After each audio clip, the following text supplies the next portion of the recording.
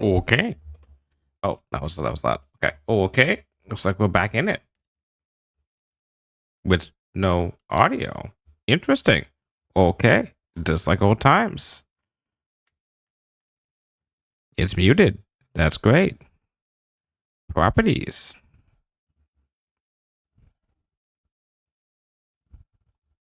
Elgato audio. Da, da, da.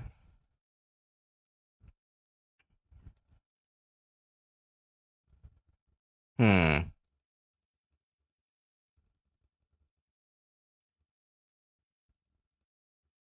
Why can't I hear anything? Hold on. So here, maybe my Elgato's just getting old. The system.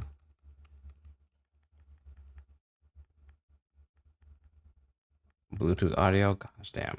But Nintendo really does need to work on their like. How am I gonna do this?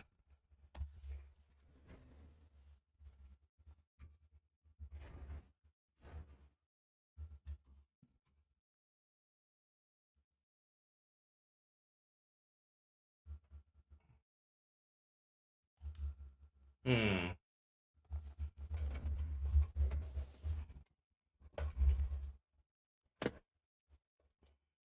Hmm. If I take it off.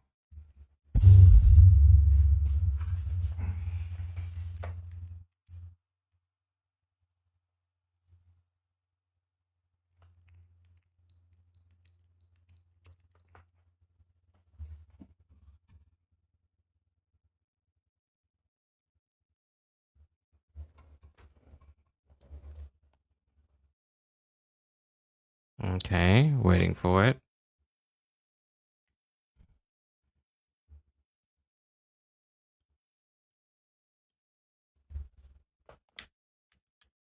Still no audio. Interesting.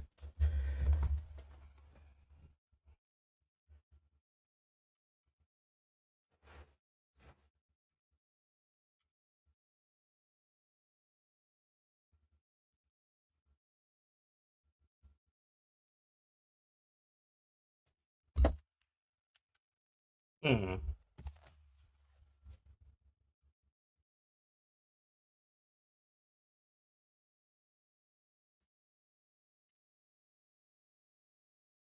Hear that?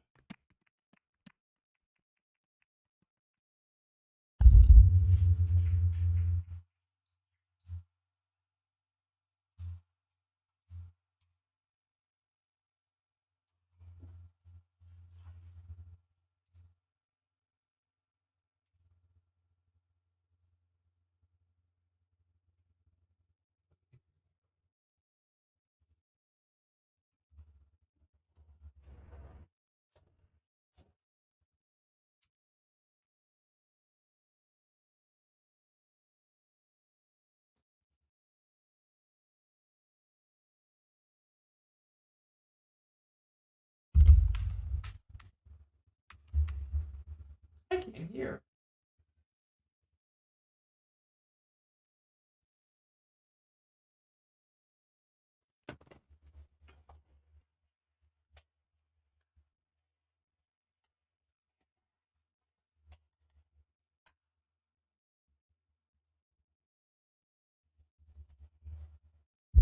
It's weird too because both me and Jordan have had problems in the past recently when it comes to Elgato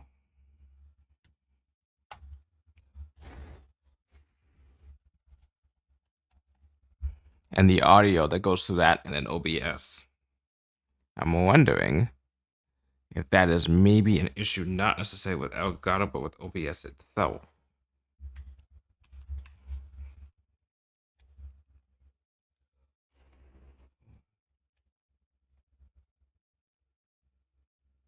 I'm wondering. Let me try something.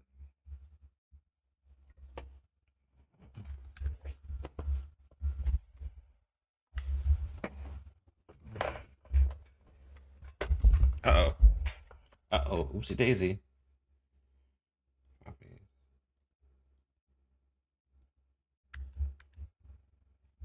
is when I switch over.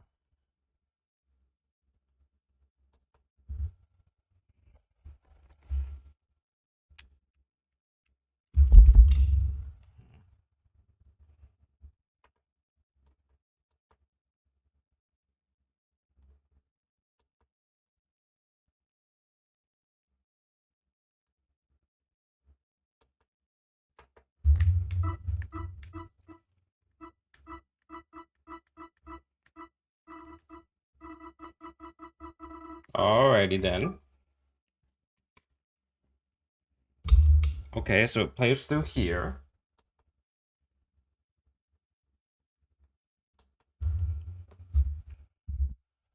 Okay, so it plays when it goes through this part of my screen. So it goes through when I like switch over to my actual HDMI that it goes into, it plays through. So it might just be OBS itself.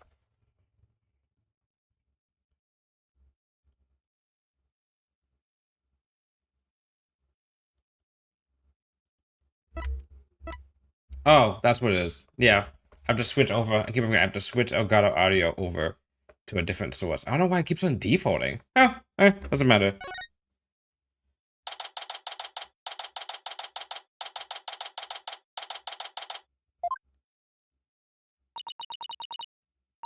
Sorry, boss, I couldn't do it. You know, that little bit of advice you gave me? The worst of times are when lawyers have to force their biggest smiles. This up a little bit. There you go. I don't know exactly what you meant, but there was no way I could force a smile in that courtroom today. I'm just glad you remembered that. But now how about relaxing a little? Okay, do we need a recap anyhow? I need a recap. The victim, the defendant. 1, 2, 3 people, all friends, all admitted that they are all, they said they all killed this lady. They all admitted it. And then he was revealed to be a she. And we haven't found out what his secret is yet. Or anything more about her own defendant. This guy's teaching a dark age of the law. And let's see. We have our, what's it called? Oh, Rita Repulsa over here. Not Rita Repulsa, Rita Skeeter over here. He's kind of helping us out. He's not the prosecutor himself for the case, because the prosecutor for the case is actually Simon Blackwell. That's the most important stuff. Relax? Not gonna happen.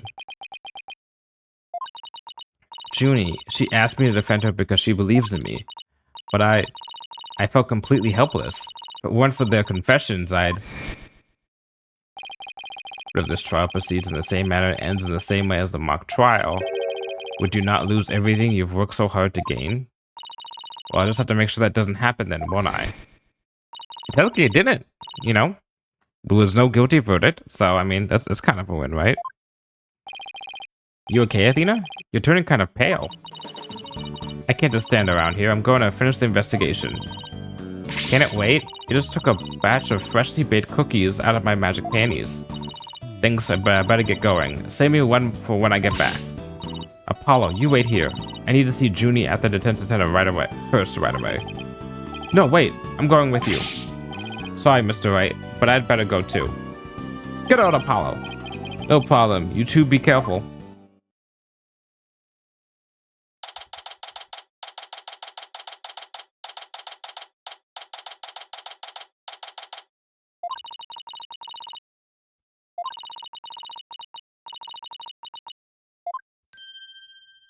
Of course. Well now, fancy meeting you here. Oh, Professor Means, what brings you here? I asked him to come. He arrived just a little before you. I wanted to ask him something, but first, Athena, I want to apologize for my sudden confession after you worked so hard to defend me. No, I should be the one apologizing. The whole thing spiraled out of my control. Athena, Don't worry. I'll really bring it tomorrow. I'll find something to prove your innocence. She's gonna be like, you're fired, isn't she? About that. Athena, I've been thinking of asking Professor Means to defend me.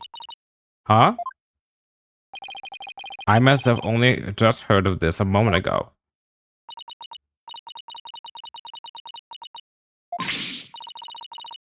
Yeah, I mean, yeah, of course he's going to probably be potentially better because of experience, but still. Junie, I know, Athena. Will you please hear me out? Yeah, sure, why not? Athena, do you actually think Hugh or Robin could have committed this crime?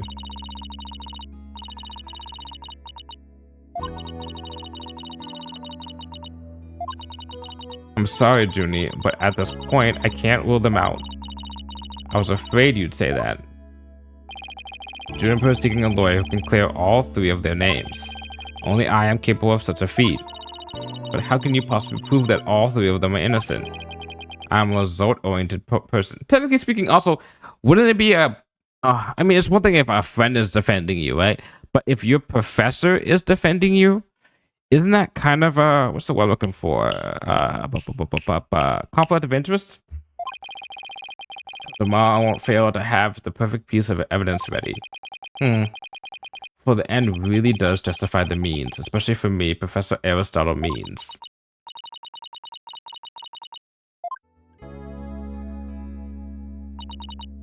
I'm sorry, but just as you believe I'm innocent, I believe that my friends are innocent too. Alright, if that's how you really feel, we'll respect your decision. Apollo? But we want to continue our investigation. Can we ask you some more questions? Sure, I don't mind. Professor Means, would you like to stay and join our conversation? Yes, of course. I am your lawyer, after all.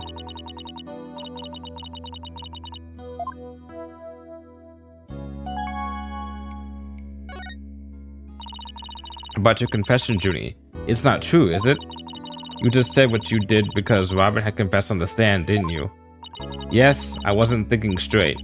All I knew was I had to help my friend. You mean because of that school rule?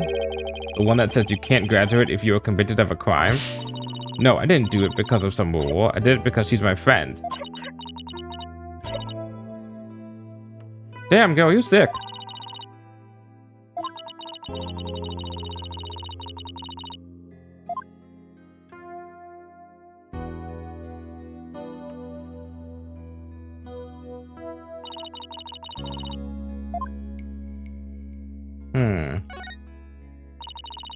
When did you three first become friends? Well, even though we were in different courses, we really bonded from the first day at school. We vowed to work together to bring an end to the dark age of the law. That was when our proof of friendship came about.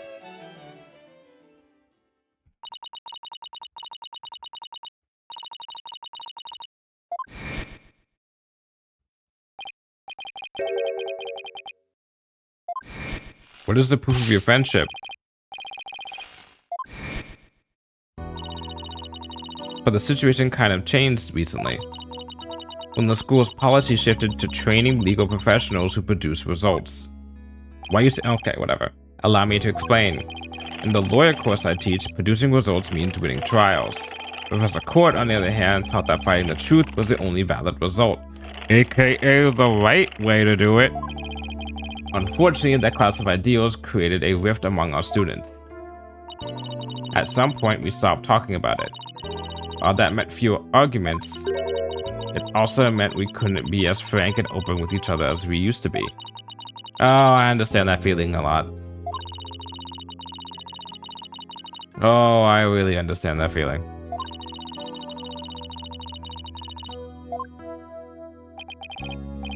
Juniper, thank you for talking to us about this difficult subject. Yeah, thanks, Judy. Now, if you could tell us about the day of the murder. Junie, you told us yesterday that you went home a little after 6 p.m. Was that a lie? I'm sorry, I didn't tell you this before, but what actually happened was I left the art room a little after 6 p.m. and headed over to my dressing room where I worked on my stage costume until 7 p.m. That's it? You didn't go anywhere else? No, nowhere else.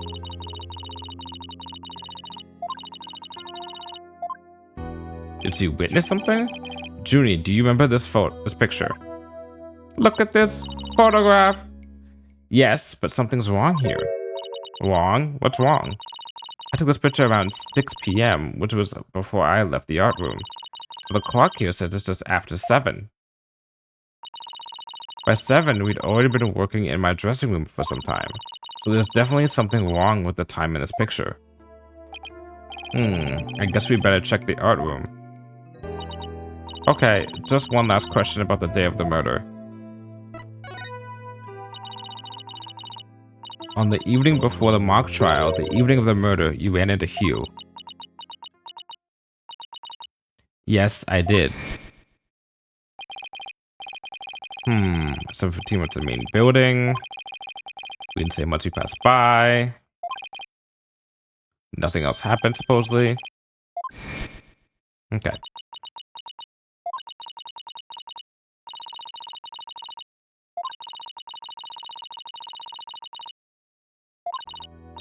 Alright, I won't press the matter any further. Is there anything else you noticed on the night of the murder?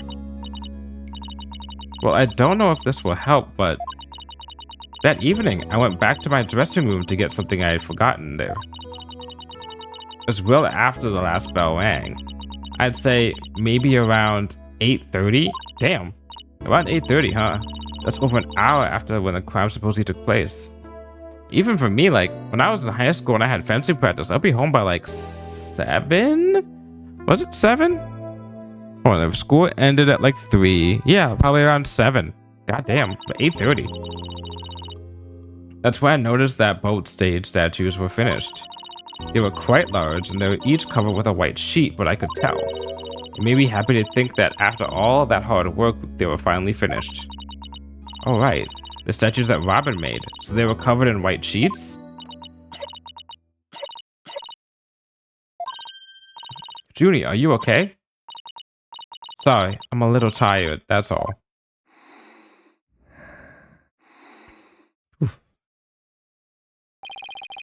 Athena, I think this meeting is over. Professor Means? I will use any means possible to get the result I want in Juniper's case. Yeah, you've said that like 20 times.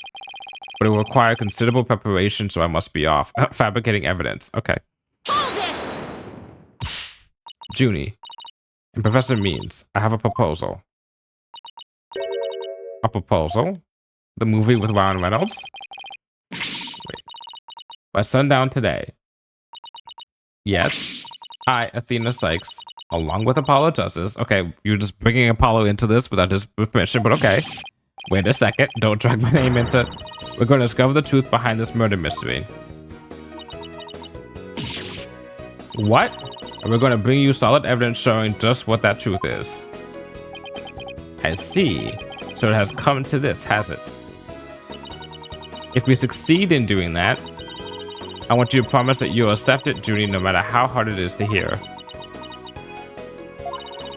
Then you shouldn't need anyone else to defend you except me. Have we got a deal? I trust that's okay with you too, Professor Means? I have no objections as long as Juniper is satisfied with this arrangement. Bro, I don't think it's okay to be using that sign anymore. Okay, but it's only if that's the real truth. I'm sorry to put you through this, Athena, but thank you. Ah, she's calling us Athena again. I've been thinking only of myself this whole time. Junie, it's way too early to thank me, but you can thank me all you want once I get to the bottom of this. Very well. I will see you back here at sundown. Sorry for all the trouble, Professor. It's just she's new to the agency, so... Oh, come on, Apollo. You would have done the same thing. Don't be silly. I find it rather thrilling. Now, let us meet here again later. If you excuse me, I better go. Okay, see you later. These cops aren't gonna have themselves.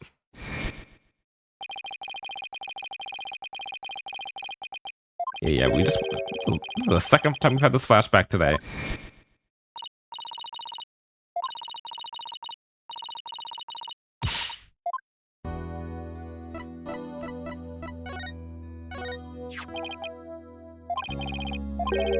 I've already presented this, huh? Any ideas? only the 3 mock trial participants could have moved the body before it started. That's why the killer must be Robert Hewitt Juniper.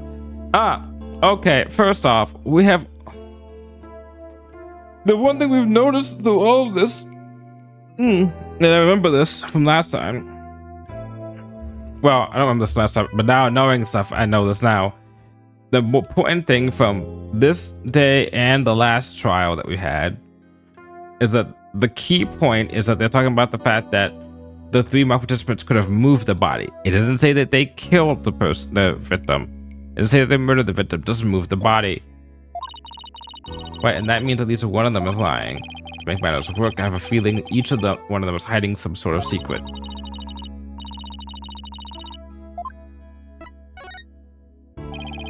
Today's trial focused on the day of the crime and the actions of those involved. You know the funny thing is? We're talking about the secrets. I remember Robin's secret. Her secret, I remember that distinctly. But these two, I don't remember. Okay.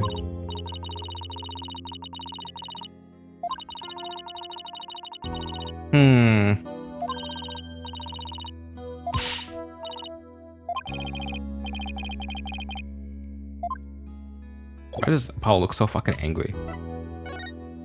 All right. We don't need to go to the anything agency. I want to go to the art hall. Oh, hey, Moody Money. Is that a Wright emote? Ooh. Oh, except for 131. Objection. Ooh, I should get myself an objection emote.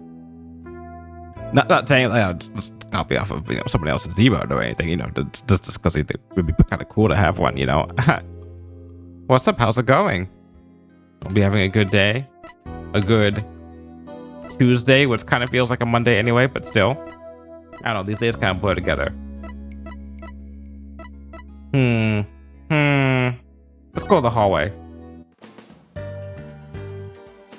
Apollo Justice music is still the best music. You should get one? I know I should. I don't know if I should go to the same emote artist I had before and ask them for that, or if I should also just spread my wings and get another person to go and make emote art for that. I know someone has before, which actually honestly I should ask them if I should use their art for announcements, for Ace Attorney announcements and stuff like that. But I know someone made a Ace Attorney art of me doing the Ace Attorney pose, which I have saved, and I probably should use that honestly more. But I don't know if I can use that as the emote. I don't think it's the right size.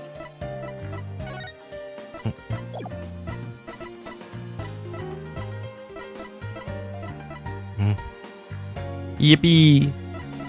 Is that actually called the yippee or cheer? It's called cheer. Okay. Where are we gonna move? Let's go to the maintenance area. Okay, no, let's go to the lecture hall. Okay, let's go to the outdoor stage. Got it. Nailed it. First try. I knew exactly where to go.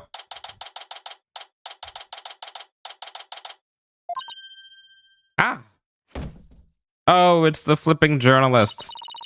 Is it my imagination, or did something just move? Afternoon, you two. I'm not doing a German accent. Don't try it. Prosecutor Gavin, what are you doing here? Don't you think sneaking onto campus like this is just slightly suspicious? Slightly suspicious. It's hard to say sometimes. I'll have you know I'm continuing my investigation in the strictest of confidence. I want to be caught napping again at tomorrow's trial. And that means a thorough investigation today. Think you can lend us a hand? I'm not one to refuse a damsel in distress. Yeah, of course you don't, you fucking playboy. But you needn't have asked, Fraulein. Once again, we do the same thing. Is it Fraulein? Fraulein? Fraulein? I'm gonna say Fraulein. I'm really bad with my German. I'd intended to help from the start. This is what I need Jonah for. You're the best, Prosecutor Gavin.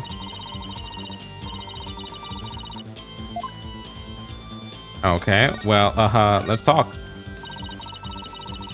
Consequent Gavin, you were scheduled to perform at the school festival, weren't you? That's right, but I hadn't seen the stage until yesterday. That box shop with the starry sky and big crescent moon isn't half bad. We also had some tricks up our sleeve to make the concert really rock. Our techniques, a fog machine, big banners, things like that. It would have looked like this. I forgot to mention, I have once operated a fog machine. I said that if that's a huge achievement. It is not exactly a huge achievement, but it is something that is neat. I did a production gig. The one time I was a production assistant, I did a production assistant. I was one on a short film, and at one point they had me operate the fog machine for the recording, and that was really cool. I also did set design and put down a bunch of fake mulch. It was fun.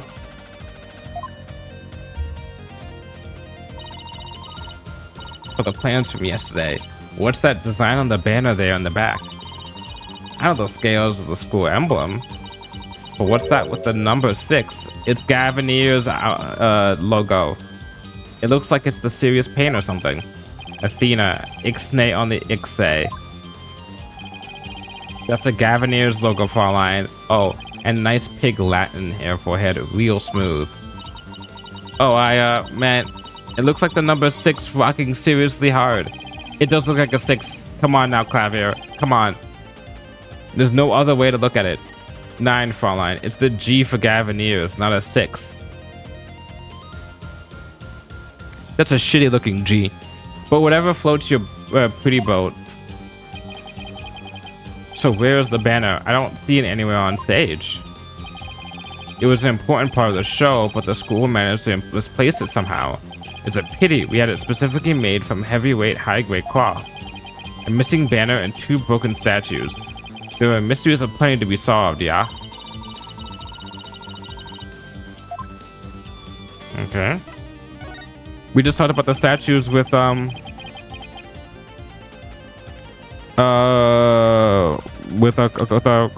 client whose name I can't remember, which is kind of bad to not remember a client's name. Junie. We just talked to Junie about Juniper about the statues, because she said that she was happy that the statues were completed when she left after doing stuff on the day of the crime. Aha, remember that. As you can see here in the stage plans, right there we have the statue of me, and right here Wright's statue. But little does that matter now, as we both lie in pieces thanks to you. Arrow forehead. What did I ever do to you? Actually, the statue broke into rather large pieces. Why don't we try to put it back together? Maybe we'll learn something new. Picking up the pieces of a shattered rock star? Akchang. I think that's how you say that. That's one uber cool idea. There might even be a song in there somewhere. Yay, let's do this. Schnell. Is that a fucking word? Is that an actual... Hold on now, Gavin. I gotta do Google Translate.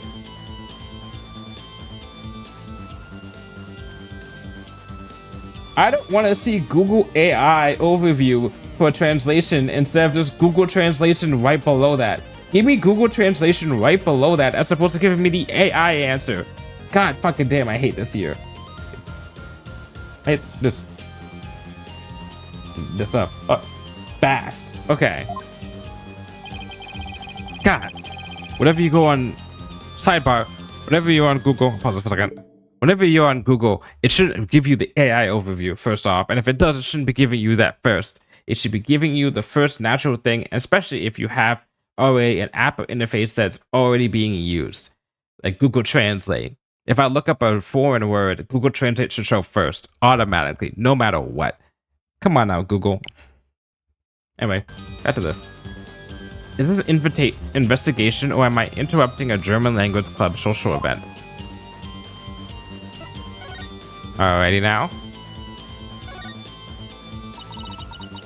I don't know, this is fine for a rock concert, but the nighttime sky has a backdrop for a courtroom? I wasn't clicking on the... Okay, whatever. Personally, I think it's breathtaking. I mean, speaking the truth under a starry sky, do you think it's romantic, Fraulein? And the waning crescent moon represents the maximum 3-day trial cycle. Interesting.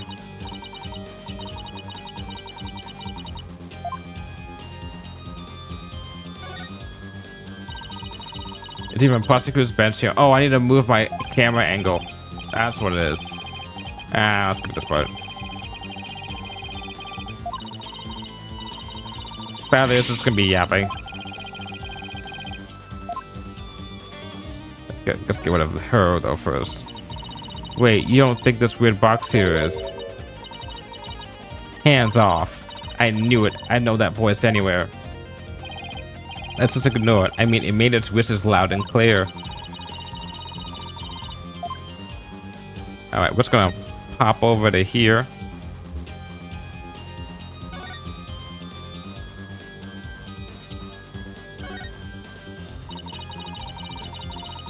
Okay, we did the copy of the school triangle stuff.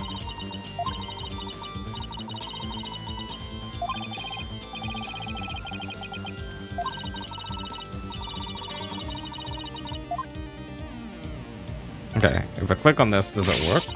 Oh no, Prosecutor Gavin, you're a complete wreck, literally. Why in the world would someone do something like this? I don't know, but whoever did it must have been an amazing sense of release. Can I take that as a confession, air forehead? What? No. I feel bad for Robin. She worked so hard on these. Let's pick up the pieces for her. You got it. Let's check every corner of this stage then, yeah. Oh, there's a piece right there. Found one. A piece of Prosecutor Gavin's shattered pride. Are you saying my pride is as fragile as a plaster of Paris? Looks like there are other large pieces scattered about. Okay, let's find what we can.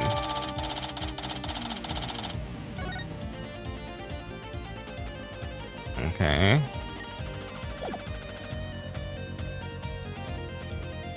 Is that a piece right there? Found another piece on the statue.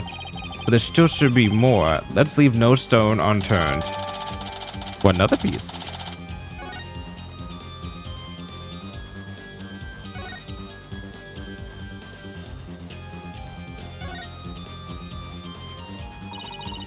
The other statue Robin made, it's been smashed to bits. If there were some larger pieces, I might be able to put this one back together too. Yeah, but all I see are itty bitty ones. I wonder what Mr. Wright would think. If we knew we put Prosecutor Gavin's statue back together but left his like this. We could always come back to it after the case is solved. I'll help you fix it.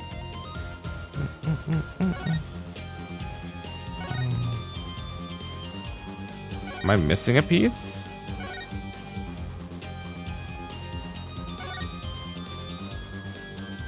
Oh, hold on. There we go. Found another piece of the statue. But there still should be some more. Let's leave no stone unturned.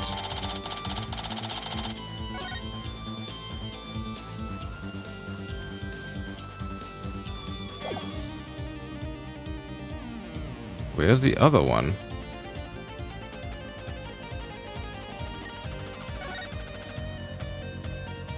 Oh shit, damn. Oh, neat. Find another piece of the statue. But there still should be more. Let's leave no stone. Okay, same thing as before.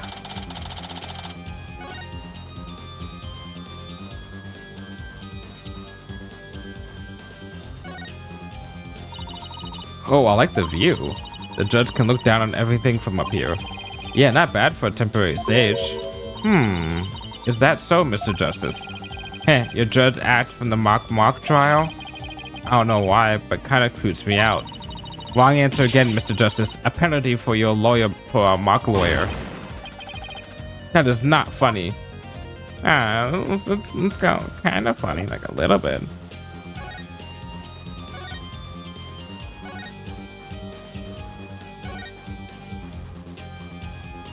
Oh, hold on.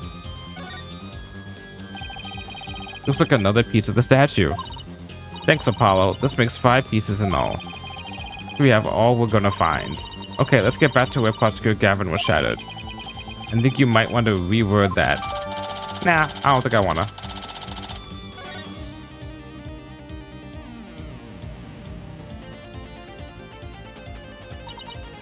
Well, I don't see any other big pieces lying around. Yeah, let's see if we can put this statue back together. All right, Apollo, you come over here, and Prosecutor Gavin, you could hold this. A little snip snap there, a little plip plop there.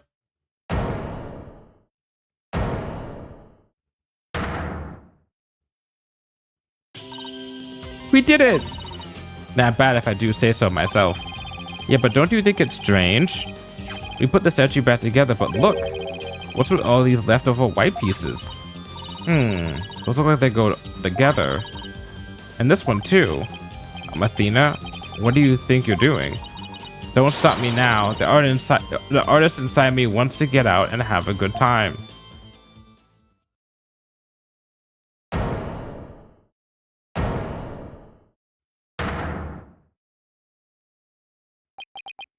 So, what is it? Ah, it's the goddess of law holding a pair of scales in one hand and a sword in the other. That's quite the feat you put off there, Fraulein. Oof, I love that feeling you get after you work really hard on something. No, I mean who it was. I meant asking what it's doing here. Not sure. There's no statue like this in the stage plans. Where have you seen this statue before? No. Not that, was it? I could. So we did see this statue. Yeah, where did we see this before?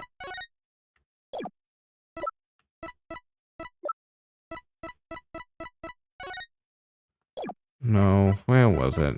Mock trial script. Where have you seen it before? Interesting.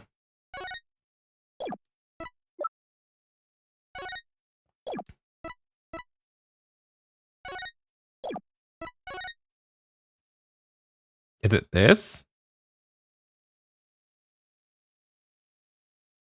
Because this looks a little bit like the picture, but it doesn't look, it's not the same way. The last pick of your evidence? Yeah, that's what I'm thinking. I think it is this. Yeah. It's a completely different one. Interesting.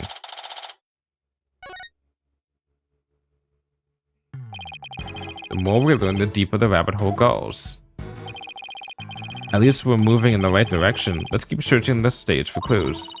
I've been wondering about something this whole time. You know that pole at the end of the stage? You mean this? It has a wire that goes off and connects to something somewhere.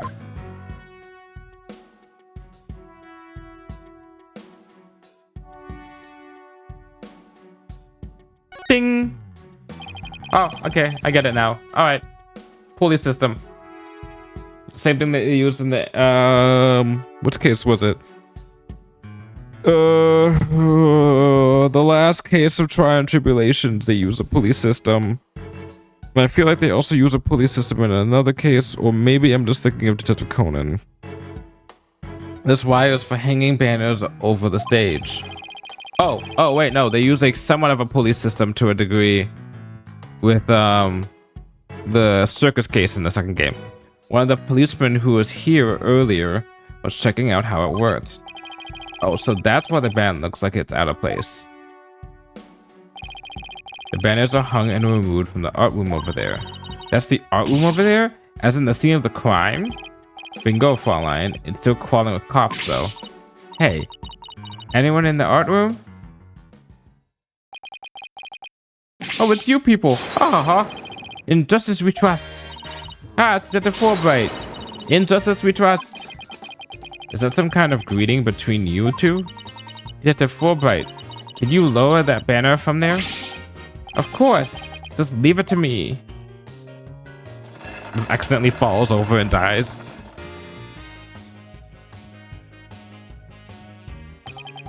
How's that?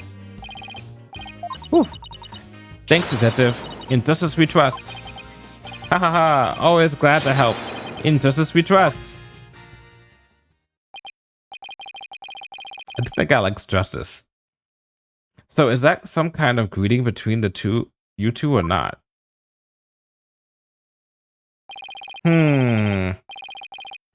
Looks like the banner's down now. Let's go take a look. It's tied in a way as if it was transporting something. Look at this banner. I don't think it would flap very well in the wind. An unflappable banner? Hey, I like that. It goes perfect with unflappable lawyers and unflappable rockers. It's like it was made for this very stage. Look at this. The bottom part is knotted up. Let me try and unravel it. It's gonna fall. No, but this is blood. Geez, did you really have to? You don't come across an unflappable banner every day. Athena, there are some things that have to yield to forces beyond themselves. What a cruel world we live in. Oh, a scrap paper was caught up inside. It's blowing away. I got it. Yes, great catch, huh? Looks like some kind of note. What does it say?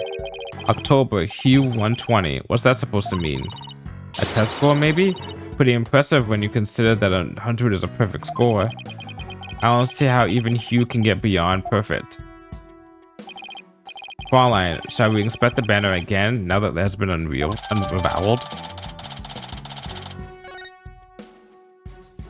Is anything on the back of that paper? No. That's the paper, okay. This is the emblem that's on Junie's school uniform. Hey, you're right. Wait a second. It's hard to see against the red material, but look. There's a dark red stain there. Just under the emblem. This banner was on the wire connected to the art room. Right, and the art room is where the murder occurred. Are you thinking what I'm thinking? The stain might be from the victim's blood. My question is... No, I mean, all you need to do is pull it backward a little bit. I was wondering, when did it get back to being over here? From over here after the murderer, like, probably dropped off a body or something. So, I guess maybe the next day, all I have to do is just move this forward this way a little bit to keep it hidden.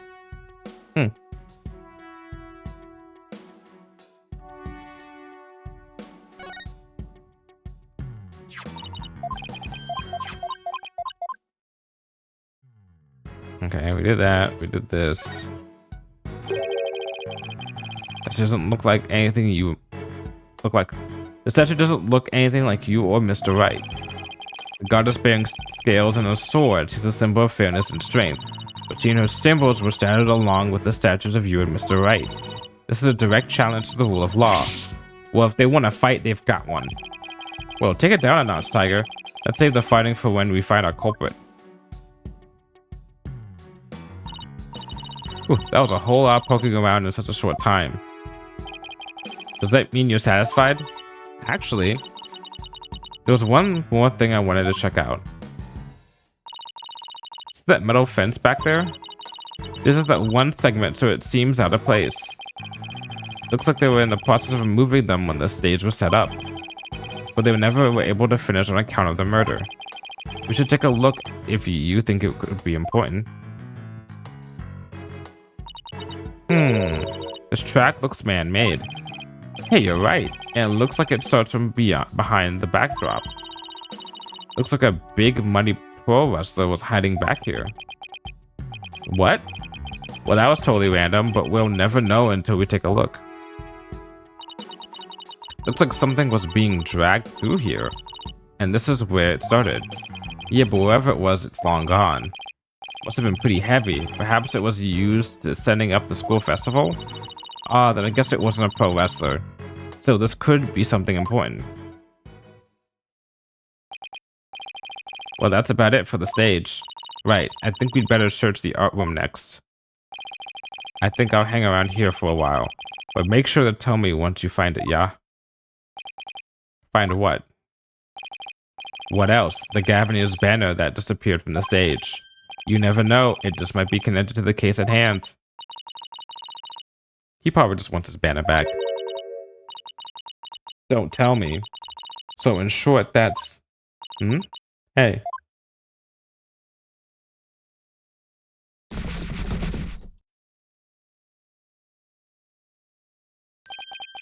That box, it just took off running. I have a pretty good idea who that is, as I suspect you do too. Come on, we can't afford to have any weird articles written about us. The maintenance area is over in that direction, after that box. What's in the box? It's the journalist! We're to head this way anyway, so that's good. Miriam, you're liable to get tossed in the garbage truck if you hang around here. I'm just an empty box. And that's what you do with them. You throw them away. Hey, did you change boxes? I like the new look. What does it matter anymore? I was a complete failure in court today. My work, my pride, my dreams, everything I've worked so hard for, gone.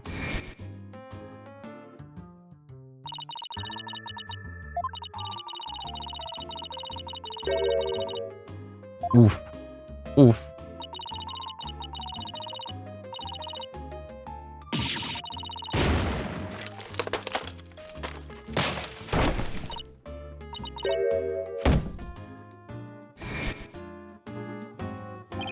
She's got those little like paper clippy things, not like paper clips, but like those things you have a bunch of papers and put them together with the big clips on her flipping for her hair. Come to think of it, calling her a failure as a reporter might have been a bit extreme.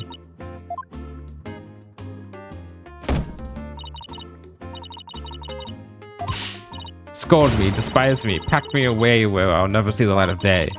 I've been cast aside to waste away into a big pile of mushy paper mache. And she deserves it. Now's a chance to prod her for information while she's vulnerable. I bet that's what you were just thinking. What kind of person do you think I am? Yeah, not like I was thinking about that either. No, no. Let's make sure she's well and okay, despite the fact that she's been kind of a bitch to us. And our client. That was you on the stage earlier, wasn't it? Why'd you run off like that?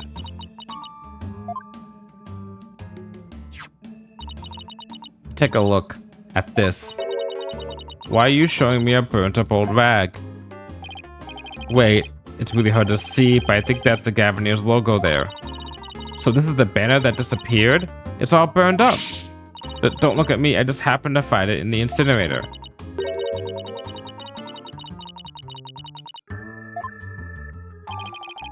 Should probably try to find out whether someone tried to destroy this on purpose. Yeah, this banner is sounding less and less unrelated to our case, Apollo.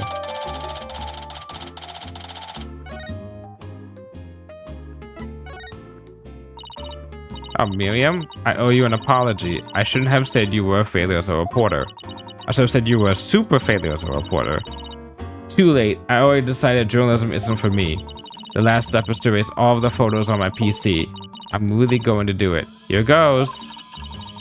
5%. 10%. 4 years of my life down the drain. Shouldn't we stop her, Athena? Miriam, you should keep publishing your paper. I didn't mean what I said, okay? No, we did. We did mean what we said. I'll do it again, damn it. You didn't mean it? Oh no, my photos. Stop. Cancel. Abort.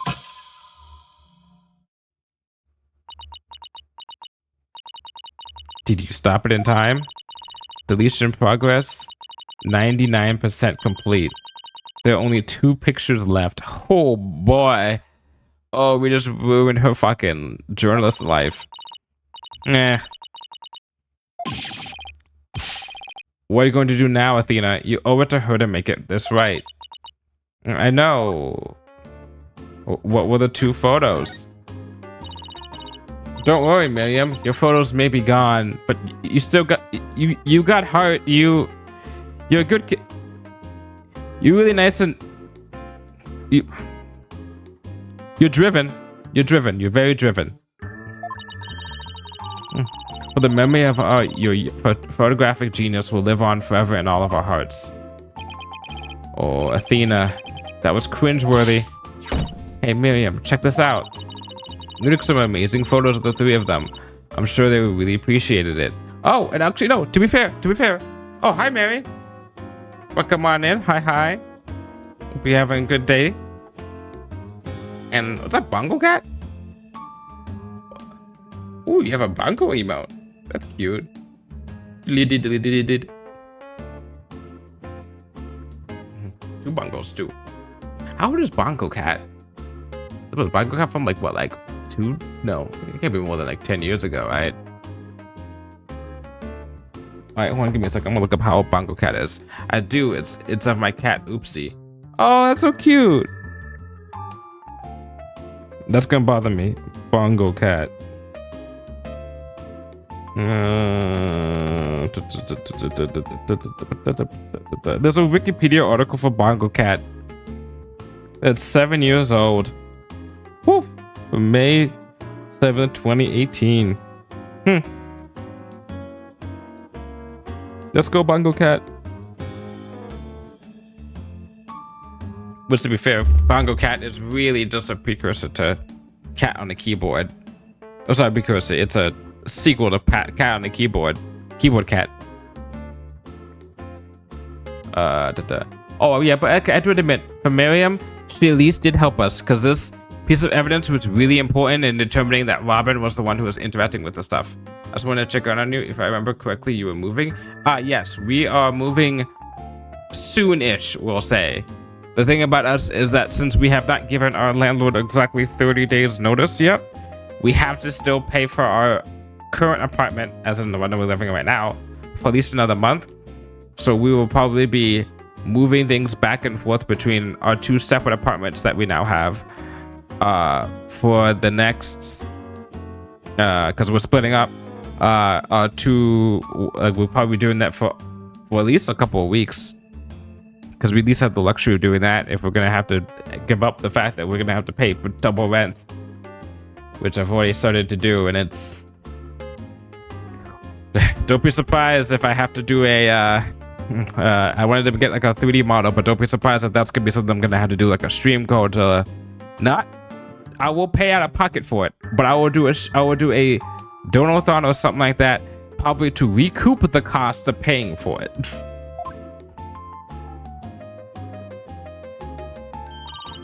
But that's it. Oh, she's nice now. Obviously. But yeah, we haven't even started pocket packing yet. That's gonna start happening, depending on how things go, probably actually tomorrow. Looks down at a bunch of envelopes that I need to open up so I can sort through my little thing. Damn, is the place at least worth moving to? It's a good location. Good location. Good space. I should, and this is should with capitals and also quotations around it. Should be able to stream well and have enough space for my dresser to go into a closet, and what saves up some space for me to put my desk and my 2 bookcases and my bed. That's all I really need. Is my 2 bookcases, my bed, and my desk, my streaming desk, aka just my computer desk. If I can set it all up and have enough space, like if I want to do VR also, that would be good. That's the one thing I'll say is that we do live on the first floor, which is nice, because that means also that I don't have to worry about if I do VR making noise on the floor. But other than that, it's mostly good.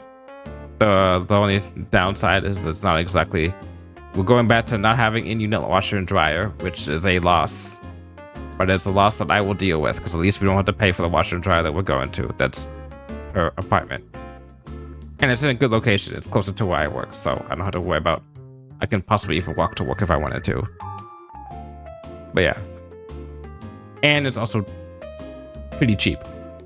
It is the cheapest option that we found that is still pretty decent. So I'm going to be having fun at least with that. But location-wise, it is pretty good in my opinion. I was about to say, at some point I need to go with Jordan to see what his new place looks like.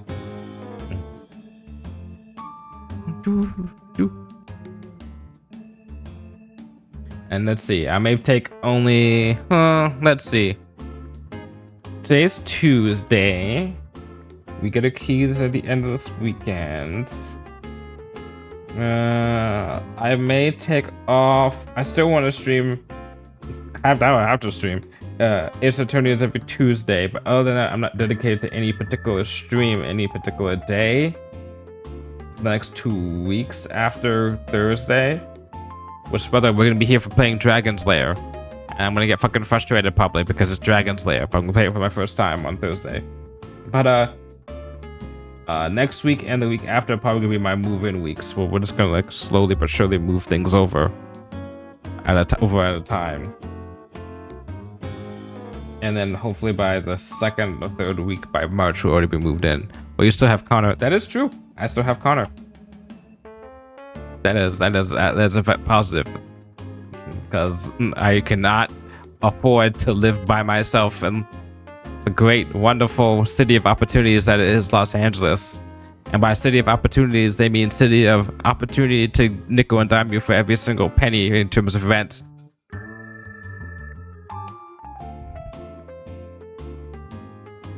But yeah, I mean, because living is expensive. Oh, but then again, also got a raise, so I'm not exactly as scared about paying anymore. So we'll be good there.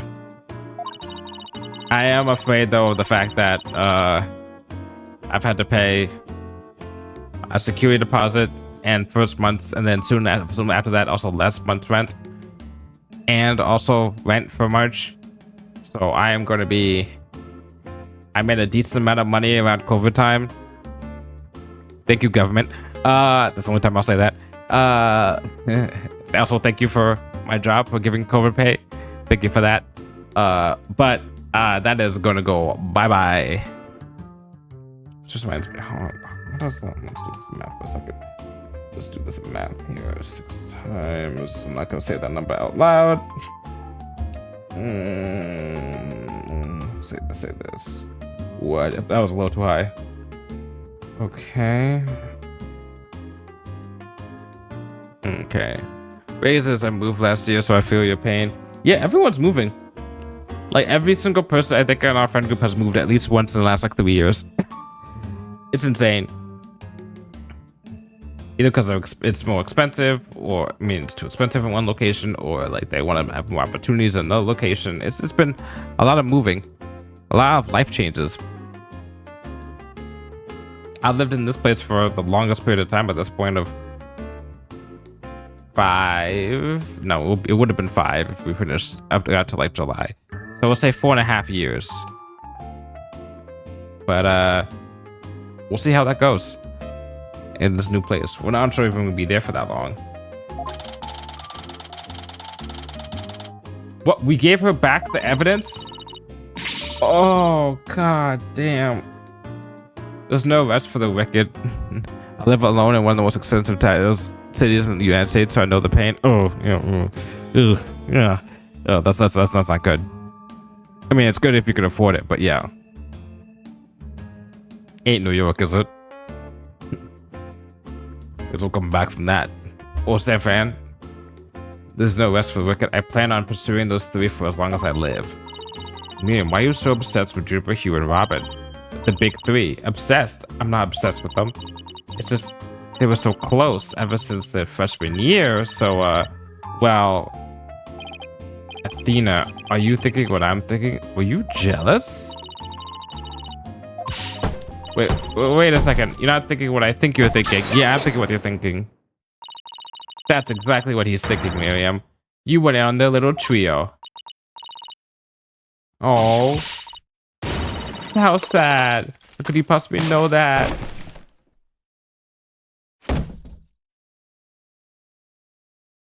Oh, come on. Just the box. We've seen what you without your box now. That's one abused laptop. My laptop won't turn on. Never thought my life would end so soon. A mere 17 years. Oh, I know. Miriam, we have a laptop at the office. Are we going to have her work with us? We'd be happy to lend it to you. Nope, north of NYC. Okay, that's... Yeah, that's still rough. That's still...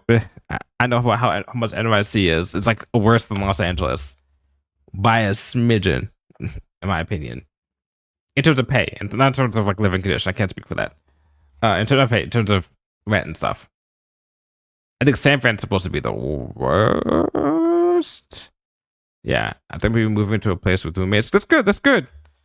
If it's your first time or not your first time, your roommates can always be good as long as they respect your, personal space and boundaries and stuff like that. If you have a common living area. If there's roommates, if you're living in the same room as someone, it can sometimes be a little rough. But if you all have your own room, it's usually pretty fucking good. And by usually, I mean it's been pretty fucking good for me.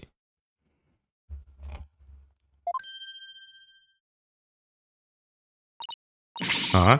You have a laptop I can use? Sure, but on one condition. I want you to ask Junie, Hugh, and Robin if you can hang out with them. Oh, we're trying to set her up to have friends. Oh, what? Like I could ever do that. Sorry, but that's the deal if you want to borrow a laptop. You scare me sometimes, Athena. You're like a good cop, bad cop all rolled into one. So a bad cop, bad cop? Fine, I'll do it, if that's all you want.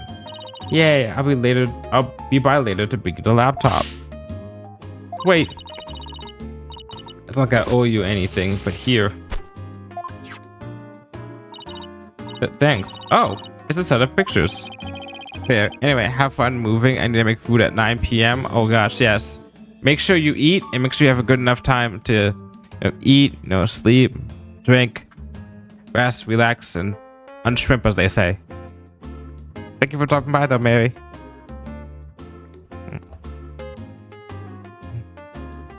Looks like they're setting up the stage. Yeah, I took them when we were putting the stage's backdrop into place.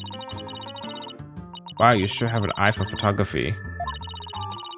These are the last 2 photos that didn't get deleted. They're all yours.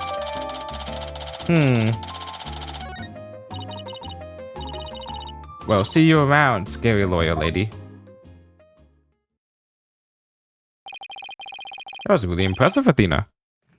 What's next? Well, I'd like to talk to Hugh or Robin if possible. Okay, let's walk around and see if we can find them. Okay, so let's move. Art room time. Is that supposed to be Junie? Well, here it is, the art room where the grisly crime occurred. Let's start looking. Stop right there. This is an active crime scene. No unauthorized personnel allowed. What? Can't you make an exception? You wouldn't even notice where... Freeze! I don't think so. No exceptions. Now move along. Nothing to see here. Doesn't seem very accommodating this time. Let's try again later. Fine. Let's go to the hallway. And then try a lecture hall after this. I'm gonna make a guess. If I had to make a guess, Robin would be here and Hugh would be in the lecture hall. Hey, oh, never mind. Hey, that's Hugh over there. Hugh, we wanted a word with you, if you don't mind. If it was Mr. Wright, then sure, but you two? Meh. You're not getting off that easy. After all, you're a possible suspect, plus you actually confessed in court. Whatever. So what do you want from me? But make it brief. I don't have a lot of time, and I assume you don't either. About your confession today. You weren't serious about that, were you? That's to say I had no choice thanks to a certain lawyer who failed to get the job done. Alright. So you're really prepared to take the blame for this? Not gonna happen. The voice on the tape is female, so that rules me out. Let's put it this way. You don't actually believe that ridiculous play on words, do you? Yes, I do. She was definitely saying, Hugh, you're a goner. Well, my confession is just like that. A means to an end, or as we say around here, the end justifies the means. Hugh O'Connor. Oh, Hugh O'Connor, that's right. Not you, a goner. Juniper's confession was quite advantageous for the real killer. But if Robin or I actually kill her, we wouldn't have confessed. It's that simple. Even you should be capable of such reasoning, or have I overestimated you? You'll make a great lawyer someday. I mean, you seem to enjoy getting under people's skin.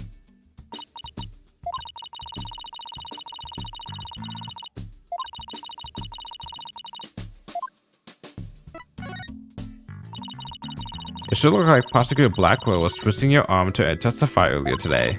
Is there some sort of secret he's using against you? This is me, the Magatama. I have no intention of saying anything more. Now, if you excuse me. And then he was just like, how dare you? I got your secret.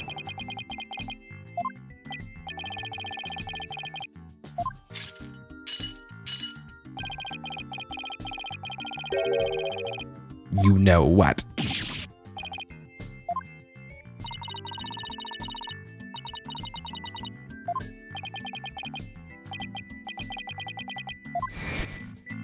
Are you cheating?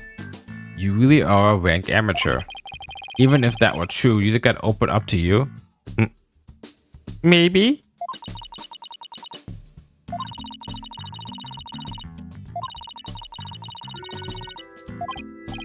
Hey, you're just wasting your time and mine. Next question.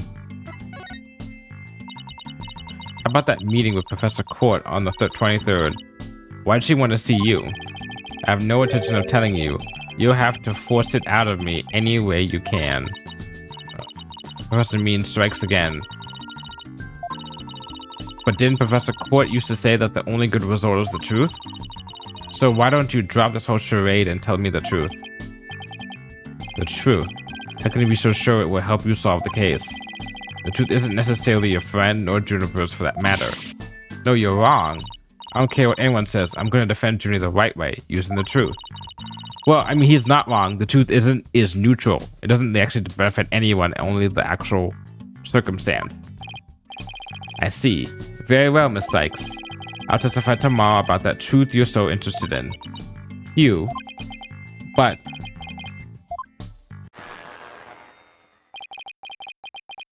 don't look to me if something happens to Juniper because of it. Understand? What's that supposed to mean? What a terrible thing to say. I thought you guys were friends. Yes, we were. Until just recently, actually. Were? I already told Juniper, so I might as well tell you. I don't really care about her anymore. What? Why? Just as I have my secret, she has a side you've never seen. Juniper's not all sunshine and rainbows like you think she is. What are you saying? This conversation is over. I said I don't have a lot of time, and I meant it. Hugh, wait.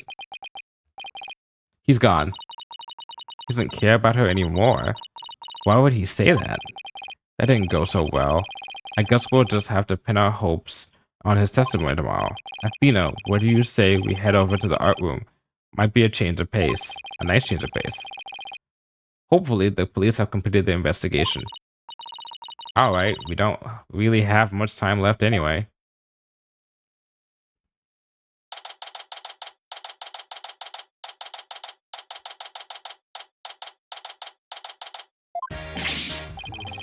I visit my little lawyer friends again. Thanks again for lowering that school banner for us earlier. Don't mention it.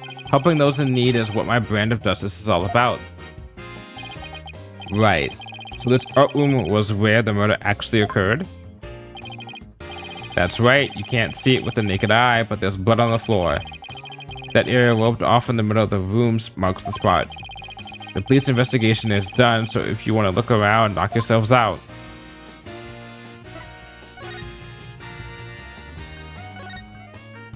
That one catches my eye first. Kinda looks like there's a prosecutor's badge on the top of the statue. If you look real close, another strange, difficult to understand work of art. Oh look, it has a title.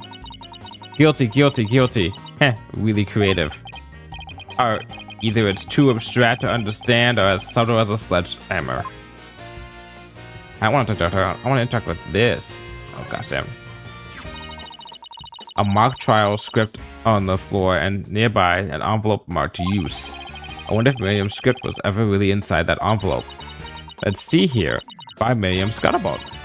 And the title is Rogue et Noir, Crimson Blood and Dark Judgment. I wouldn't take part in that mock trial if she begged me. It says there are special rules allowing the payment of bribes while court is adjourned. Oh, and you can bring in up to $3 worth of fabricated evidence. It also says, welcome to the darkest mock trial ever, where the end justifies the means. The prosecution claims that this is the script that was supposed to have been used. The scripts were selected by Professor Court. Considering how much she valued the truth, I seriously doubt she picked a script titled Crimson Blood and Dark Judgment. Wow, you have that title memorized already? Okay. A picture of a girl wearing a floral hat. Oh, it has the artist's name right here. C. Court. Wow, Professor Court must have painted this. So is this what they consider art? I really don't get it. I swear I've seen this girl before. There's an air of fragility about her. And those pity-inducing eyes. Who is this again? Her name is on the tip of my tongue. Oh my god. Come on now. You know. Three butts sitting on itself. A judge, a defendant, and either a lawyer or prosecutor. The bearded one must be the judge. The bummed out looking one the defendant. Look, there's another one that's fallen onto the floor. I wonder which one fell, the lawyer or the prosecutor. Think, Apollo, think.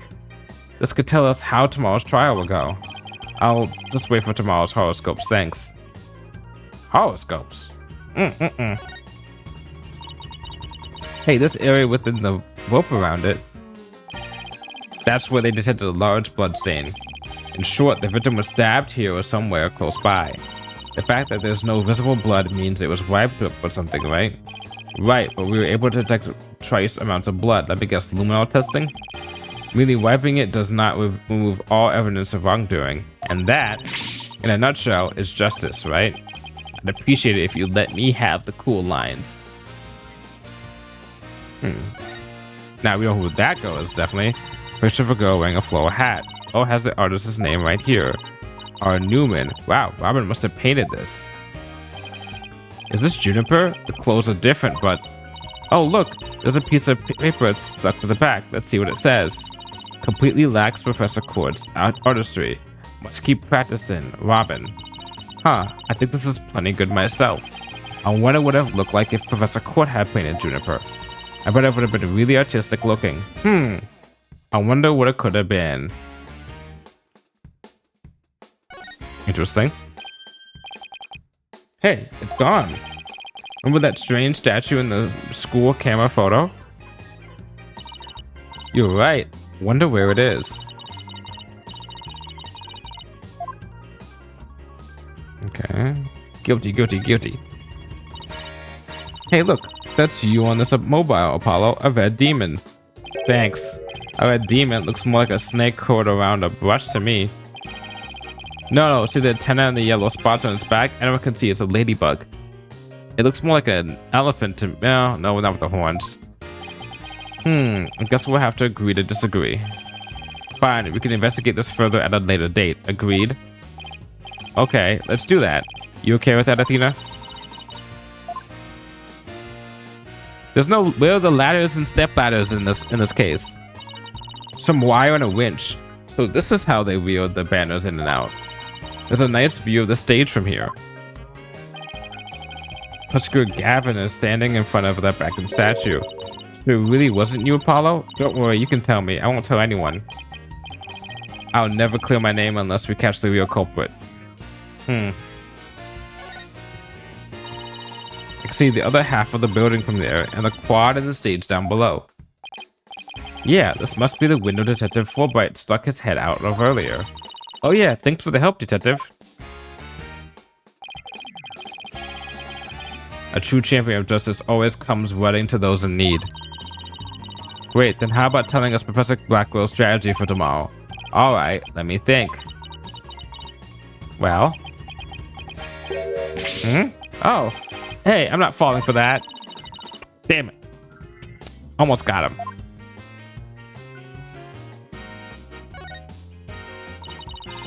This is the clock that created that major problem for Junie. Let's take a closer look.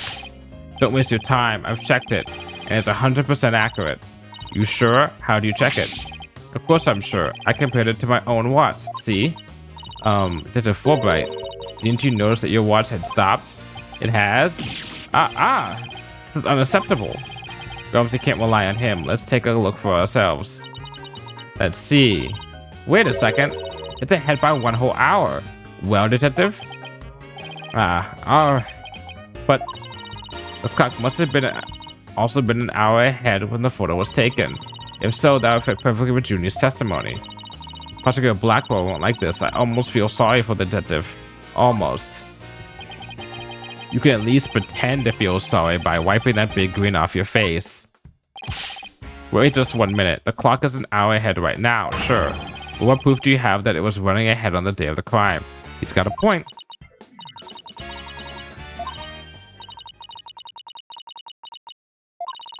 Detective Fulbright, you would agree that there is a moon outside this window, right? Sure, a nice crescent one, like something out of a picture book. But if you look at that window in the back with the winch attached to it, you see that the only view to be had is the opposite side of the school building. Then what's this moon doing here? I think I know.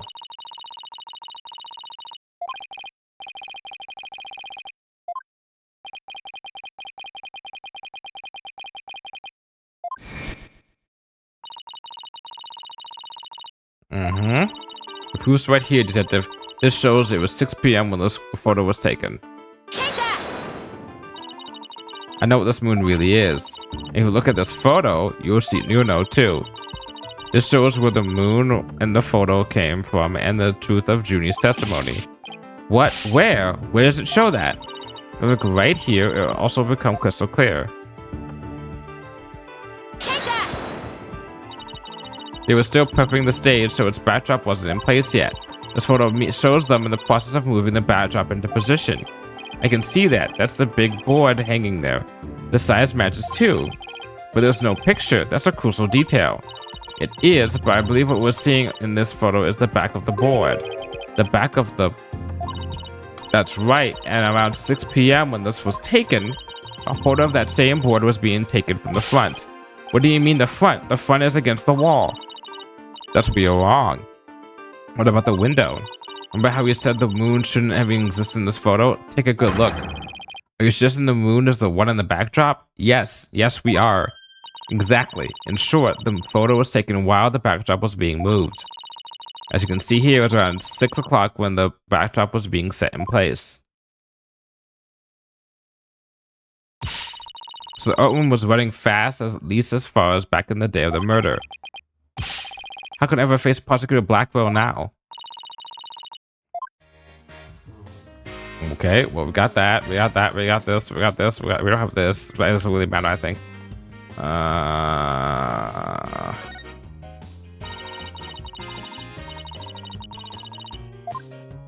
Oh, come on. I was like a little bit off. There you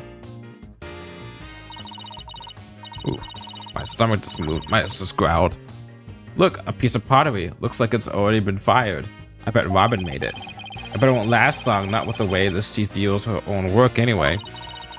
Yeah, it seems like a waste. I mean, this one already has some color on it. Looks just like bloodstains on the way the glaze was dribbled onto it. Just like bloodstains. In Justice We Trust, it does look like bloodstains. We better examine it at once. How do you not notice that? I get it. The victim was stabbed in the middle of the room where the big bloodstain is. And then brought over here, at which point some of her blood dripped onto these pieces. It means the body very well could have been dropped from this window. In the mock trial script, the body was dropped into a mat. Then a ball cart was used to move it over to the stage. The maintenance area is below this room, and the storehouse there has a mat and a ball cart. So even the moving of the body was carried out just like in the script. The killer sure had a thing for Junie's script. Well, what do you expect? That's why we suspected the defendant in the first place. But also, that's the dumbest fucking thing on the planet. Why would she do it? I'm gonna prove it in court.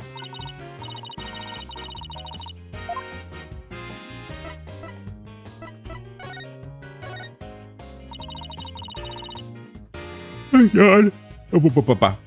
About anything new, Detective Wright? Good question. Unfortunately, the answer is nothing much yet.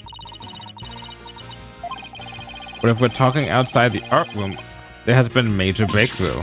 Oh dear, unless I find out what that is, I don't know what I shall do. No need for theatrics, I was told I could fill you in on this one. You saw right through me, Detective. Impressed. Looking to get arrested for murder via unwanted flattery, are we? So, what's the major breakthrough you mentioned? You want to know? You really want to know? You really? Yes! Come on, just tell us already. Aw, you're no fun. Anyhow, we got the results of the voice print analysis back. Voice print? You mean for this tape recorder? Exactly. The voice belongs to the suspect, Miss Woods, beyond a shadow of a doubt. See this right here? They analyzed the voice on the tape inside and out.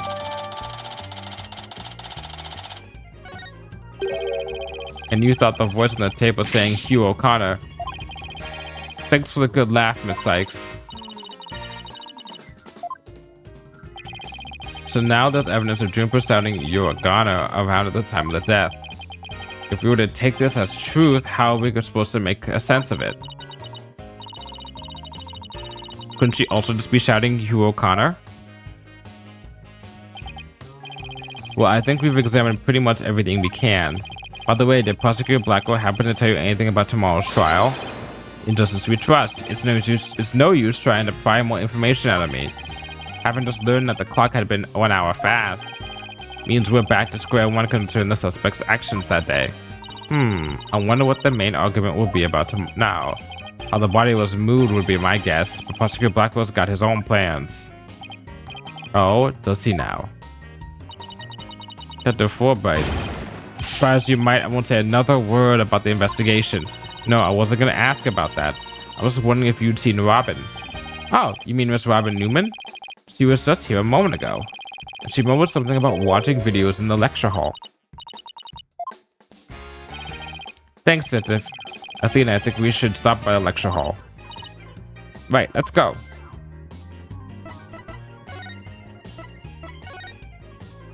Move my neck. Oh. My back too. So stretch. There she is, Robin. Hey, Robin. Oh, Athena, Apollo. What are you watching there? Heh. Oh, it just so happens to be a video of the mock trial. I had to use a bit of coercion to get it, but the end justifies the means, right?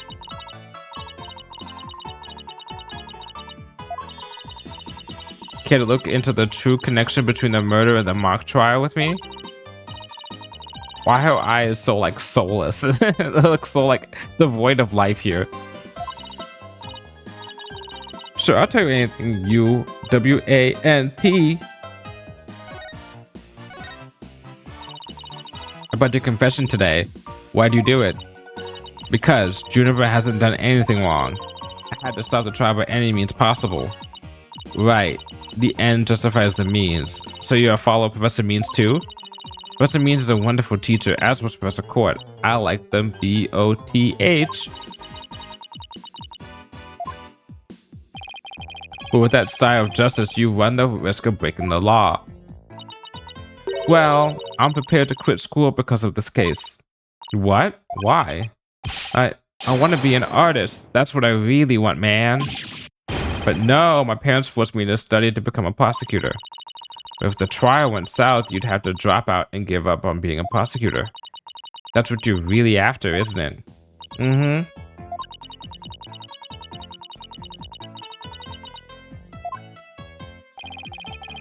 Guess she's been dealing with her own problems too. That totally makes sense.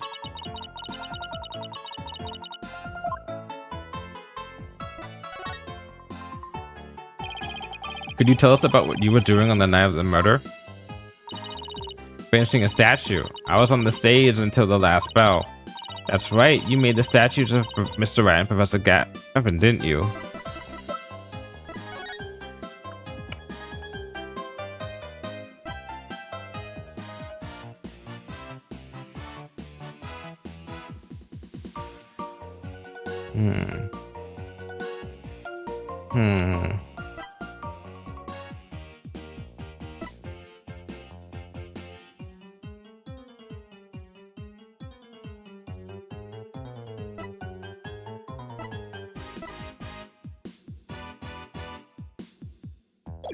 Okay.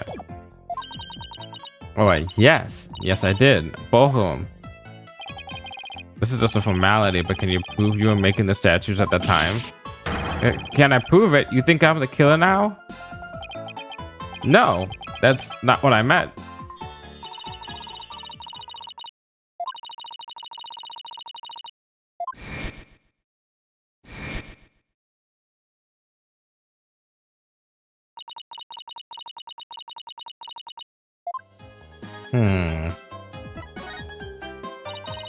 Have there been any problems now that everyone here knows you're a girl? No worries there. I discussed the matter with Professor Court some time ago. I told her I wanted to let everyone know I really was a girl. And I just found out that she spoke with the school administration on my behalf. Wow, they must really like you. I know, right? But now I can finally be myself here at school. I don't have to hide the fact that I love girly clothes. Yay! That's why, Athena, I simply must have this and this by any means possible. What? But this is evidence we need for the trial. Sorry, but no can do. Aw, don't be a party pooper, Athena. Come on, please. Pretty please. Stage costume related evidence taken in classic and justify the mean style. Oh, darn it. Anyway, thank you again, Athena. Thank you for revealing who I really am. I want everyone to know before the snitch found out. The snitch? There's a rumor going around that one of our students here is a snitch. I hear they're watching everything we do, our activities, our relationships, our interests, and reporting it all to one of the professors. But why would anyone do that? Officially, I heard it's to seek out misconduct among the student body. But rumor has it that grades were being bought and sold through this surveillance network. That's bribery. The situation at Themet's Legal Academy is worse than I thought.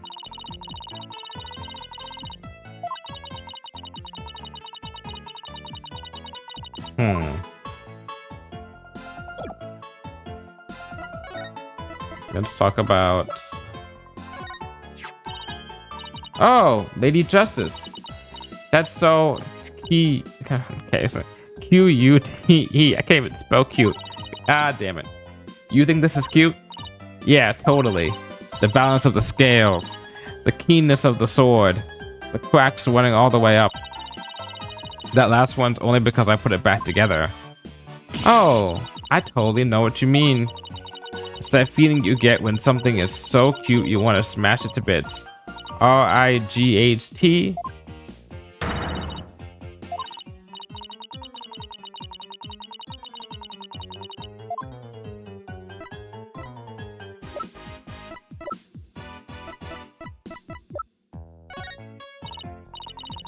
I just remembered something I wanted to ask you.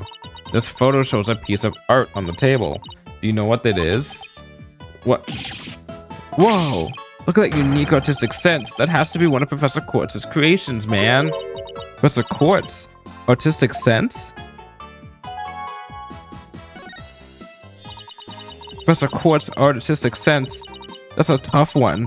I'd say it's an avant-garde and very eclectic. Honestly speaking, this is like the second case. Yeah, the second case in the second game. When Pearl broke that jar that supposedly had Ami Faye in it, and she put it back together and it said I am instead of Ami. I think it's the same thing. We put this back together, but we didn't put it back together. We're supposed to. We're supposed to put it back together like this. It was abstract to begin with, but we mistakenly thought it wasn't abstract.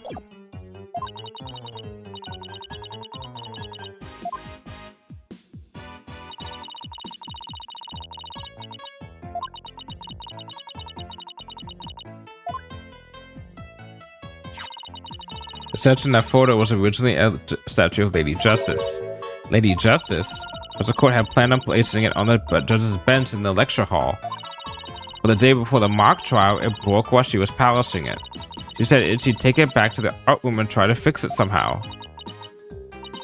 So this is the statue in its proper state? Yeah, there we go. You bet. Just look at the wild silhouette. It's so C-U-T-E.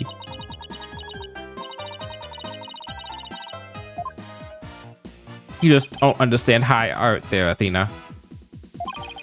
The Lady Justice that you put back together on that stage. Oh, right. I didn't realize it before because it was in pieces, but before it was smashed. Maybe it didn't look like Lady Justice, but more like it does in the photo. But what in the world was it doing on the stage?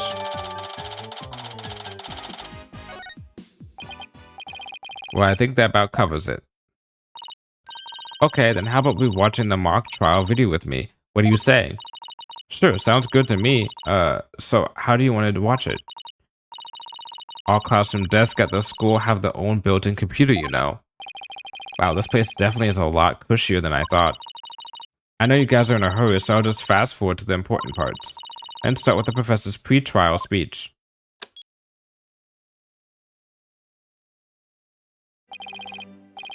Good afternoon. I would like to start by thanking you all for coming here today. Oh, that sounds like Professor Means. The mock trial, the crown jewel event of the school festival will begin shortly. Is the camera like this the whole time? Yeah, it's in a fixed position in front of the stage. When I was a student, I too could hardly wait for this day to come. How come teachers' speeches always make me so sleepy? Let's just skip to the end of his speech. A 10-minute speech. Now, let the mock trial begin. Hey, what's the deal here? Why is Junie so large in this shot? Looks to me like she cut right in front of the camera. Juniper was also in charge of the audio. Even though she was already playing a part in the mock trial itself, she had to do it to keep the script details secret. She was all over the place that day. When she wasn't in the trial, she was in the audio control room dealing with the music. Oh, so this is what the lecture hall looks like. Looks like there's a judge's bench back by the screen and a witness's stand up front. What about these balconies with the professor names on them? Those are the faculty seats. Professor Means and Professor Court were in charge of scoring the mock trial. Okay, well that's gonna be relevant. Okay, let's fast forward this a bit. And that's where the defendant is. Definitely guilty. Ah, that was me. Could you tell? Objection. A Freya co-ed used her bare hands to stab Professor with an arrow? I don't think so. You read that line in the mock trial, Apollo, but you made it sound kind of weird. Cut me some slack. It was my first time reading that script. I think Juniper's gonna speak next. I didn't do it. I had suffered a breakdown and pretty much lost it. It's true I shouted, "You're a goner," but I didn't mean it. Wow, what an emotional performance. She put a... Oh!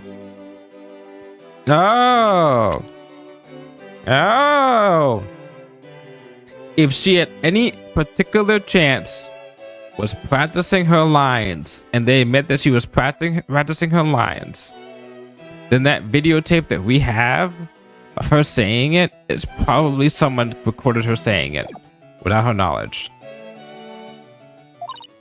Wait, could you go back and play that scene again? You really think that's necessary?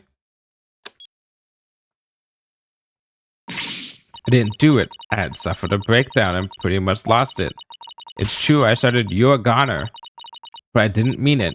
Stop, did you hear that? I think you're onto something. Let's play that last part again. I don't follow.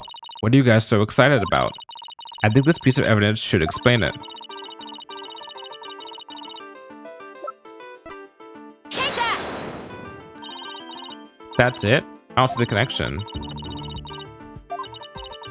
Oh, come on. I guess that makes sense. That's related to this, but it's not the main thing. I'm sure you remember this. It contains a female voice shouting a violent threat. I'll play it for you. You're a goner. The voices and performance do sound similar, but it can't believe this is happening. This is a possibility, but if the voice on this tape is really a recording, one made from the mock trial video, then that means the evidence was fabricated. They didn't get to do a voice analysis in time for court today. That's why the gender of the voice became so important. And if the real killer had foreseen that gender would become a key in today's trial, he would have tried to deflect attention away from himself by making the suspect female. So basically, the only one with something to gain from doing this is our sole male suspect.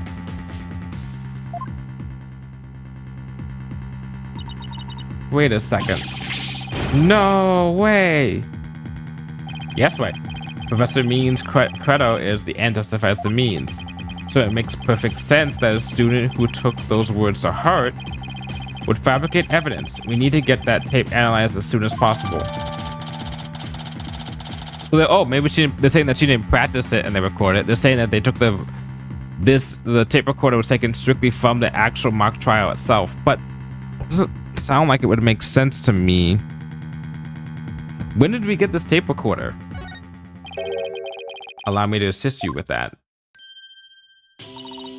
Prosecutor Gavin, at least make some kind of noise so we know you're there. Let's go big or go home with Rockstar Entrances Farline. Timing is everything. Let me make a copy of that tape right now and I'll get you the results as soon as I can. I trust that that would be alright. Very much so. Thanks!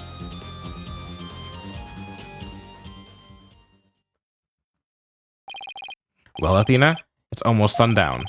Isn't it about time we head over to the detention center? I think Junie will agree that this is something that can prove her innocence, but...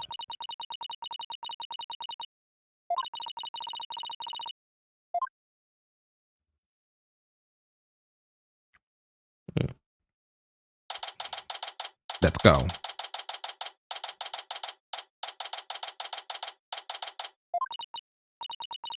And that about covers the main gist of our investigation. I see. Very interesting. You've been quite the busy beaver today. Thank you for all your hard work, Athena. Well, my time's about up, and it will be getting dark soon, so... Junie, you must be tired after being on your feet all day. You should go home and... No, wait, you have to listen to me. I don't want to hear anymore. I know what you're going to say, Athena. Junie, you promised.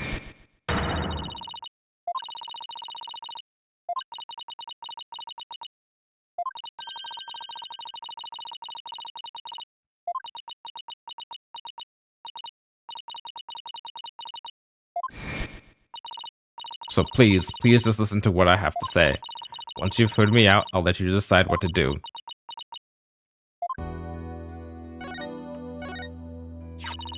The voice in this recording has been proven to be yours, Junie. And in the mock trial video, we can hear you reading your line from the script. We're having both of them analyzed now, but what I can tell, your voices are the same. The only one who benefits from faking the voice recording would be Hugh. But that doesn't make any sense. I mean, Hugh confessed in order to protect me. This may sound strange, but his confession is a ploy to make himself look less suspicious. In other words, he was just pretending to protect you. Besides, his confession came after you and Robin had already confessed. If he hadn't confessed right then as well, wouldn't that have seemed a little suspicious? Say what you will, Athena, but none of us would hurt a fly, let alone kill someone. He was a gifted student. He gets outstanding grades and never causes trouble. Bullshit. Wait, Athena. My bracelet reacted just now. It did? Junie, can you look me in the eye and repeat what you just said? Oh, none of us would hurt a fly, let alone kill someone. He was a gifted student. He gets outstanding grades and never causes trouble.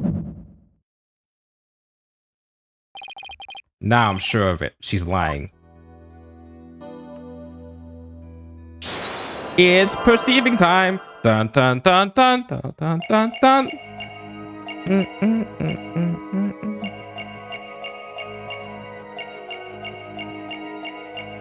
Usually it's the hand.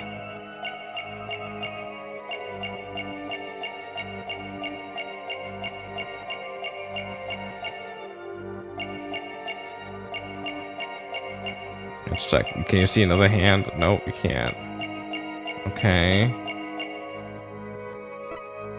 This again. Is it the sunflower? Yeah, if it's not the sunflower, I'll check her face.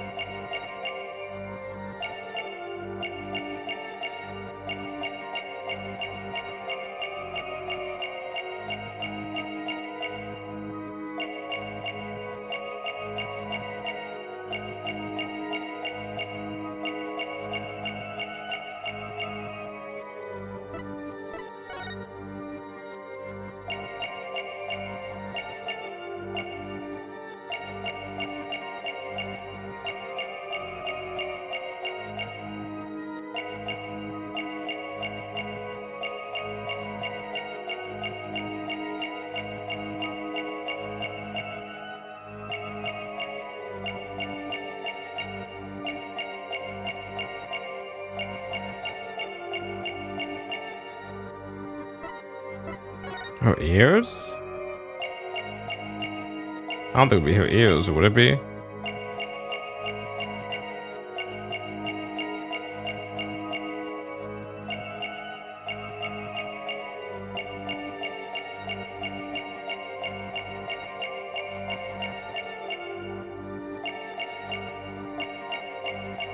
Ah.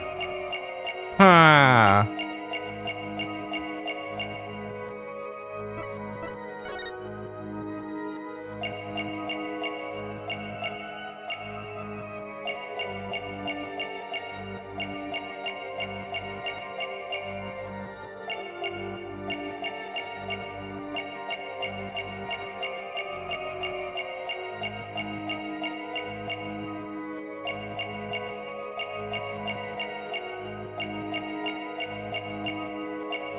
She didn't start blinking until the second sentence. Oh, wait, hold on.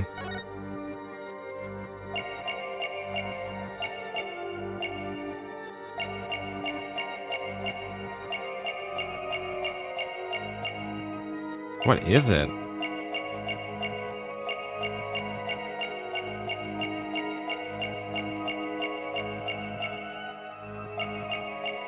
God damn.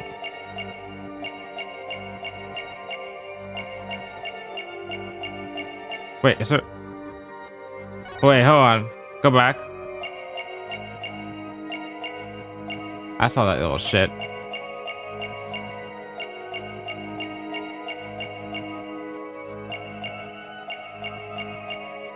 It's not the grades. It's the trouble. Gotcha! Juniper, you start coughing when you're under stress. You can't hide it from me no matter how hard you try. When you said, "and never causes trouble," a cough escaped and you made your scarf flutter. As for why you were stressed, it's because you were lying.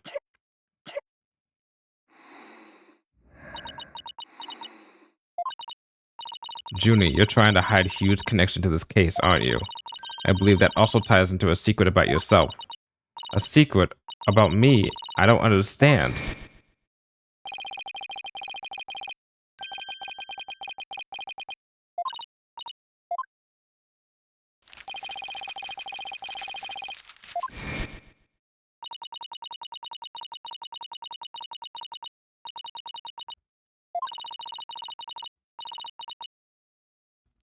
The snitch. You were Professor Quart's snitch, weren't you? Yep. Of all the three of them, she's the most likely to be the snitch.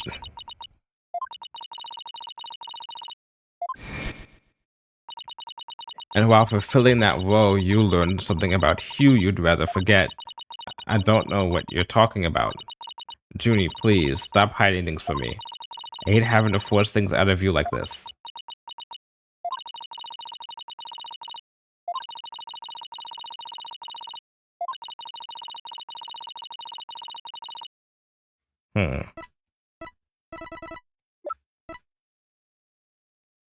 Take that!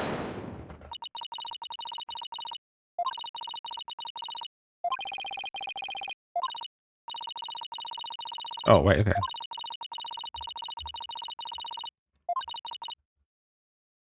Junior's the snitch and Hugh's connection to the case.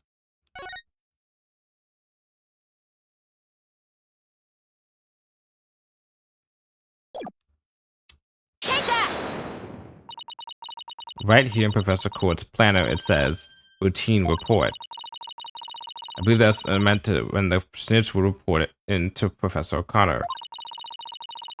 I believe Professor Quart planned to meet Hugh in private based on the snitch's info. And from the meeting, Hugh must have put 2 and 2 together and figured out your secret. So you see, it all makes sense only if you're the snitch, Junie.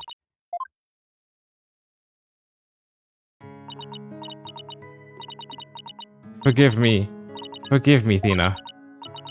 I've been lying to you this whole time. The truth is, I suspected Hugh from the start. You did?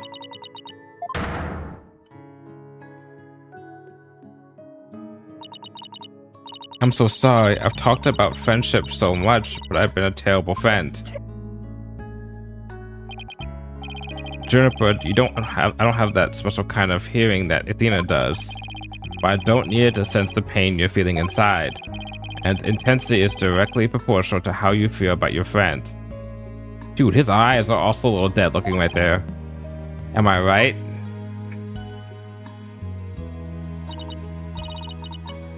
Apollo, please, Junie, tell me why you suspected Hugh. I have a feeling that would be the key to getting to the bottom of this whole case. What exactly was your role as class snitch? Professor Court had told me how Academy alumni had strayed from the path of justice. The dark age of the law, huh? She didn't want any more of our students going astray like that. But few others at the Academy shared her view. I thought her ideas were beautiful, though sad and unrealistic. She asked you to be her eyes and ears, didn't she? I used to report to her once a month about any wrongdoings I'd seen or heard about. And that report session in her planner, the one October 22nd, was part of that? Yes, that's when I reported Hugh to the Professor Court. Damn.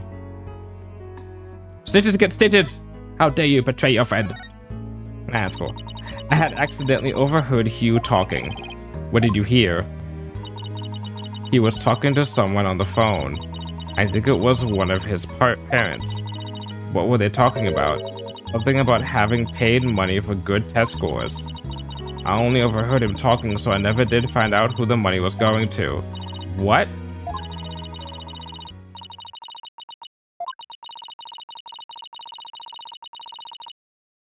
Yeah, we know exactly. Now we talk about. Now we talk about this. There we go. We found this while we were investigating the stage. It's got Hugh's name on it. I didn't know what the number meant at the time, but now I'm hearing about bribes. I think it was meant that a bribe of 120 grand. Oh, I thought it was $120. I'm like, if you're paying 120 to get a test score up, okay, that's weird. During college. I'm like, that's bad, but like that's not like a whole lot of money. You got a good fucking deal for that. But 120 grand, holy fuck, was to be paid in October. Damn. What's more, take a look at this mark. It's the same mark as the pages of Professor Court's planner. Hey, you're right.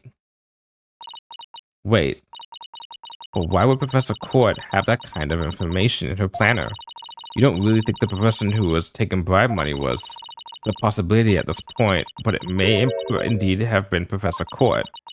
But that is impossible. She'd be the last person I'd ever suspect of accepting bribes. Like I said, it's just a possibility.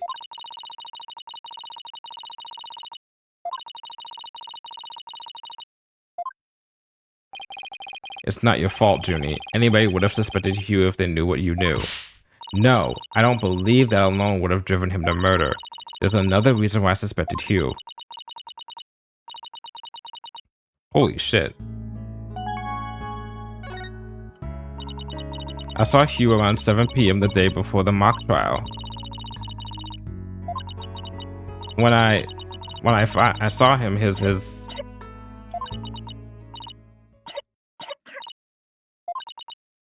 Junie, are you alright? Just try to relax and tell me what happened. I never wanted to see what I did, but I'll have to live with it, won't I? In that hallway, Hugh's hands. His hands were dripping with blood.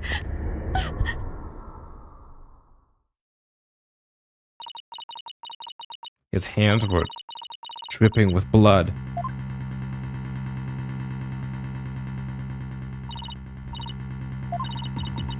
What am I going to do? What are you going to do? You don't do anything. You're fine. You're fine. You're not the killer.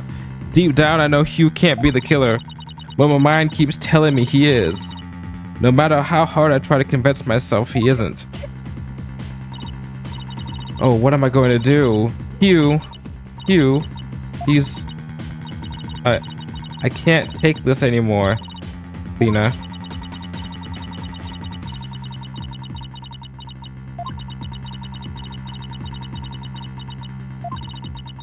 Junie, it must have been terribly hard holding all of that in, but it's going to be okay. I'll get to the bottom of this. And that's my promise from one good friend to another. I'll be defending Juniper tomorrow, if that's okay with you, Professor Means. My main concern is whether you can defeat that prosecutor. But I won't try to stop you. I'll be watching from the gallery. I shall look forward to seeing what sort of results your methods can produce. Good luck tomorrow. Now, if you would excuse me, You being excused. Athena, I'm sorry. I really mean it. I wish I had trusted you from the start. You have to uncover the truth tomorrow. I know you can do it. Don't worry, we already know that the prosecution's key piece of evidence is a fake. And thanks to you, we figured out the motive too. Let's give this our best shot, Athena. Let tomorrow be the day Juniper walks free. I won't have it any other way. What could possibly go wrong this time? Oh my god, she said that. Oh, why did you say that?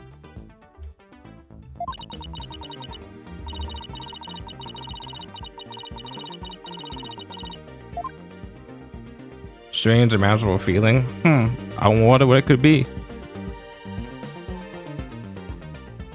We'll find out after this commercial break. I'm gonna get up for a second, stretch, maybe get a little bit of food, and then be right back.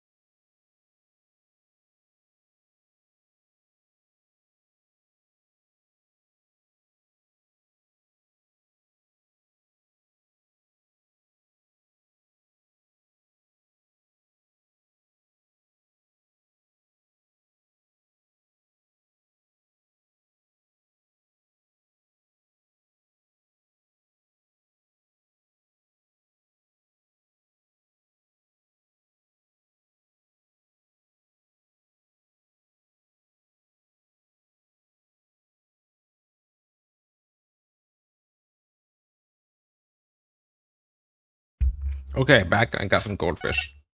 That'll keep me sated. 7 o'clock. 7:01:23. Right on the dot though. 7 o'clock. Damn.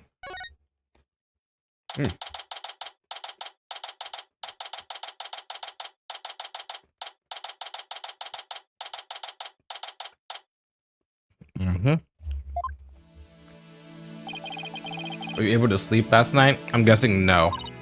Huh? Oh, sleep. Sure, I slept. 0 hours. Oh, I'm gonna be the grand total of like 3 hours, but oh boy. Guten Morgen, you two. You look like you're ready to put on a real show. Before you do, I have a good luck gift for you. The voice print analysis came back and the results couldn't be more clear. The voice in the mock trial video and the tape recording are one and the same. In other words, the recording's a fabrication. Let's go!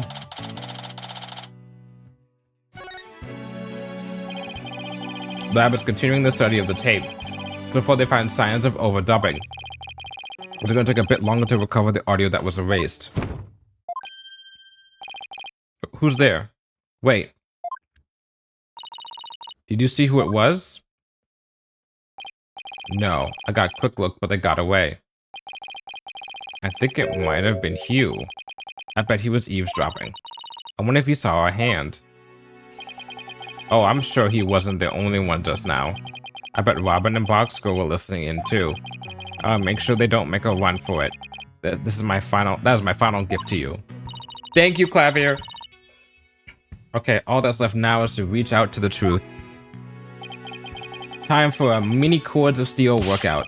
I'm Apollo Justice and I'm fine. Your turn. I'm Athena Sykes and I'm fine. Yeah, we're gonna be fine. We're gonna be fine. We're gonna be good. We're gonna be fine. Woo, yeah, nothing bad's gonna happen. Yeah, woo, yeah, woohoo, yippee, yahoo! Sound like Mario, yay! All rise. I just got up for a break. I'm not gonna get back up again. Court will now reconvene for the trial of Juniper Woods. The Sykes Brigade is totally psyched.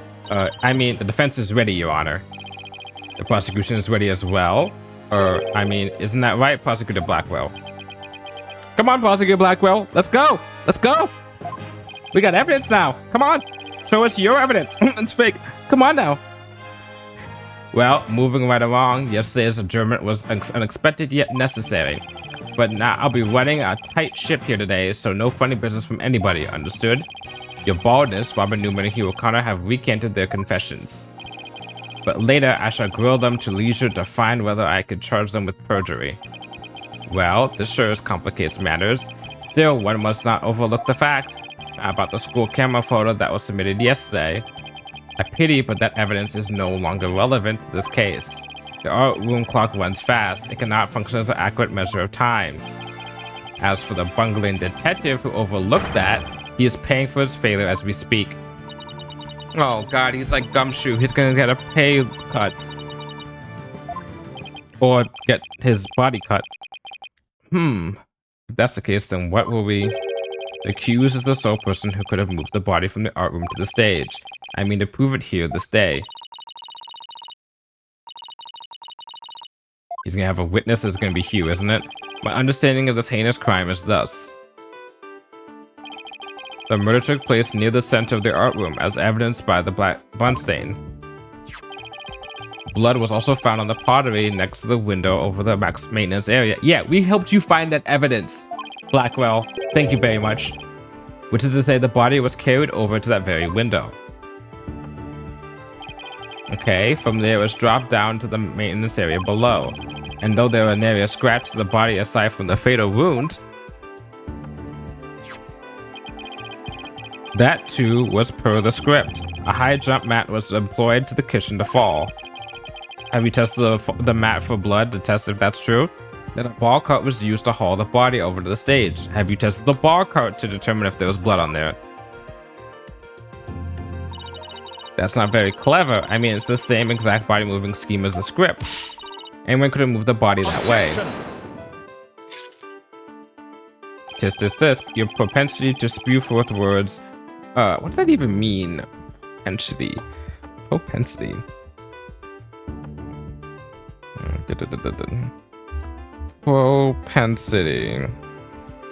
An inclination or natural tendency to behave in a particular way. Your propensity to spew forth words before you think is not very clever either. Why you? Moreover, the prosecution has a witness, which is most unfortunate for you. Witness, it's time for you to come forth. Jeez, I wonder who it could be. Oh, wow. Oh, wow. What a surprise. Wow. Good for you, Hugh O'Connor. Good for you. Well then, will the witness please state his name and occupation? Hugh O'Connor. I'm a senior at Themis Legal Academy, and I'm studying to be a lawyer. Yesterday, I told the lawyer there that I would testify to the truth. So I intend to cooperate fully in today's trial. Happy now, Miss Sykes? The court appreciates your cooperation, Mr. O'Connor. Now your testimony, please. All right, round one of today. Okay. Lecture hall was packed before the mock trial, but the rest of the campus was empty. That's when I saw Juniper dragging a large mat from behind the stage. I was watching her from a vantage point between the stage and the maintenance area. Wasn't there a divider there already? She was heading towards me, so I assumed she was on her way to the maintenance area. I didn't have time to stand around and see what she did after that.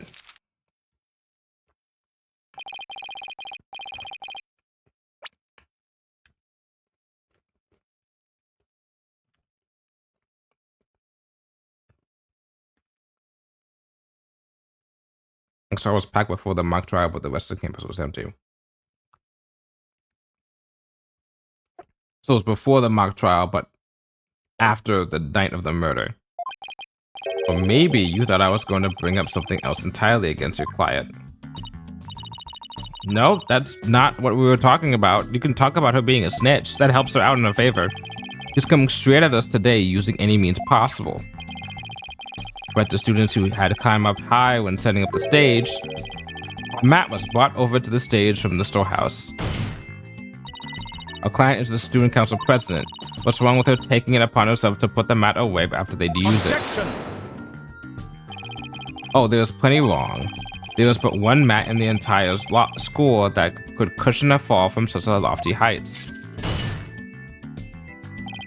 Ergo, the mat in question was indispensable to moving the body. I think I get it now. The drag marks we saw behind the stage were made by the mat. Okay. If the only mat of that thickness was where the body was assumed to have been dropped, it would be hard to deny a possible link to this case. We're off to a bad start again. You sure you're okay with this, Athena? It's game on, Hugh. Game on. Game on, man. Game over. I'm gonna turn your arrogant perfect score grin, when that was perfect as we all think it would be, into a teary-eyed frown of a failure. Okay. Let me look over this. There's a divider between the maintenance area and this. Was the divider there the day of the thing? Well, the divider was there, was it not? I'm pretty sure it was. Make sure I was packed before. When in doubt, press it out. Hold it. Hold it. Hold it right there. What? I was just getting to the important part. Eager to unsheath your blade, Psych Stoner, your heavy breath heaves to where I stand.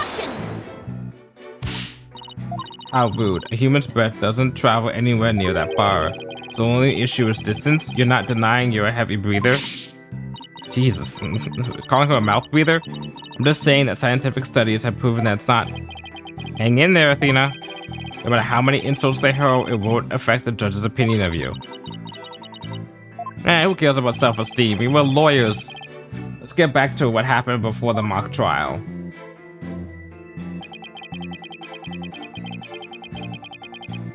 Okay. Our client was simply putting the matter away. It had nothing to do with this case. That is where you were wrong. There was but one mat in the entire school that could cushion a 3-story fall. That's a high spell story. Hence, a mat dragged by the accused was essential to moving the body.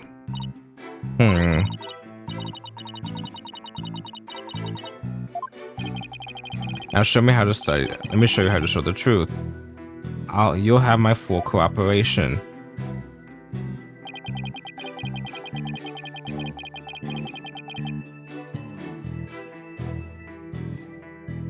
I'm watching from a vantage point between the stage and the maintenance area. Where would that be, exactly? Are you positive you were standing exactly where you said?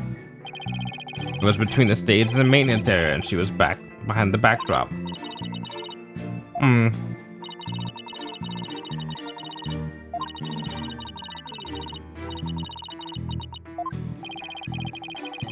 Have my glasses on. Okay, alright. Therefore, I'm positive it's Juniper. That is not an issue. Okay, so it is. They really are gonna make this simple then.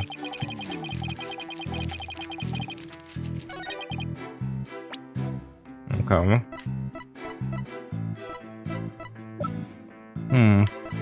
Objection! Okay. You saw the back of the stage from between the stage and the maintenance area? Let's take a look at this photo taken by Miss Scuttlebutt, shall we? This photo shows the students standing up the stage the day before the mock trial. Do you see the big construction screen to the right of the stage in the background here? Why, yes, in fact, there were a bunch of those next to my house until a few days ago, too. It was so noisy behind there, but I couldn't take a peek. Oh, how it piqued my interest. Good. So now the judge has a frame of reference of how he understands he couldn't take a peek. And then he knows that now, when we say Hugh won't be able to take a peek, the judge will be like, oh, I understand that. Exactly, Your Honor. You cannot see past such screens. That is their purpose. Now let's see. How exactly is that screen positioned again?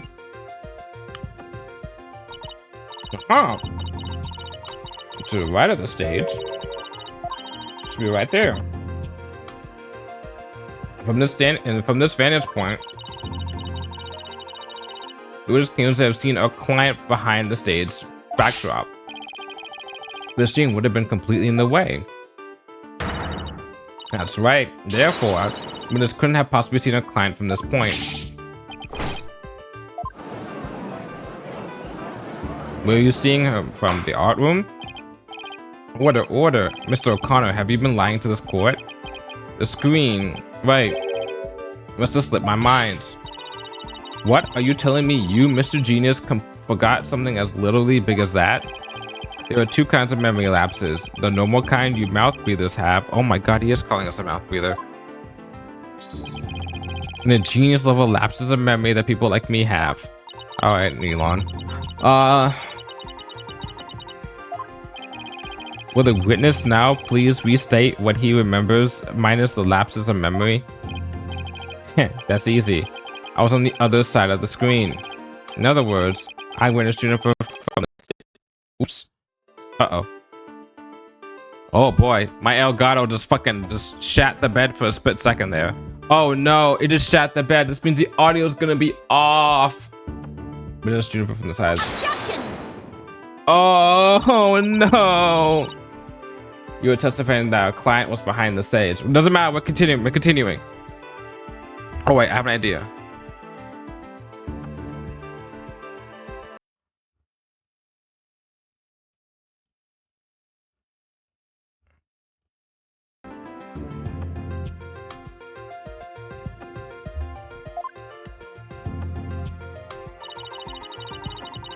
Oh, it's still off, but I need to remind this court the back of the stage is not visible from the front. To actually see a client behind the stage from the stage side of the screen, the audio is behind the video by a solid second, half a second? Half a second? Yeah, the witness himself would have also had been in the same area behind the stage.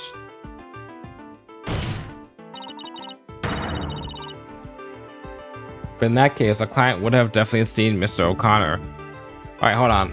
We're gonna fix this because that's gonna drive me insane. We're gonna try and fix it once again.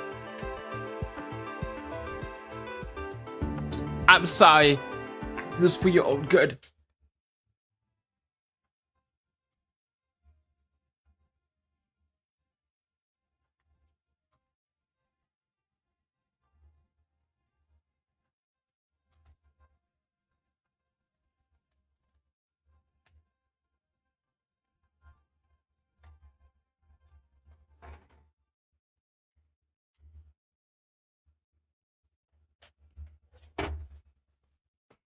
Okay, for this, do this. Go here. I've got a capture. Properties. Deactivate. Reactivate. Gotcha. Fixed it. Woohoo! Yippee! Yahoo!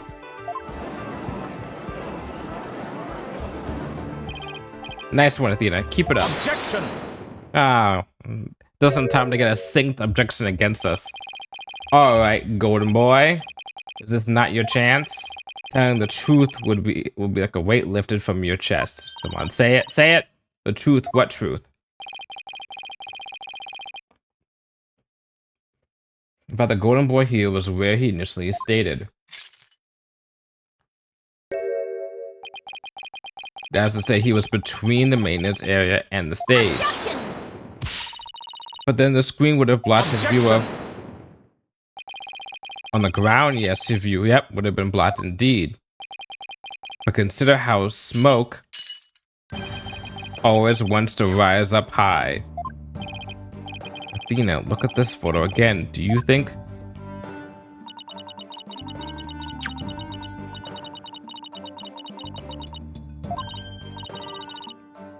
I don't remember seeing a crane there on the day of the mock trial. Me neither, but it's probably safe to assume it was moved before you found the body. That's far enough, Particular Black. Remember, you promised. I knew it! I fucking knew it! I remembered it! I mean, I was looking at it before, and I was like, wait a second. This guy on the right, in the crane, over here, was like, looked familiar, but I was like, no, it couldn't be him. but he's got a fucking neck thing, and he doesn't have a neck thing on his. But it makes sense. If he's buying up tests, he probably can't afford to be buying all these tests. 120 grand? That's so much fucking money. He's paying for it. He has to do odd jobs and do construction in order to pay for his cheating. Well, at least he's a hard worker in some area. It was you who came blubbering to me about keeping quiet in exchange for information. What's all this about? A promise? Is it about whatever Blackwell is using against him? What's it got to do with going into the crane? Golden Boy did not go up in that crane for fun.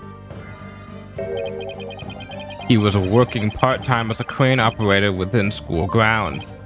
What? Do you mean to tell me a high school student was operating a crane? The witness, object to the prosecutor's last statement. There's no proof I ever operated that crane. Actually, there just might be something that proves you did. What? If this whole part-time job thing is true, I doubt it'll be limited to a single day. You were probably working at the same site the previous day too. Is this what you're thinking of, Athena? Yep. As the courtroom seat, the photo captured the crane's operator. And if you look carefully, he bears a definitive resemblance to Mr. O'Connor. Aha, I got his ass. Are you serious? This is ridiculous. How very interesting. Let's ascertain whether this is as ridiculous as the witness maintains. The defense agrees with the prosecution. Oh, Simon Blackwell's like, yeah, sure, go ahead. Prove the secret that I don't have to reveal anymore. And then also, once he does that, the witness will have no choice but to be like, fine, sure, I'm that guy. Also, I witnessed this happen. That's making us look bad again. We'll fall into Simon Blackwell's hands once again. Oh, well. That's all very good, but how do you propose to do that? I'm not 100% sure, but it's at least worth a try. We can clearly identify the person in this photo as the witness by examining his neck. The figure in this photo is wearing a very unique object around his neck. Why, yes, you can see it right there. But then, are you saying you mean to... Mr. O'Connor's neck is almost entirely concealed by his tall collar. But that's exactly why I believe this warrants further examination. He keeps on touching your neck. As you always do that. You've always been touching your neck ever since we started this case. No, not a chance. That would be a blatant violation of my privacy. You are a disgrace of a man. Now, start unbuttoning that collar before I hack it off. Yeah, what's the big deal? Now, let's see your neck.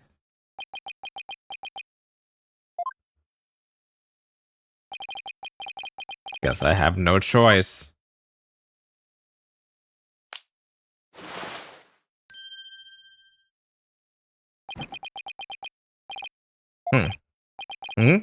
Oh my. So where did you buy that neckband, if I might ask? I didn't buy it. It's a handmade and there's only one like it in the world. Well, it sure looks like the neckband in the photo. Should we have a photo? Oh, that's the proof of friendship. You are one irritating lady. Fine, I admit it. I work a part-time construction job. Has nothing to do with our score. Operating heavy equipment's no big deal for a guy who could parallel park one-handed. Wish I can do that. But I never expected one of my jobs would take me to my own school. But when you factor in all of the required tests and apprenticeship period, wouldn't you have to be at least 20 to have a license for operating a crane? Oh, about that. You see, I'm a genius, so, you know. Objection! He was doing it illegally. He lied about his age. Let's dispense with this inane charade, Golden Boy.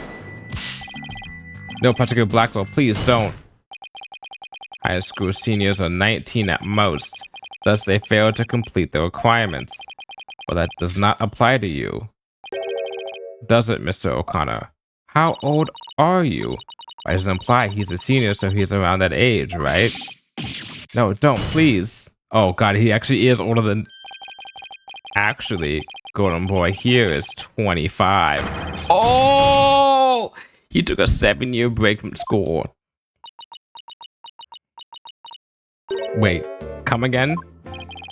Take again at the official school enrollment documentation. It's just all right there.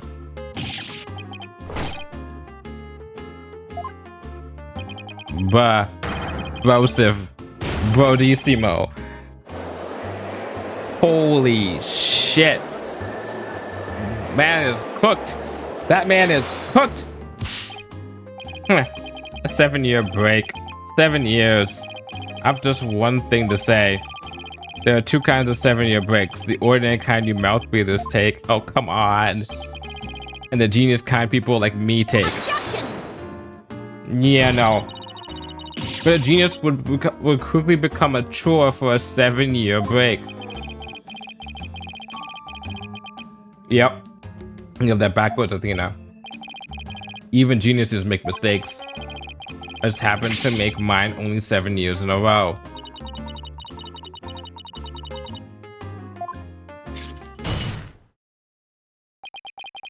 Enough of this jibber jabber. Suffice to say the wait, you're 17. Were you? Were you? Nah, he wasn't trying to do that. He couldn't have tried to do that. Suffice to say, the witness was up in the crane when he saw the accused dragging the mat. The accused readied all she needed to move the body immediately prior to doing so. That much is clear. I see no need to deliberate the matter further. Considering that the body was moved in the same manner as the script, I find Prosecutor Blackwell's claim to be quite persuasive. His defense clearly dissuaded me.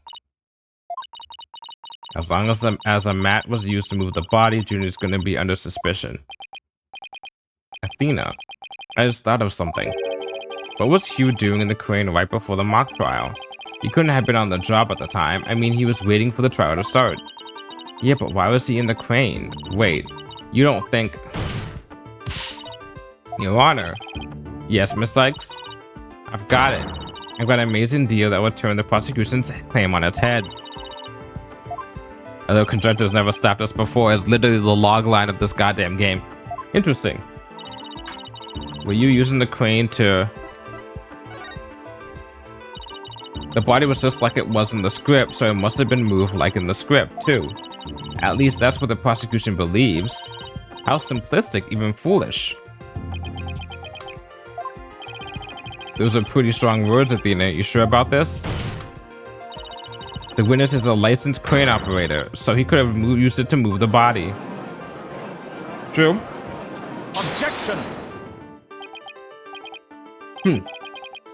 Well, Golden Boy, you had to chime in and to say no more on the matter. Save that does not bode well for you.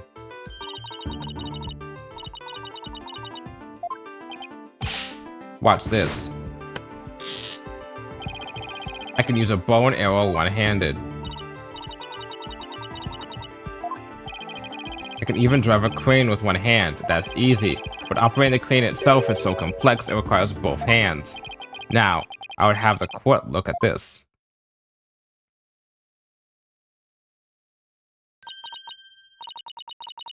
Please tell me that's a ketchup stain. You wish. My hand was injured and required surgery.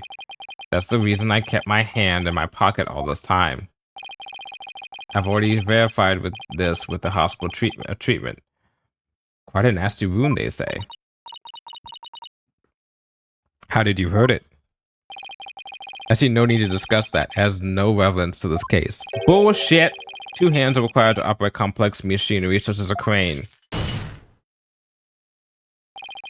Ergo, on the day of the mock trial, the witness was incapable of moving the body by crane.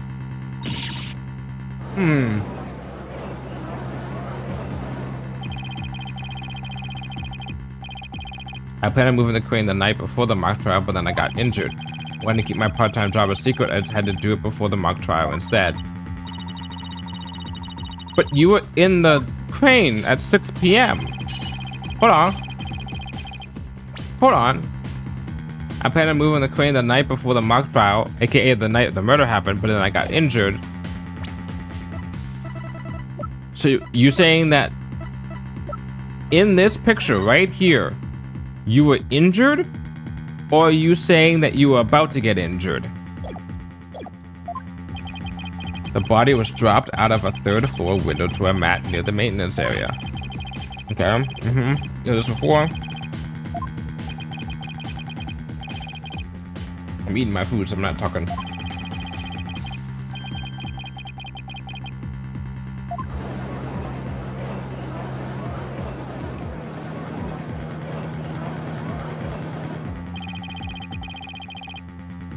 You're on the right track, Athena.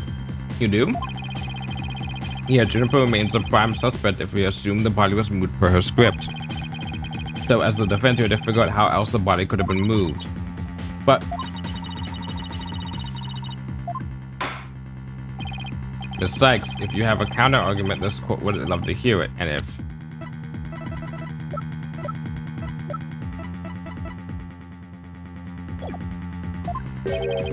you do not, it is time for the verdict. Isn't that correct, your baldness? Objection! No, not yet. All I have to do is show the body wasn't moved like it was in the script, right? Well, that would show that the mat had nothing to do with the case. It was a sort of great renown that cuts down sophisticated lawyers. Its name is evidence. You don't scare me. What's wrong with your face, Athena? It's a weird mix of terror and creepy grin. Just focus on how the body could have been moved without it being dropped.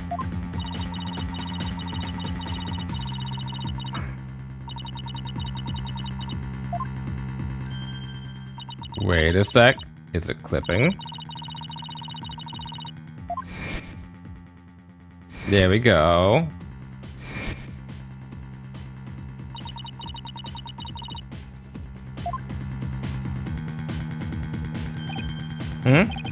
Oh, yes, of course. Miss Sykes, the court would like to see what you have for us. Matt and the ball cart weren't used to move the body. This is what was used. And we know it because there's blood on it. The key here is the thing that ties the art room and the stage together. Mind I propose an idea? It might do you well to tie your lips together lest you further expose your ignorance. This isn't exactly the time for black comedy, Prosecutor Blackwell. Anyway, the court will recall the wire on which the school banner was hung. The wire was strung between the art room and the stage, which allowed students to run or reel in the school banner from the art room.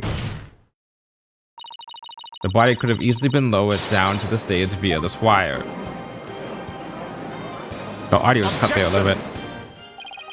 Spare me your armchair theories. This wasn't some kind of high wire act. The body sure wouldn't have fallen. Yet there are no signs of blunt force trauma. Oh, you surprised me, Prosecutor Blackwell. You didn't actually think I failed to account for that? I'm sure that's exactly what he thought. That's exactly what he thought, definitely. When we investigated the stage yesterday, the bottom part of the school banner had been tied into a pouch-like shape. And pouches are useful for carrying things. What do you think this one could have carried? Well, go on, please explain. The body was bundled into the pouch-like section of the banner and sent down the wire. The body would have been down on that stage in a flash, and there would have been no need for a mat.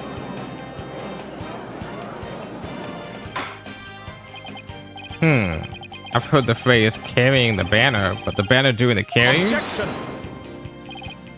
I have no patience for you and your cheap parlor tricks. You claim it's as shaky as a corpse performing that absurd high wire act. If you have an actual objection, then just come out and say it. Prove it, is what you're gonna be like. I trust you recall the bloodstains left on the art room pottery. If the wire had been used to move the body, it would have to be via the window above the quad, the one with the winch. However, the bloodstained pottery was next to the window above the maintenance area.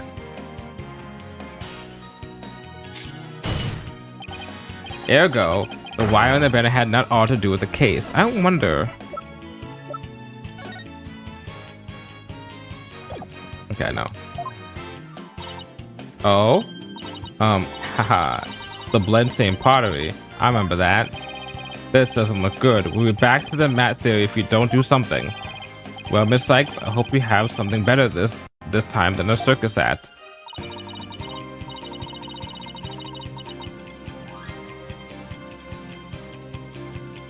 The victim's blood. Maybe it's not the victim's blood. Did the police check to see from where the blood on the pottery came from? Shame on you, Sykes Stoner. Have a little more respect for the constabulary.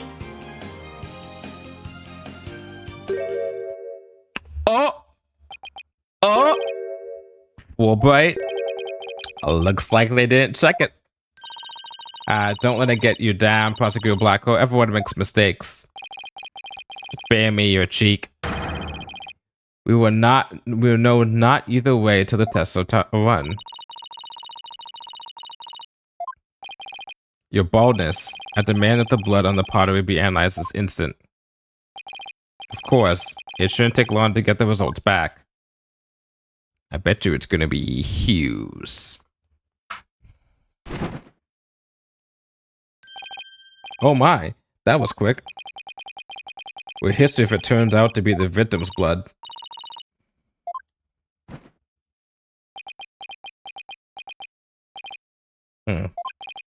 It seems the blood was not from the victim. What? Furthermore, a comparison with the other parties involved with this case reveals that the blood belongs to one Hugh O'Connor. Got him.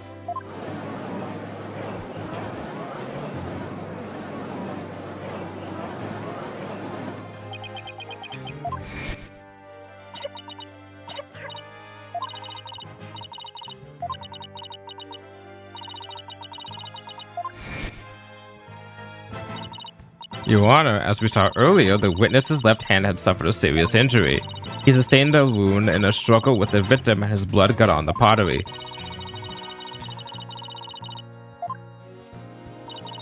It's the only explanation that covers everything. Objection! There is but one way now to turn aside her blade, but do not cast the blame on me.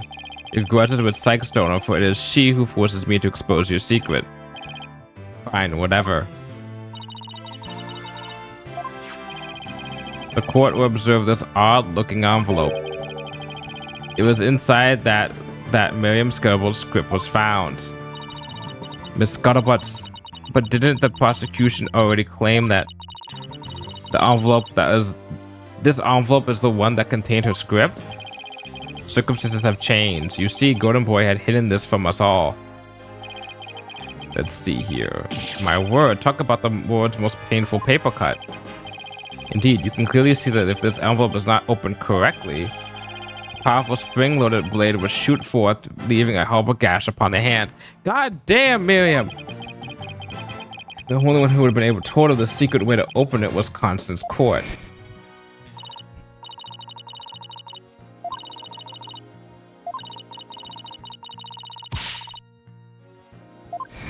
God damn, and when we befriended that girl, god damn. The blood on the blade is the witnesses. Our genius here tried to sneak a peek at the wrong script and paid for its foolishness. Don't worry, Athena, the wound isn't that deep. We still got the wire theory. Yeah, I've got it. Since the blood by the window overlooking the maintenance area isn't the victim's, there's no longer any basis for denying the body wasn't moved during the wire and banner. Therefore, the defense once again asserts just that.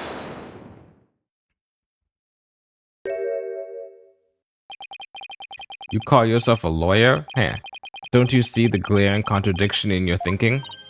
The court would like to remind the witness that his role is not to point out, and you, how can you adhere to such outdated beliefs? But whatever. It seems you've forgotten the two statues that were on stage directly below the wire. The body seen sliding down that wire could have crashed into them. Care to explain that away? Why, I believe he's right. The statues and the wire are extremely close together. So the body would have collided with the statues? Is there anything wrong with that? What if they did collide? Yeah, literally. Are you dumb, Hugh? Have you not seen the crime scene now? Speaking of the statues, we still don't know how they were broken. What if we assume the body crashed into them? Doop, doop. That would also explain that loud sound we heard when we were in the waiting room. Oh, now that you mention it, you and Mr. Wright went out to the stage after you heard the sound, Objection. correct? Interesting. How very interesting. But may I ask just this one question? When was it that you heard said sound? It was a little after the mock trial had started. Mr. Wright and I were practically bored to tears there in the waiting room when, uh-oh. Precisely, if that sound you heard did happen while the body was being moved, that would place it during the mock trial.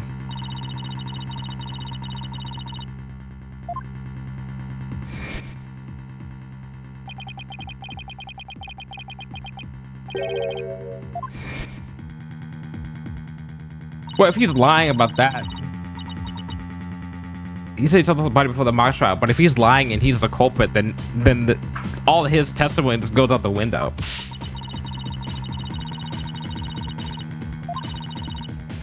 No, Athena, that makes it. Oh God.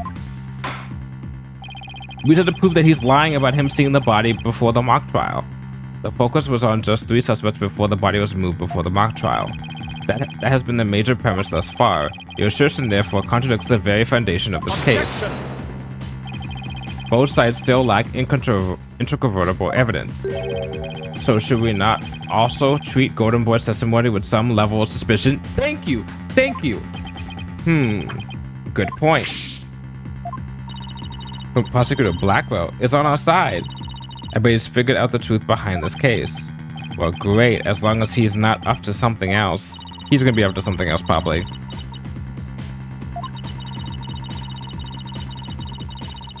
Yep. Okay, Hugh O'Connor. Let's get to the bottom of this contradiction about when you saw the body. Look me straight in the eyes and repeat your statement to me. Like I said before, before the mock trial, the body was, you know... I should only say this once, Golden Boy. You had best tell the truth and do it now. That is, if your head wishes to enjoy the continued companionship of your body. Now, out with it. Did you truly witness the body? Or were you just lying about it? Well, which is it? Come on. Come on now. Come on now. You what? Oh, audio's going funky again. I never saw the body. Are you sure about that? Lie to this court again and I'll charge you with perjury. There was no body on that stage. I've been lying about this whole time. I'm sorry.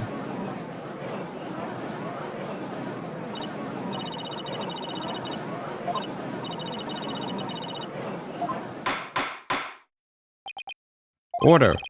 The base premise that the body was moved before the mock trial has been overturned. I imagine this has an impact on both the defense and the prosecution's case.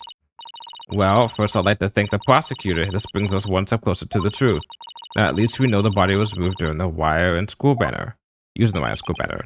Indeed, that much I shall concede, Psych Stono. The body was moved as you stated and in the midst of the mock trial. So both sides are satisfied then. If the body was moved before the mock trial, we have our 3 suspects. But if the move took place during the mix of the mock trial, it's an entirely different story. Right. All 3 suspects were in the mock trial. That gives them solid alibis. How simplistic. Did you forget about the student in charge of the audio? Amidst the mock trial, she was the one soul who could have leave and re-entered the lecture hall. What's this? Who is the person in charge of the audio? Yep.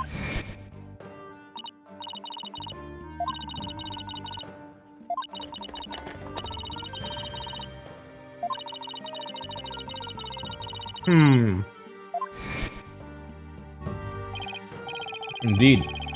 The one who could enter the art room amidst the mock trial to move the body,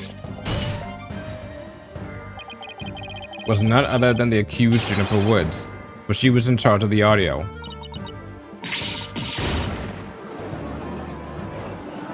Going back and forth, back and forth, back and forth. And again.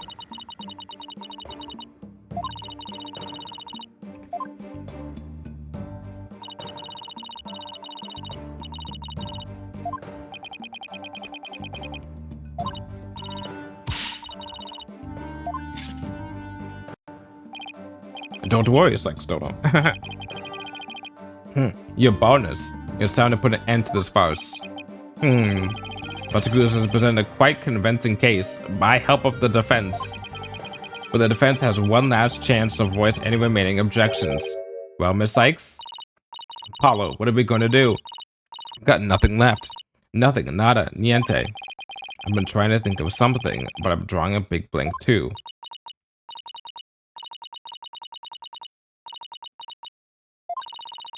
Objection. Objection. I mean, we have the voice tape, but to...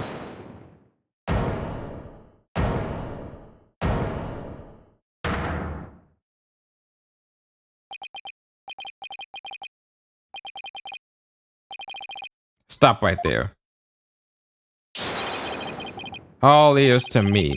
It's time you heard about the rare genius of Hugh O'Connor.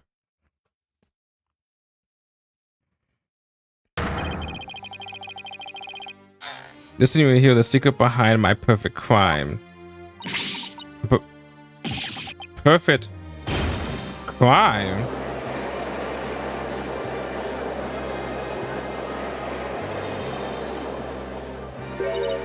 Wait, is this some serious deja vu? Didn't we just go through something like this yesterday?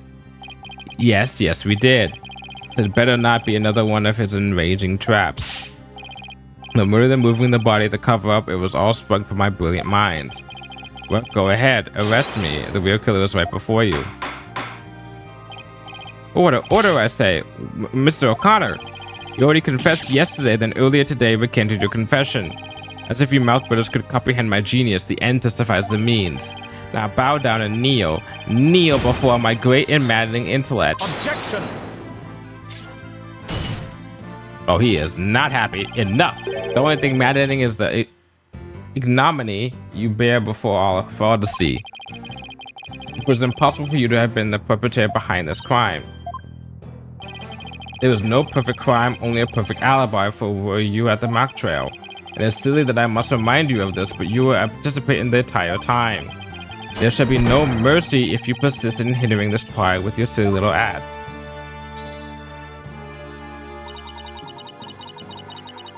Yeah, interesting. Listen, Mr. Prosecutor, calling that a perfect alibi is beyond contempt. Your Honor, I'd like to take this opportunity to offer further testimony. I will now demonstrate the very moment of genius that transcended even perfection. Alright, Hugh, let's go. You won't believe this, but I used a body double. That wasn't the real me at the mock trial. That means I didn't almost lose. My body double almost did. I slipped out stealthily while my double took care of the trial. I had the run of the campus. In short, I'm the killer. Juniper's innocent.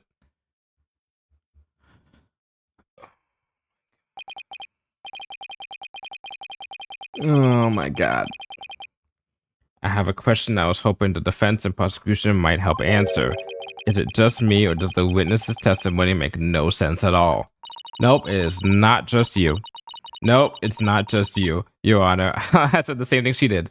All I got from listening to that was a headache. Yeah, that was just plain weird, especially the whole thing about a body double. Well, I'm relieved it's not just me and the prosecution. Your baldness, summon an ambulance this instant. The witness is stark raving mad.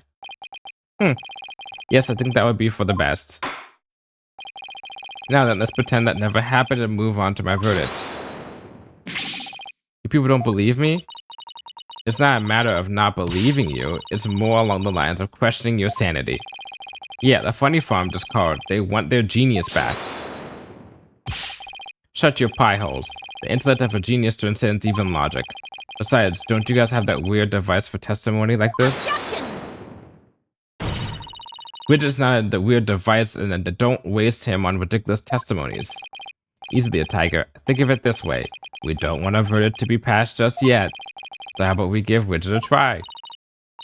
Well, this is against my better judgment, but I'd like to conduct a short therapy session. Your better judgment? I'm a judge, and it's far behind mine, yet I find it hard to say no. Prosecutor Blackwell, I trust you have no objections. Prosecutor Blackwell? The prosecutor said, rubbish. We will be out on a stroll. Then left with Detective Fulbright. He fucking left the case? He was like, I want any part of this fucking therapy. Get the fuck out of here. I'll interpret that as a meeting he has no explicit objections. Alright, Miss Sykes, you may proceed with your therapy session. I've seen my share of crazy trials, but this one takes the cake. Oh, please. We put the parrot on the stand. That is a lot more crazy than this. We put a ghost on the stand, and we put a walkie-talkie attached to assassin on the stand. This is nothing. Apollo, you're too green.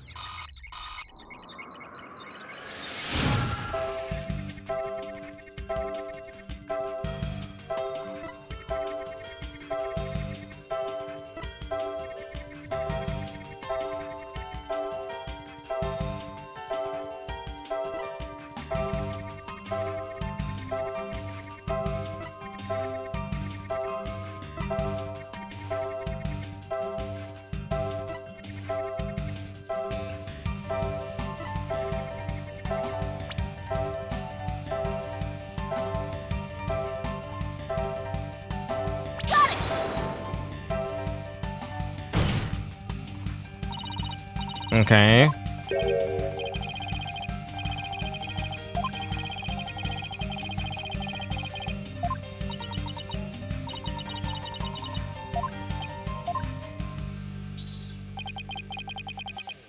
What?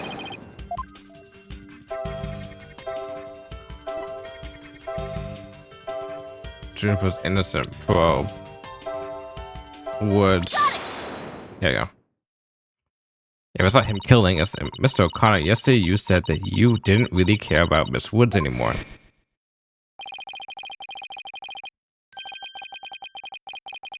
Juniper's like, he said what? Yeah, well, Juniper reported my secret to Professor Court. She wanted nothing to do with me because I had disappointed her. That's why I don't care about her anymore. I was never trying to protect her. My confession was always about one thing and one thing only, the truth. Objection! Okay. Mr. O'Connor, you feel great happiness in the fact that you might help set Miss Woods free.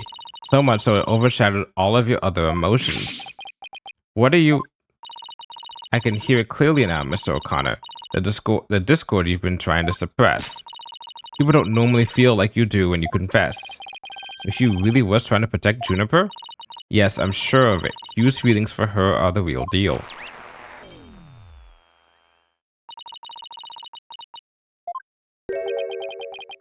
Finally figured out the obvious, have we?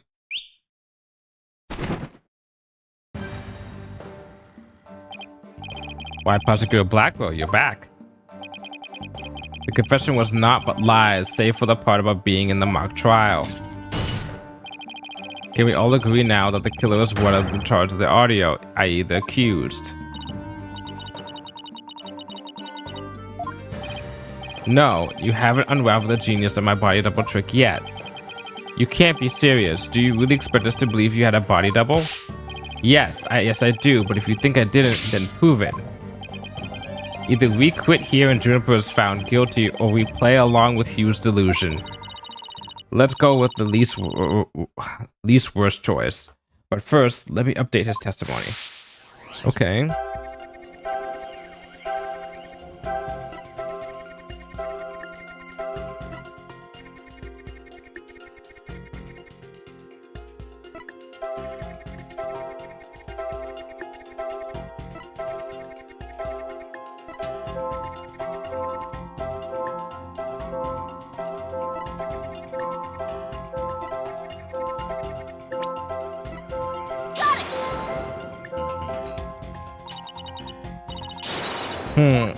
Well, you wouldn't be sad about being the killer.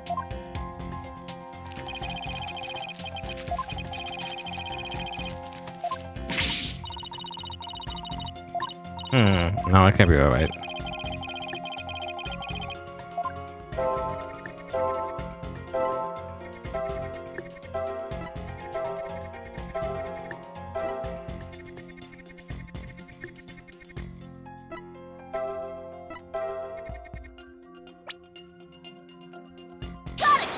The lack thereof of happiness.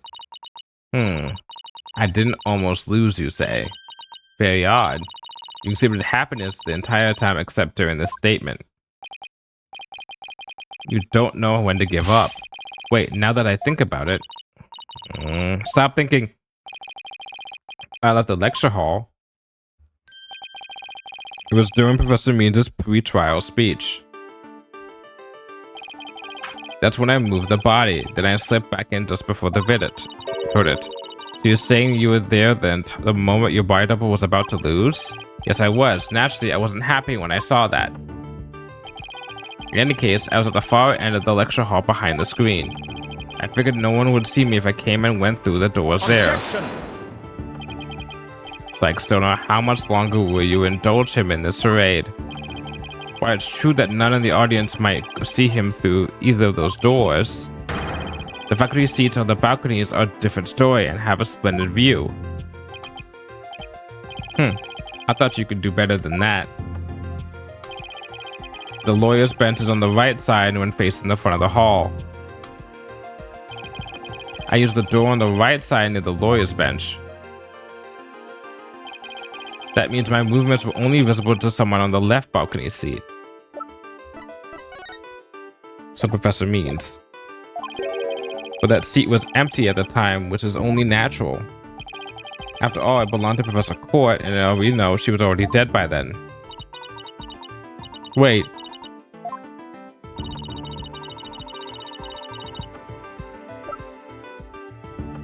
Take that!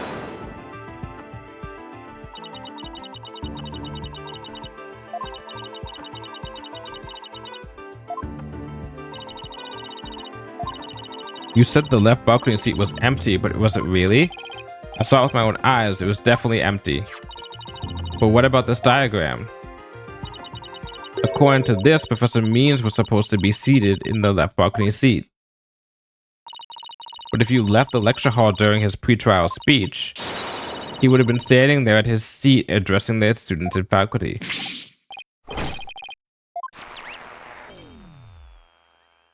%% noise level. You've done no one any favors by exposing your falsities of his confession. I've told plenty of lies so far, but this part is true. I tell you, there was nobody in the left balcony seat. You gotta believe me. Okay, Mr. O'Connor, let's have you testify again, but this time don't spare any details. You got it. I'll repeat it as many times as you'd like. I mean, my ingenious escape act warrants repeating, considering I'm the real killer.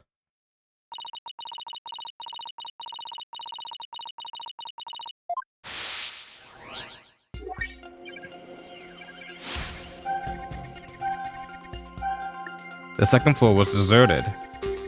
Won't you believe me? It's true, I tell you.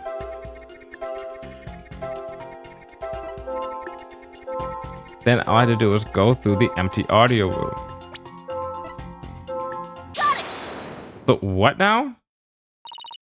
I took powerful sadness and fear right after you said this part, as if you said something you shouldn't have. What's wrong with you? You shouldn't reveal a person's inner feelings for all to see. That's what therapy is. Mr. O'Connor, it is you who's revealing your inner emotions by the way you speak. Plus, I have a good idea about why you're feeling sad. You're a horrible person. Can't you just leave me be? You said that you went through the empty audio control room, but that's not true, is it? There was someone who returned from there once Professor Means finished his speech.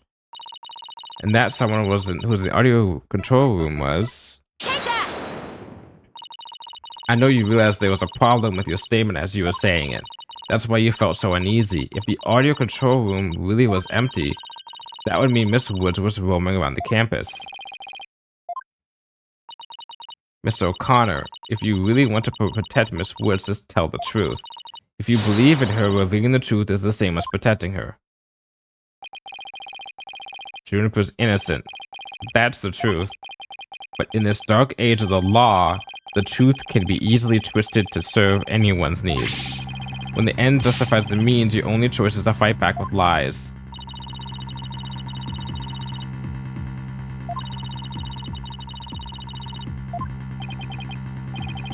I fear nothing now that I have lost everything. Go ahead, Prosecutor Blackwell, cut me down if you wish. I thought you'd never ask. With you gone, we may swiftly proceed to avert it. Oh shit, he broke his arm. Oh shit, not the chains again. Murder in the courtroom, let's go. He broke out of his shackles again. I don't want to be the poor accountant down at the detention center. Hugh O'Connor, in deference to your valor, I will limit your suffering with one clean blow. Could you wait just one moment before you cut him down? Do not come between a samurai and his foe, Psych Stono. I think that's what I said, right? Yep. Careful, prosecutor. Remember that shocking experience you had last time. Very well, Golden Boy may live. For now. Enough already, Mr. O'Connor. Miss Woods would never want you to protect her this way. She values the friendship between the three of you more than anything. That's where you're wrong. She doesn't feel anything for me now. But what does it matter anymore? I might as well tell you everything. This is no doubt news to you, but I am not and never was a genius. Sorry, but I already knew. Me too. And don't forget me. Though, in all fairness, it was pretty obvious.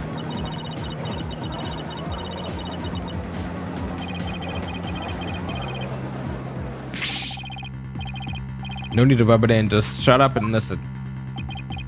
It all started several days ago. I accidentally learned that my parents have been paying good money for my grades. But that's bribery. All of my perfect scores were the product of cold hard cash, not genius. Even worse, when I confronted my parents about it over the phone, Juniper overheard me. Oh my, what a terrible misunderstanding. I've been living a lie. I don't know what else there is to say. I'm no genius. I'm completely worthless.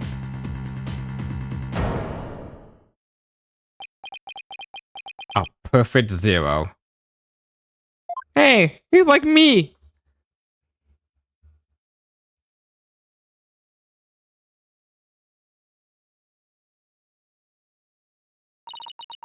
You.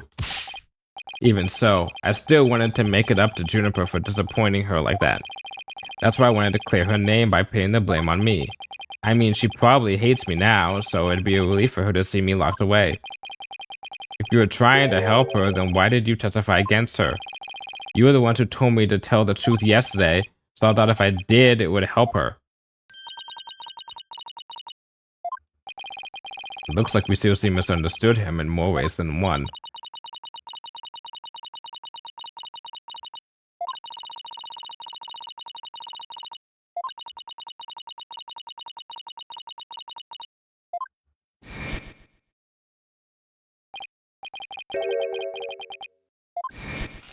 Proof of your friendship.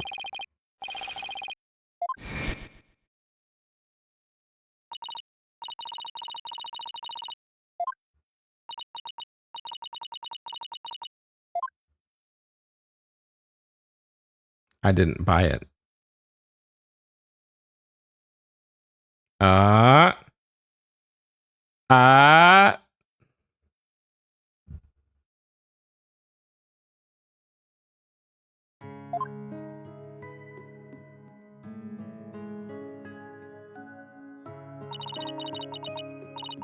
Maybe it's no. That's definitely it.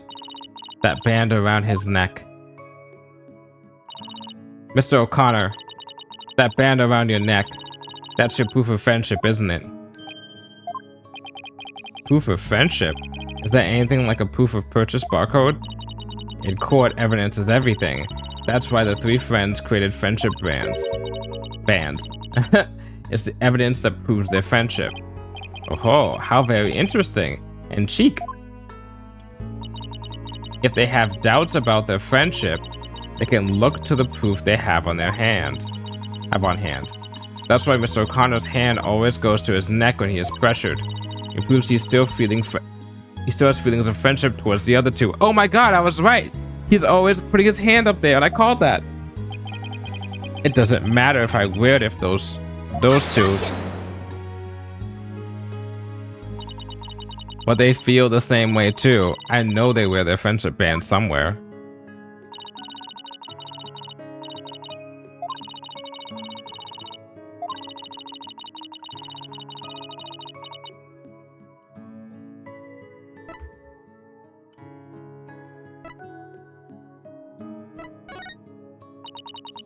Oh, I know. They must wear them in places where they're difficult to see. Really? And where would they be?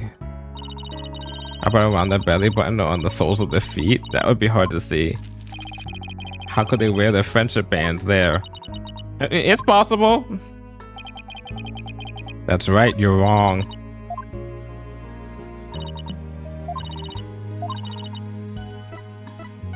Guess were they easy to touch?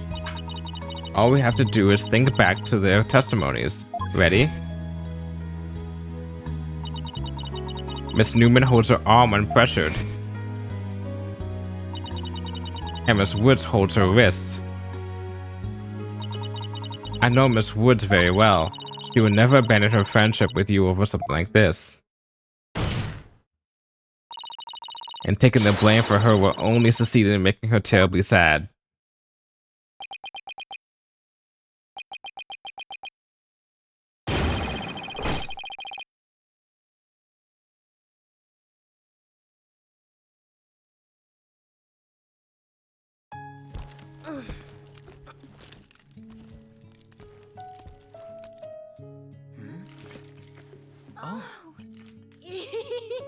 Robin, those bands of friendship that you made, just for the three of us.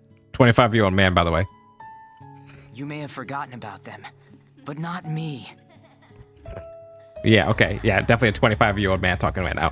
Clearly that's someone who's 18. Hugh!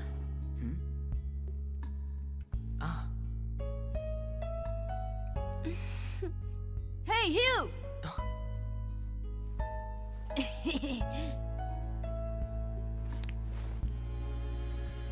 And to think, I should have known better than to doubt my best friends.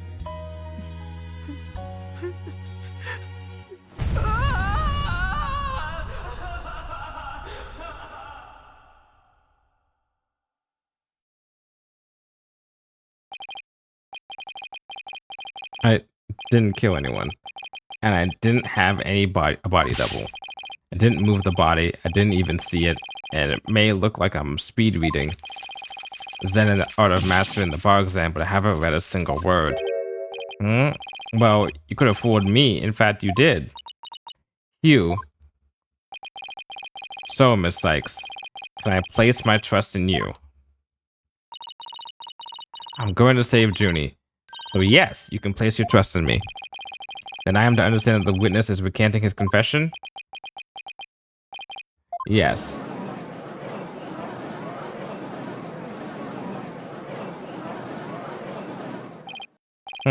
A most roundabout trial. I must prefer the turnabout variety myself.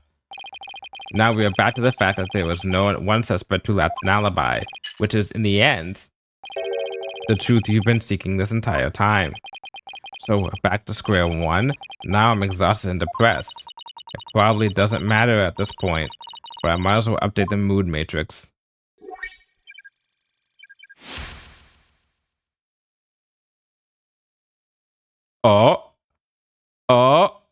But if you're saying that this is the truth, wait there, come on, Athena, wait.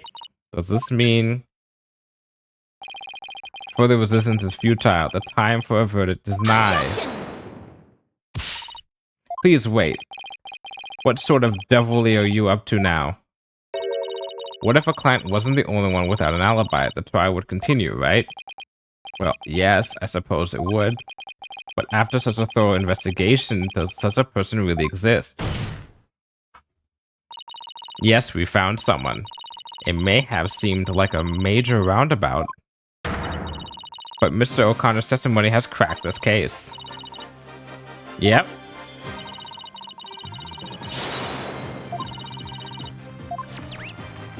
Doop.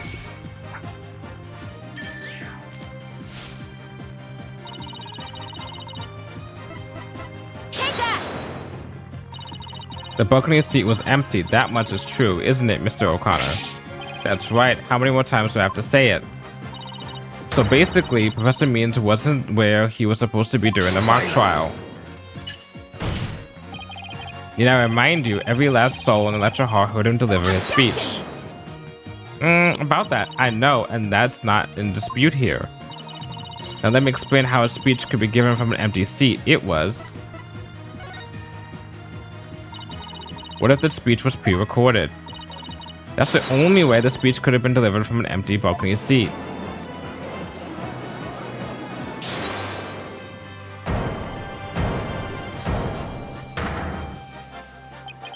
Wait, are you accusing Professor Means? That's insane.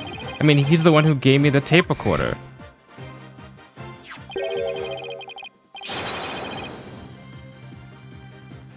Take this to the police, he said, and tell them you found it. Oh shit, so he knew the details. What, really? Mr. O'Connor, did you just say the Professor Means gave that phony recording to you? Phony? The defense will refrain from hurling unsubstantial allegations. Well, I said he gave it to me, but what do you mean it's phony? Oh.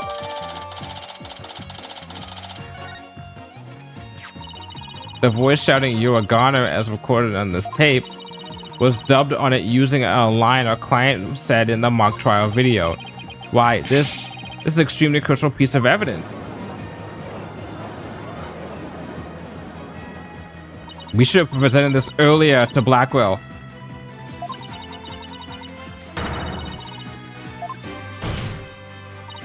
Your Honor, the defense moves to call Professor Aristotle Means to the stand. The seat was never empty, twas but an oversight by a dullet of a witness. An inmate who was formerly a surgeon once told me something. It's often all too easy to overlook critical symptoms. Well, we're not going to overlook this oversight. If the speech was pre-recorded, the basis for suspecting our client would be shattered. Let's check with Professor Means and see whether the empty seat was a witness oversight. A verdict without first looking into that would be inconceivable. That's enough, both of you. Now, here's my opinion on the matter.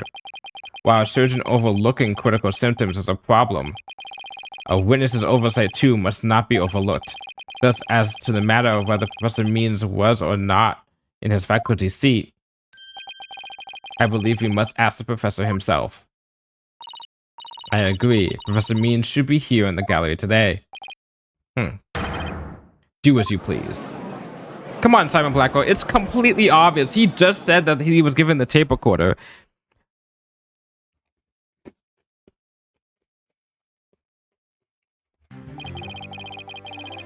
All right. Will you please state your name and occupation for the record? Certainly, I am Aristotle Means. I remember when I first played this game. I mean, I remember when I go into this case today. When I first started playing this case in this playthrough, I remembered it was him as the killer. When I first was playing this game, I did not know that.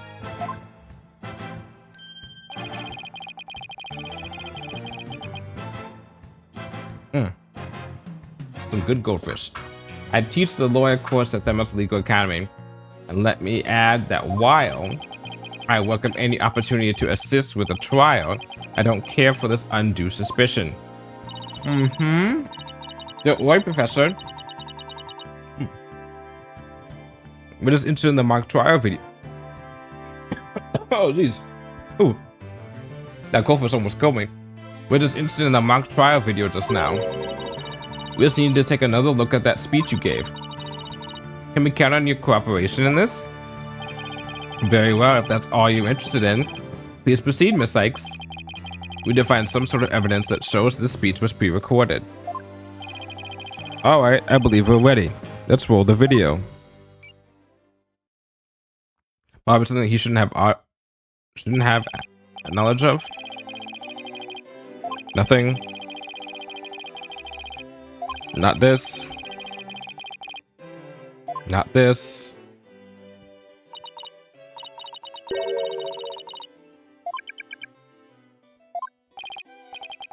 Wake me up once this is over. Or when September ends.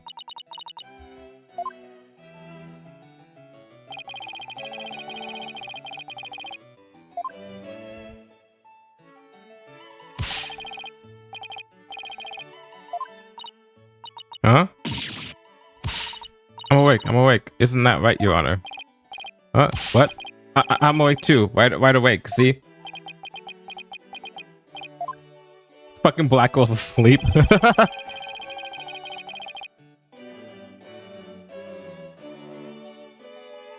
What? A pure white lady justice will be watching over all of you today?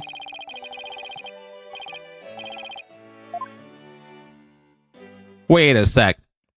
There was no pure white lady of justice.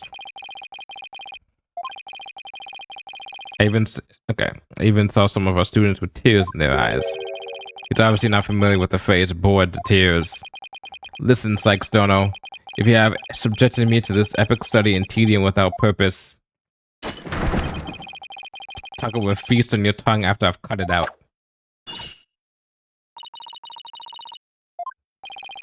Well, Miss Sykes, did you notice anything strange about that speech? Yes. Could I please hear that last part again? Hold it! There we go. There. Professor Means, I have only one question about your speech. Why does that last part we just heard contradict with this? Take that! The professor said the pure white lady of justice will be watching over them. But the lady of justice in this video isn't even close to being right. It's as gold can be. I'm not sure I can wrap my jaw around that to test its authenticity. I didn't say it was made of gold, Your Honor. Now, it's true that this statue is pure white, but it broke before the mock trial began. The one you see here is its replacement. Oh well, that's a shame on every account. Ironically, this golden statue sticks out like a sore thumb compared to the white one. Meaning the professor couldn't have made a mistake in its color if he'd been present. I mean, he could have, but like, we're going off the idea that he can't. Seems to have caused some confusion, but it's merely an oversight on my part. See? It's a mistake! The statue was in the middle of the room. How could you not know what it looked like? Well, I was in the balcony seat. Furthermore, the statue had previously been white. I'm afraid this isn't sufficient evidence on this speech being pre-recorded. True. We had our answer long ago. The accused was the only one who could leave the lecture hall. No, wait.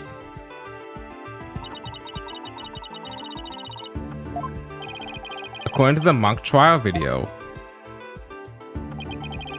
the speech started here and ended here. It was a little over 10 minutes, but I doubt anyone wants to be tortured again. How do you figure out how long it was? Easy, there's a timestamp in the top right. All you have to do is subtract the time the speech started from the time it ended. Wait a minute, if it goes from 10-minute mark to 20:35, what was happening before that time?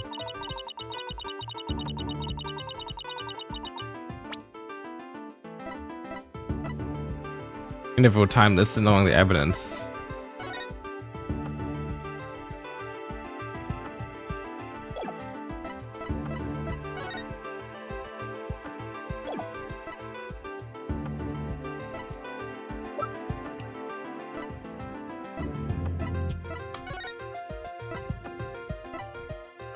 (6:03 to 6:01).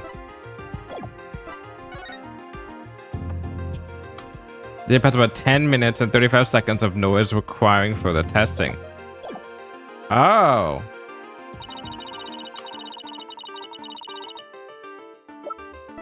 Take that! I would like the court to take a look at this. And this is the voice print analysis that proves the voice in the tape recorder belongs to our client. Yes, but didn't we just establish that the voice in the tape recorder was a fabrication? We did, but what I'd like to focus on is the noise that is also there. Noise? Yes, the defense believes it resulted when the tape's previous recording was erased. And what do you hope to prove by that? The length of the noise is what's important. It's 10 minutes and 35 seconds in all. And what did the timestamp read at the moment Professor Means began his speech? That would be exactly 10 o'clock. Now let's fast forward, or 10 minutes. That's 10 o'clock. Now let's fast forward this long-winded exercise in boredom to the end. Okay, stop. The video timestamp now reads 20:35. Based on this, we know the time it took for the speech alone. Right, subtract 10 minutes and you get 10 minutes 35 seconds. 10 minutes and 35 seconds? Right. 10 minutes and 35 seconds, the same as the noise in the tape recording. How is that coincidence? Coincidence? I think not. I assume you all understand what this means. Often means pre-recorded speech had been where the noise is now. Silence. You seem rather confident considering this is a mere happenstance match of numbers. But it's really just numbers?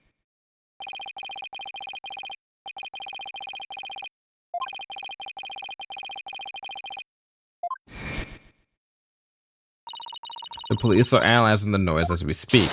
It won't be long until we know what was originally there. Got it, you there, Blackwell? It's good to have a prosecutor on our side.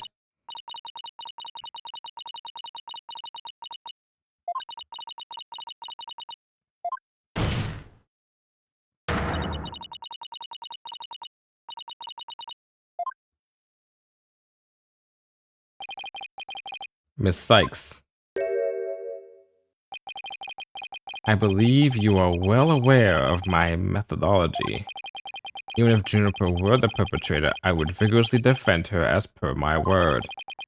And to that purpose, I offered to be her lawyer. Alas, look what's happened. All I've stated are obvious deductions derived from evidence and testimony.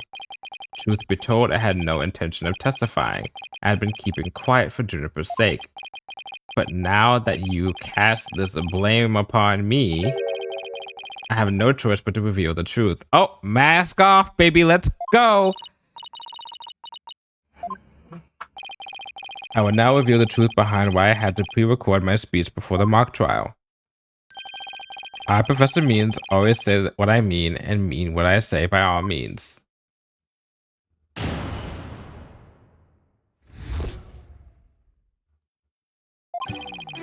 The defendant came to me with what she said was very important and by necessity a secret. She asked me to pre-record my speech and come to the audio room during the mock trial. Juniper confessed to the murder and asked that I get her declared innocent in court. She also said I'd become an accomplice after losing my alibi due to the pre-recording. But when I said I could protect Juniper, I meant it because it's the humane thing to do. Okay. Bullshit. Achoo. I'm sorry. I'm allergic to bullshit. Oh my, so you're saying the defendant threatened you? This has to be a lie. I mean, everything about it lines up too perfectly to be true. On this most consequential of occasions, let me be completely frank with you. Juniper has truly taken to heart my teaching that states the end justifies the means. Bullshit! I don't believe you. When she asked me to defend her, she said I must also prove her two friends innocent. Okay, that I can believe. Her two friends, the witnesses? Correct. Hugh O'Connor and Robin Newman. I was to ensure all three walked free. All three were to achieve their dream. That was the result Juniper was seeking. And she was even willing to threaten me, her own professor, to that end.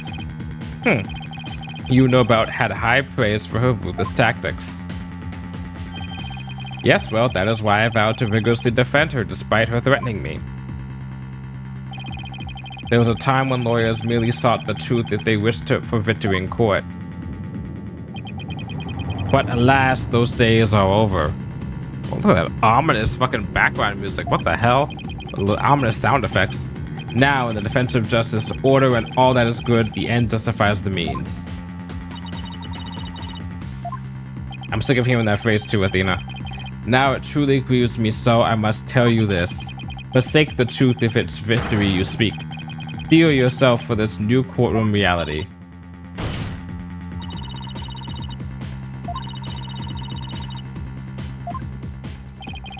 Why so silent, Psychstono? Something the matter? This is a court of law. It's no place for long-winded talks about idealistic principles. That's why I'm going to let the evidence do the talking. Let's not get carried away now, Miss Sykes. It would not do to have you attempting to discredit my doctrine. Do not force me to rectify this situation. No, go ahead and rectify it. Only if I lose and you win, that is. School's in session, but not for me. Wait, that doesn't make any sense. Okay.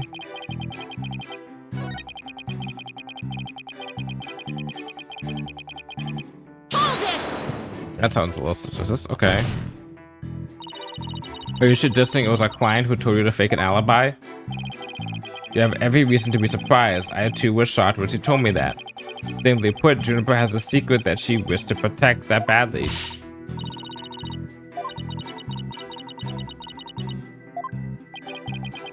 It was an earnest request from an outstanding student. How could I possibly have refused? By saying no.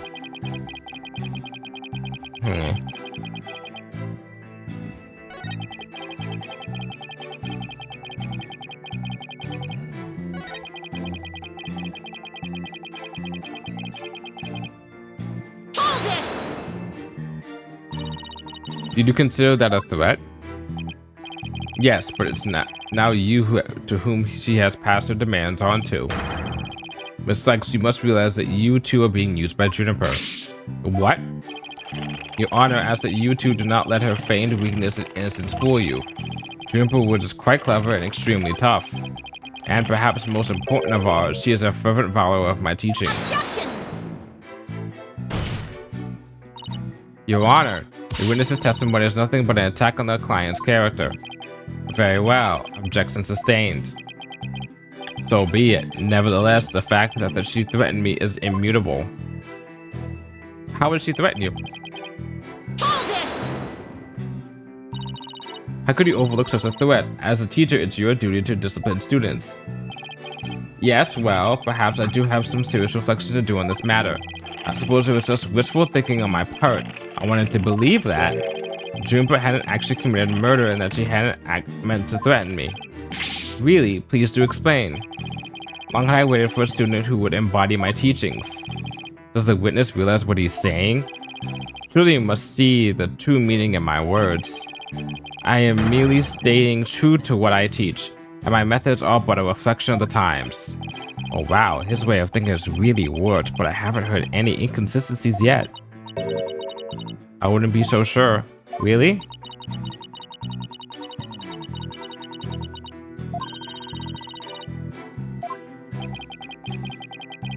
It's a dark age in which we live, and there is much I would like to say on that matter.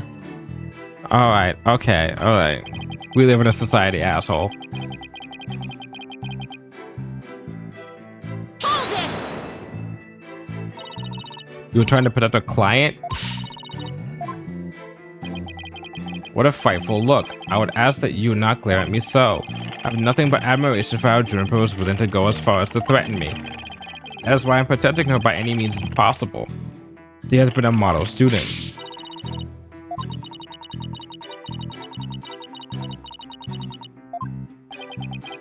Could not possibly overturn my claims, so isn't it about time you admitted defeat?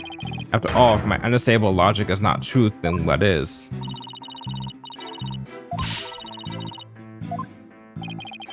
Even though he's rhymed to the core, he's a total pro. I mean, that all made perfect sense. Yeah, but you can't believe a word he says.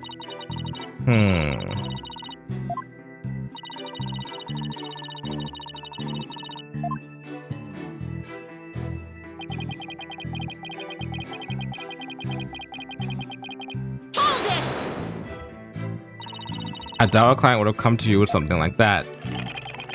You have a point there. If only Professor Court had been alive, I suspect Juniper would have gone to her instead. So, a client came to talk to you after Professor Court was dead? Let's go through this step by step, shall we? First, Juniper came to me that day.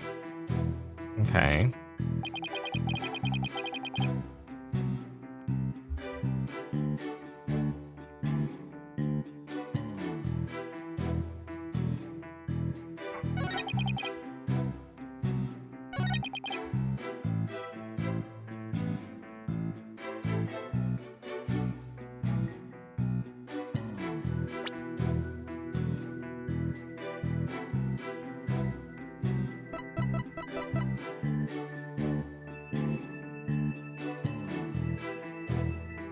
Objection!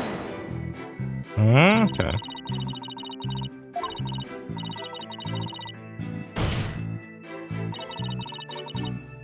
Hmm.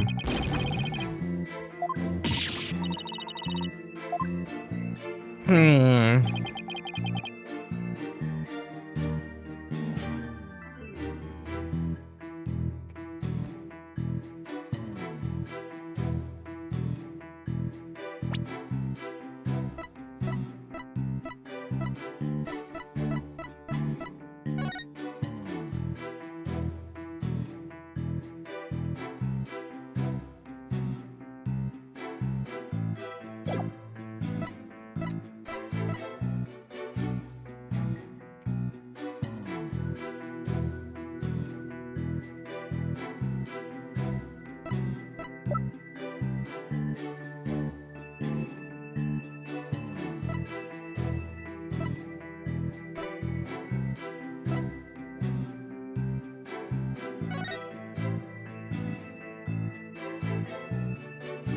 Hmm.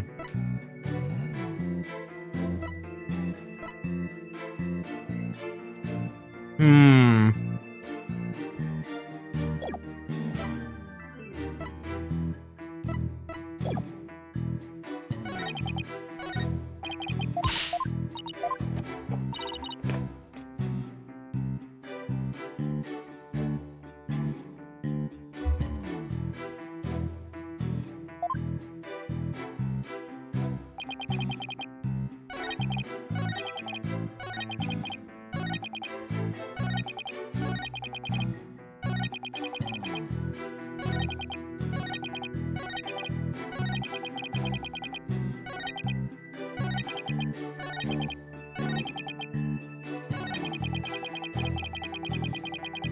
Hmm.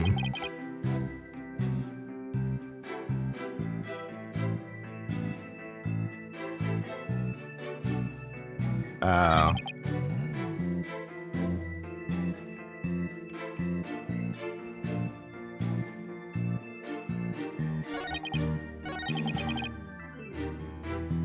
Hmm.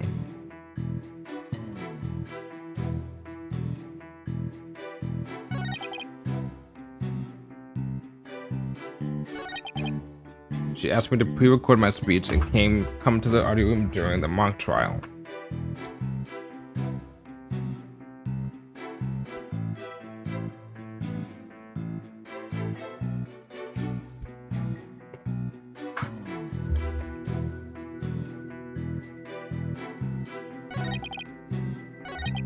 Hold it!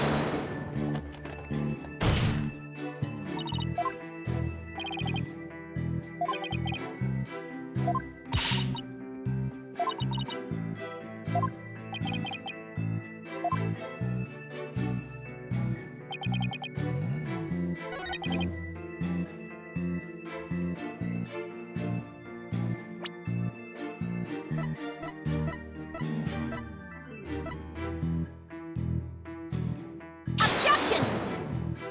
Not here either. Hmm.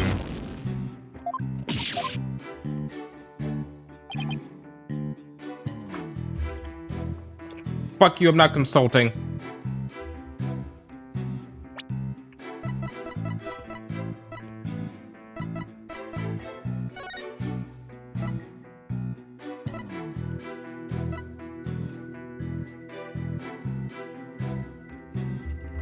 Hmm.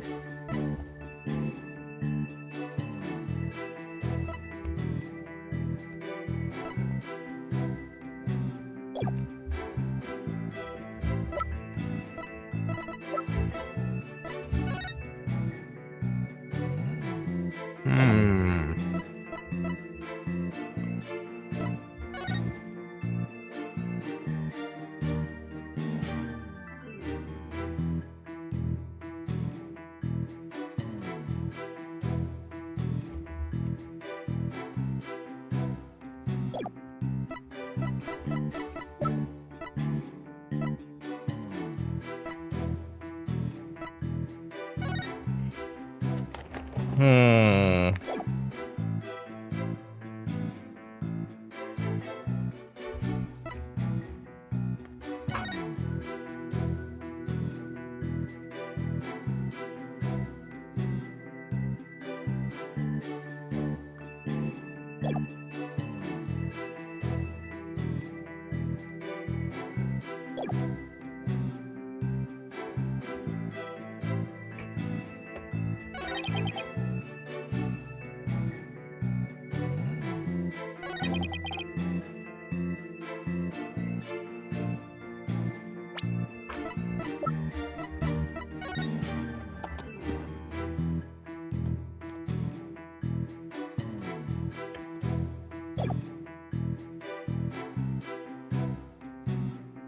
Objection! Okay.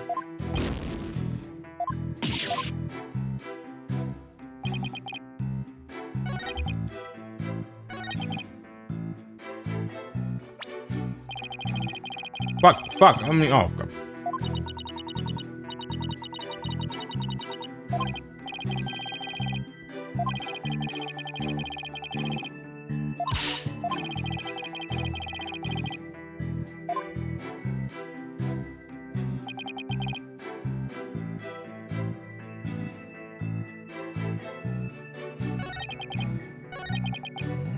Oh, so that's how that works.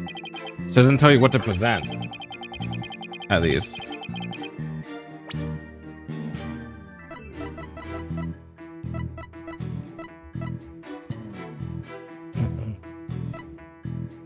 I meant it because it's the humane thing to do.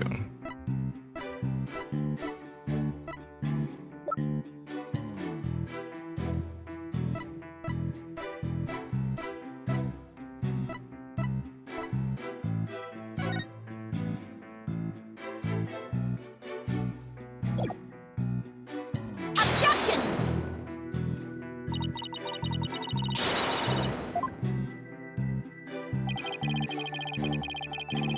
Oh, wait, I'm dumb. I'm dumb.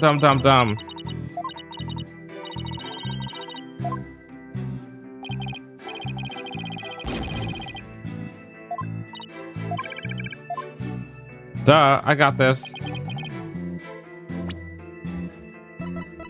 It's the most protected between for America's the humane thing to do. Then why would she put this effort to make? Objection! Yeah, I'm so fucking stupid. He's saying it's the main thing to do and that he would help out Juniper, but at the same time, why would you make fake evidence that would actually make her more guilty? That's nothing more than a bald-faced lie, no offense, Your Honor. It's defamation of my character and your hair follicles, Your Honor. It is an outrage. Miss Sykes will clarify her statement, but leave my hair follicles out of it this time. Yes, of course, Your Honor. Now, please, take a look at this. Take a look at this. Get a load of this. The witness gave this tape to Mr. O'Connor. He slightly whispered, take this to the police and tell them you found it. There was no whispering, slyly, or otherwise involved. I simply did that out of kindness. Objection! About that. The tape contained a client's voice. In short, it is criminally damaging evidence. Why would it even exist if the witness wasn't trying to pin the murder on a client? They say the road to hell is paved with good intentions, but not yours. Never had good intentions, only lies to protect yourself with while blaming another. You, Professor, are the embodiment of the dark age of the law.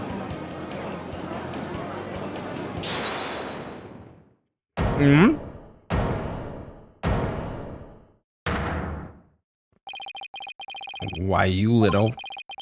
You dare call my teachings and methods lies?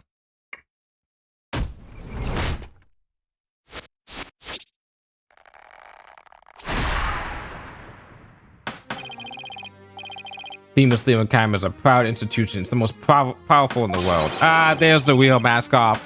You'll never forget what true education and lawyering means once I'm through with you. Professor Means, what's with your hair? Quiet, don't talk it in class.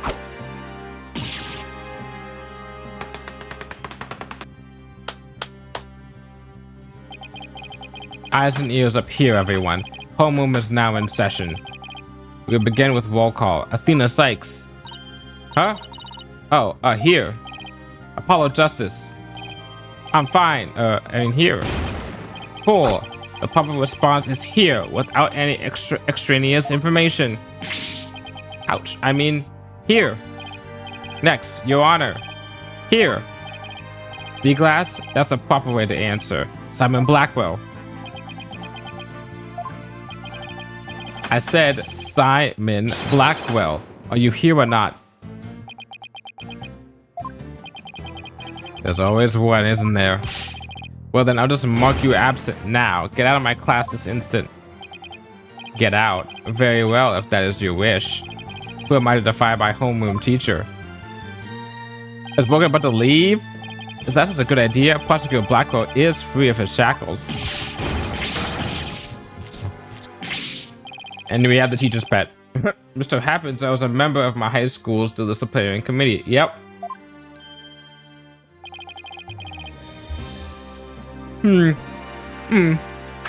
Was that really so shocking? Yeah, shocking. Constabulary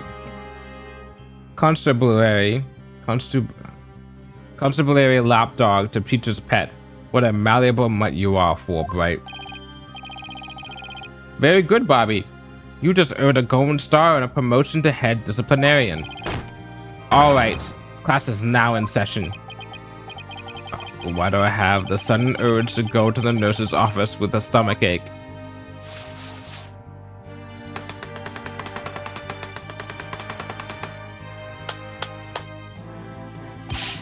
Pay attention, I am not the killer. Juniper is. This will be on the next test, so you had better be listening. Professor, you created the phony tape to pin the blame on Juniper. Plus, you were the one who could have moved the body during the mock trial.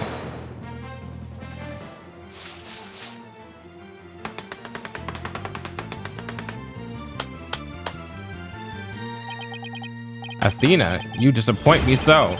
You think you could label me a murderer? Now pay attention, the murder occurred on the 23rd between 6 and 8 p.m. I was already at home by that time, so how could I have been involved in this crime? Between 6 and 8 p.m. you were home and not at the school. Let's look at this. 6:01, 6:03. Where at you at? You at the school? Easiest fucking lie. So it means, can you really prove that you had gone home by that time?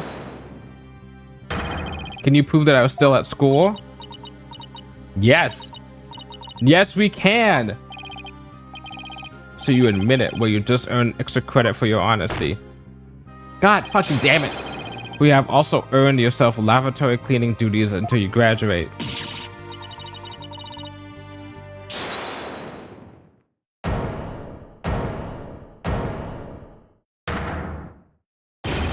No way, man. I totally object. Robin? I can't believe I fell for the professor's silver-tongued lies. Why you? How dare you talk about your teacher like that? I'm not listening to you anymore, man. No way, no how. Now, I have a confession to make. You know those two statues that were on stage? I didn't make them all by myself. The statues on stage. I was able to finish one of them, but the last bell rang before I had time for the other one. So I asked the Professor Means to make it for me. In other words, the professor was there on the stage before the last bell, after the last bell, right, and would have been way past 7 p.m. before he could have finished. Professor Means was still at school? This is incredibly important testimony. Professor told me I'll take care of it. I thought my parents would let me be an artist if I said I'd made both statues myself. I'm so sorry for not telling the truth. So sorry. Extra sorry. Quick, somebody get this juvenile delinquent out of my sight. Simon, you're head honcho among the delinquents. Do something. And who's in charge of the class pet around here? Not interested, but if you want a class in swordsmanship, I'm your man. Of course, only real blades will do. No swords at school. All weapons will be confiscated. Nurse! Nurse! Where's a school nurse when you need one? It would seem Psych Stoner seeks a showdown, Professor. In which case, you would do well to draw your staff quick as lightning. Very well. Excuse me. Then I will just have to prove my innocence myself. The real lessons begin in second period. Prepare to be served old school style. What is that? Oh, never mind. Your testimony, please. Hey, what's that to do with old school? I'll ask those questions. But the judge doesn't have to. Now pay attention. Robert took over half a day to complete one statue. I, however, finished most of the other statue between 7 and 8:30 p.m. The defendant, Juniper, saw the two statues with her own eyes at 8:30 p.m. Completing a statue so quickly meant I could not leave the statue for a stage for a single second. I could have possibly have had time to go to the art room and commit murder. You say the defendant saw the finished statues? Precisely. She said so herself at the detention center yesterday. Her defense team was there and I heard her say so too. Don't try and deny it now. That evening, I went back to my dressing room to get something I had forgotten there. It was well after the last bell rang. I'd say maybe around 8:30. That's when I noticed that both stage statues were all pretty. Oh, I got it. I thought about it back then, and I knew something was important. That's not the statue that she saw. She saw this statue in the back right, or maybe it's already broken. No, she saw this statue in the back right.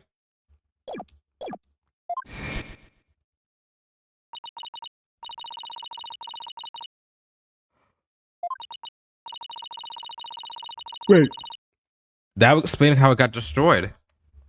He tossed it down, and it was where, let's see, whichever one wasn't finished yet was done. It got destroyed, and since it got destroyed, he destroyed the other statue to make it look like, disguise it to look like all those statues got destroyed at the same time. Right? So when the body was taken down with this. Okay, so Gavin was made. So Wright was not made. So he made the Phoenix Wright one, right? But he killed the person beforehand. So he killed Court. Put before, what she saw was not Wright, but what she saw was the white statue being covered up with a white sheet. She thought it was the Wright statue, as in the Phoenix, or say the Phoenix statue, right? But that's incorrect. And then, so he went off, killed the lady, Court, came back, finished it. And then he must have, when he tossed down the thing, did he break the statue then? Is that what probably happened?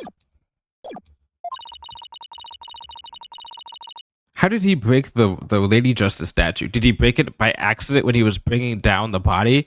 Because that statue was in the place of the Phoenix statue instead in that diagram of when the banner came down?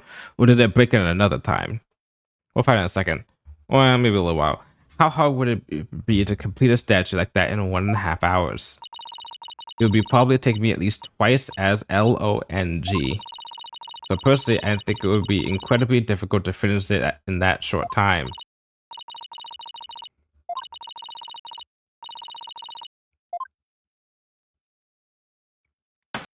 So first thing though, we have to prove that the statue that she saw was not that statue.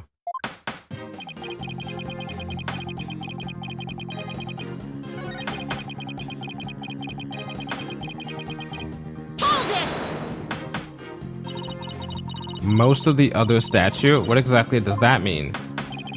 Robin created the basic outline of Mr. Wright's statue before the last bell rang. I, in turn, completed the rest of it. Wait. Do we have any proof that the Wright statue was actually even completed? Because I'm making this argument as that the Wright statue was complete, the Phoenix Wright statue was completed, but we didn't find that many pieces. And no one's confirmed to see it. And if my theory is correct, that that Juniper saw not the Phoenix statue, but the Lady Justice statue instead, maybe he just didn't completely even complete it. And that's why he broke it. Okay, and see, in academics as well as art, learning the basics is incredibly important. In short, you skipped the most important part of the statue making, didn't you? We didn't prove that he didn't make the Phoenix Wright statue. Why, you instant little... That's what we have to do.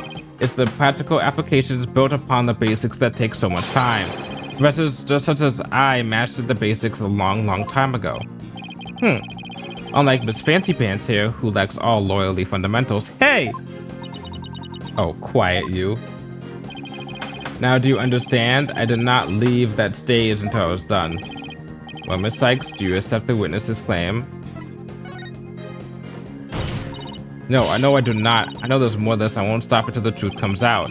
The more you struggle, the more you sink, like so much legal quicksand to speak. I use the words ultimate technique to complete the statue by 8:30 p.m. Defendant Juniper saw the two statues with her own eyes at 8:30 p.m. Maybe your client only thought she saw the statues? Silence. I pity for you, but we already have confirmed it with the accused. She's on record having seen both statues.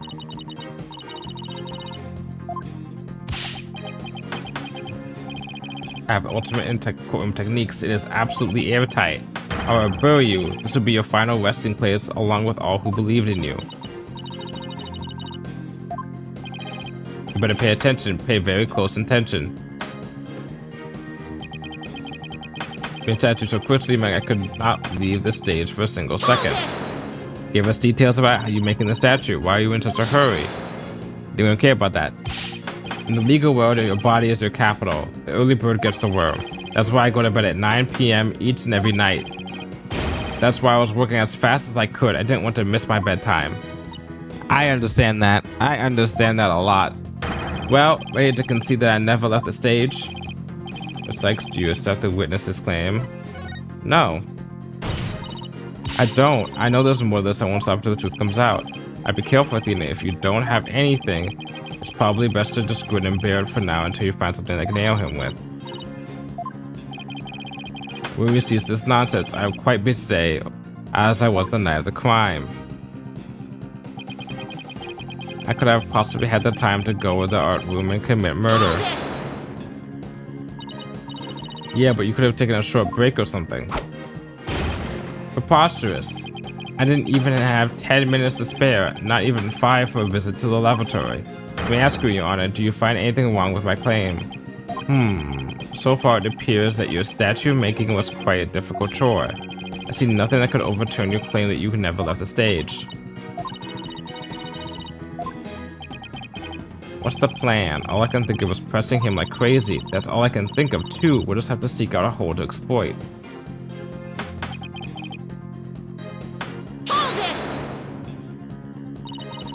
This Newman took over a half a day. Can you please be a little more precise than that? Aha. What a wonderful question. He was having quite a tough time, you see.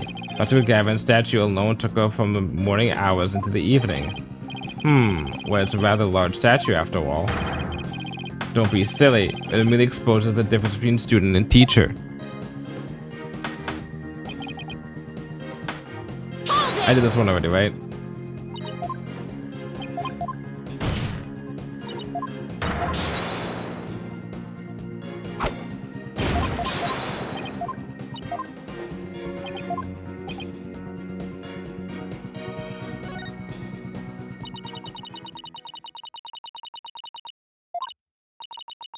I guess I can see.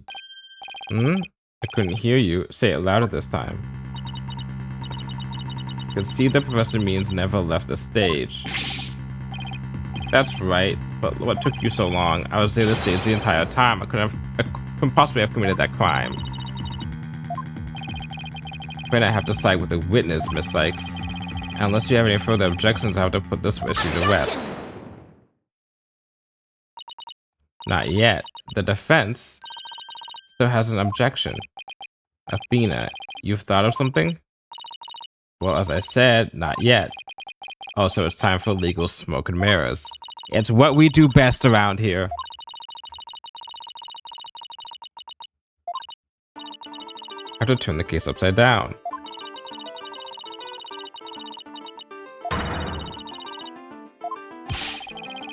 Seems our younger lady has a real bona fide idea. I'll use any means necessary, even casting stones. outfit or distractor. Who brought that bird to school? Psych Stoner, if I hear one word of your usual jibber jabber, I shall have your head.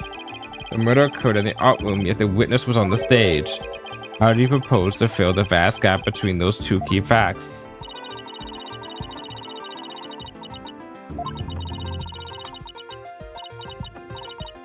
Wait, that's it.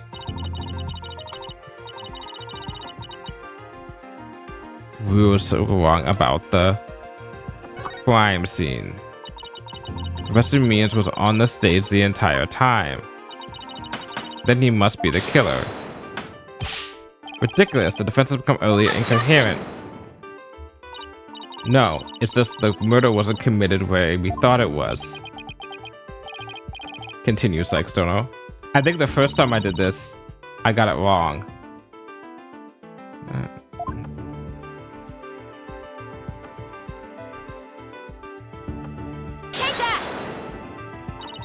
The greatest word of this case has been how the body was moved from the art room. But if the murder occurred onto the stage, that means the body was never moved at all.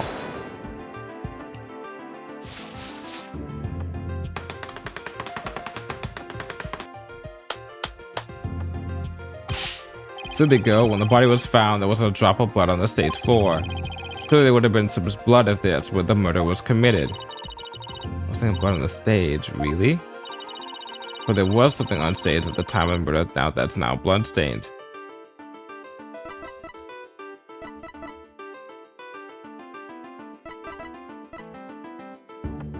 Take that!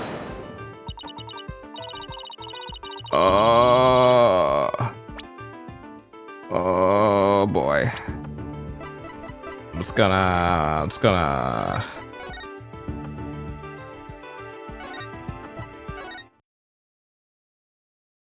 How far back does this go?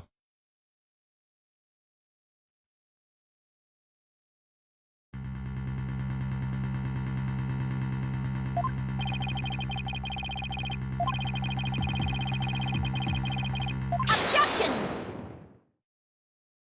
And I can't skip through all this, so because I'm doing a save file, so I had to go through all that again. But you know what? That's what I get for not having to get a guilty verdict.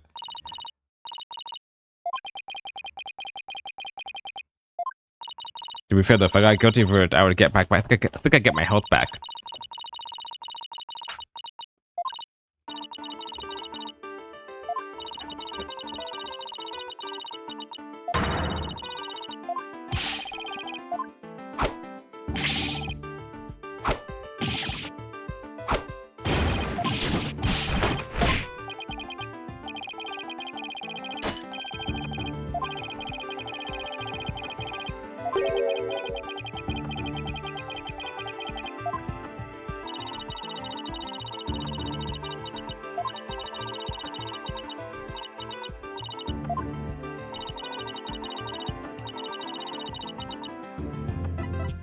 Okay.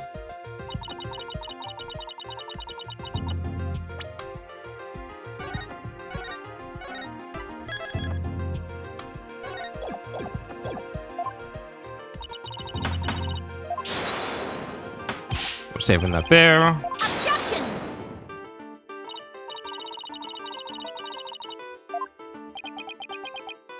Okay, continue. Take that! Okay, continue. We're cooking. We're cooking. We something caught on fire earlier. We gotta put out the fire. We had to start over cooking before. Now we're cooking again. We get it right this time.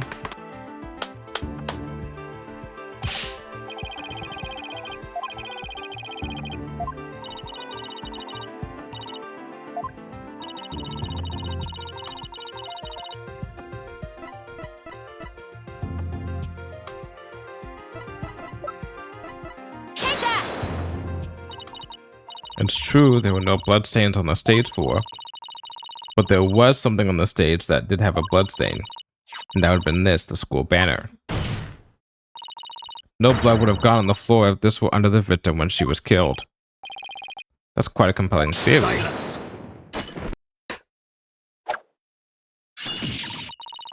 What is it now? That was a pathetic attempt. You must put every inch of your body into your attacks. The autopsy suggests the cause of death was loss of blood, yet only a trace amount was found upon the banner. Where did the rest go? Blood getting on there when the body was moved by a wire makes more sense than not. Very good, Simon. Tell me, what was your first choice in higher education? I'll write you the ultimate in recommendation letters. You're all but guaranteed to get in. Bribery right in front of us. Actually, the defense has something to explain that as well. You do?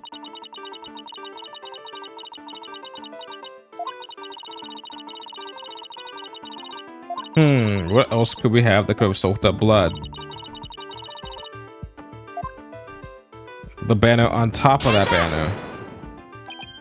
Why? It looks like there's another piece of fabric on top of the school banner.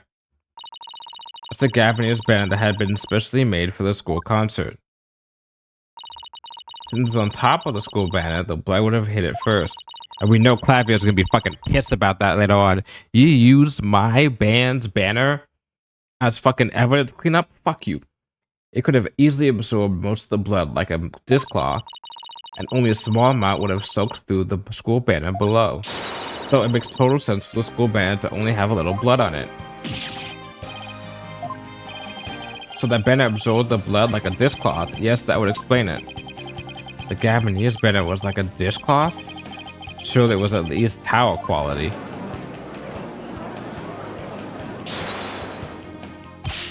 Simon, don't just stand there. Do something. Silence.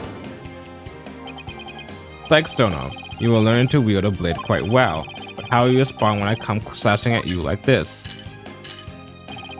The remnant of the large blood stain was sitting in the art room. But why would there be blood in there if the murder occurred at the state as you claim? The blood stain in the art room was faked. How? I'll tell you how. All I was needed was something that could transport the blood upstairs. And that something was a piece of evidence we've just finished discussing. It could be used just to bring the victim's blood up to the art room. Take that!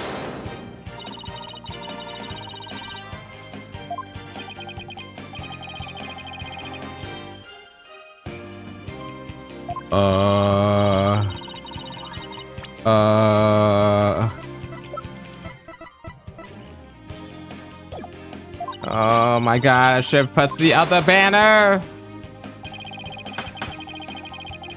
Nah, let's go through this. Da-da, we got good music now,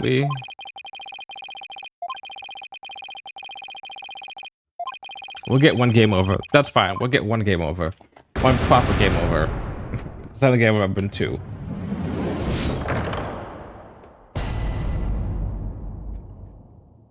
We'll try from this scene. Yippee! And music expected in 5, 4, 3, 2, 1. I was off by count.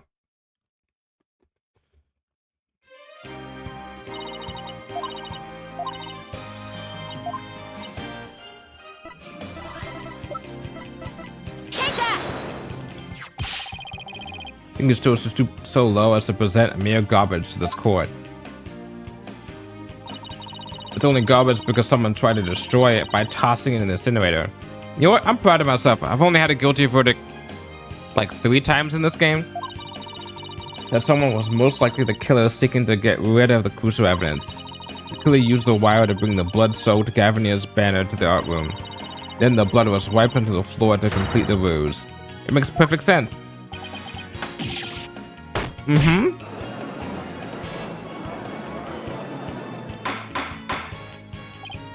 Order. This is quite a development. I think the body was never actually moved. Hold it right there. The body must have been moved.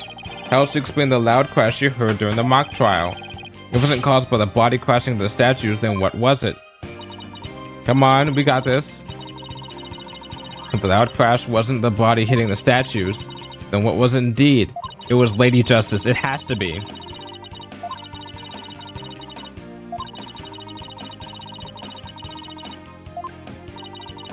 Object that was sent down the wire to crash the statue was... Take that! That statue? Yes, I believe it was the statue that broke the other two, not Professor Court's body. The unique statue you see on the right, that's the pure white Lady Justice from earlier. Professor Court accidentally broke it while she was polishing it the day before the mock trial, but she used her own unique artistic sense and technique to repair it as you see here. Nobody would have guessed that it was originally Lady Justice. Silence! Perhaps you were onto something. But why, pray tell, would anyone move that scrap head relic into such a tedious manner? Oh, so maybe I was wrong about that. Excellent question, Simon. Keep them coming. Or wrong about the thing about him finishing the other one. Oh wait, no, I do know. I am right. But the fact that you won't acknowledge it shows how twisted you are. Lady Justice was moved during the mock trial. During that time, Professor Means was fabricating an alibi with its pre-recorded speech. If we consider the facts, then Lady Justice was removed in order to...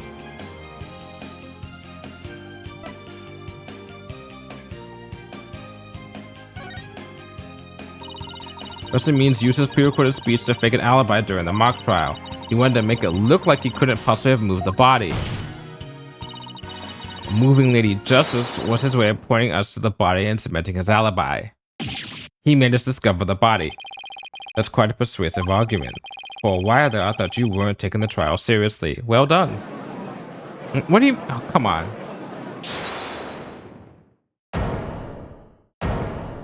Jeez, I wonder who's talking right now. You should never underestimate me, Athena Sykes.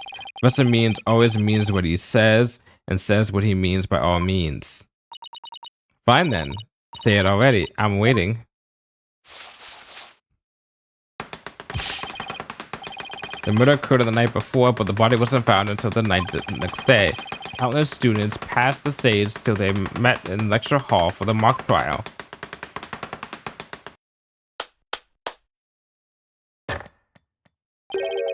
So answer me this, why didn't anyone see the body that entire time? That can be explained by, if the victim was murdered on the stage and left there, the body would inevitably have been discovered. And of course, there was nowhere to hide a body upon that stage.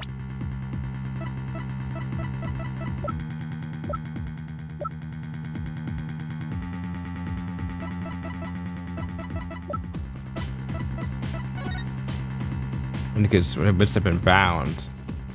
Why were her wrists bound? This is not good, Athena. Our claim is this close to being beaten to a pulp. I know. Consider yourself schooled. I couldn't have possibly killed anyone. Because none other than Juniper Woods. It always has been and always will be. Just wait a minute.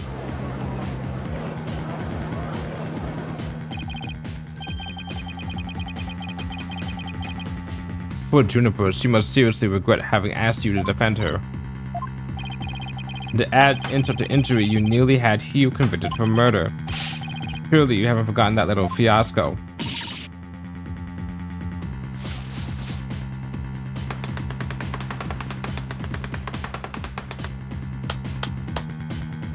Oh, fuck off. Not only did you fail to defend your client, you also raised false charges against her friend. You have no right to call yourself a lawyer.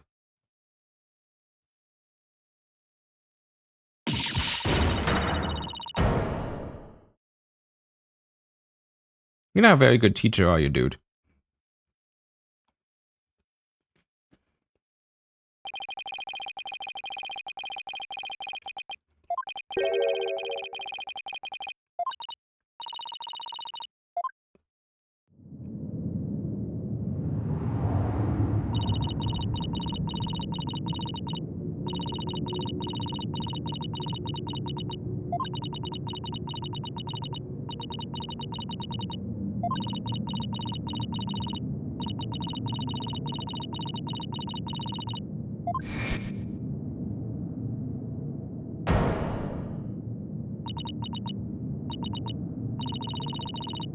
Oh shit, she's going to shock.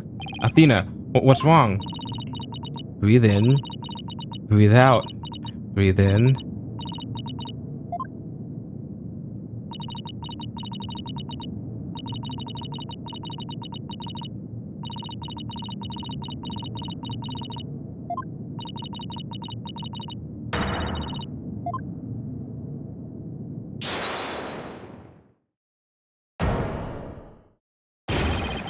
You leave Athena alone, man. She's the one who saved me. It was because of Athena that I could stop hiding and start living my life as a girl again. And she saved the friendship between Hugh, Juniper, and I. I think you're an awesome lawyer, Athena. One of the best. But I raised false charges against Hugh. And that's not all. I've done some seriously unforgivable things. Heh. What's the big deal? False charges are nothing to be scared of. I'm not even mad at you. I should really be thanking you. You used legitimate means to expose my wrongdoing to give me a chance to re-examine what's important. But what does that matter if I can't save Juniper? I mean, the whole reason I've come so far is... It's not over yet, Athena.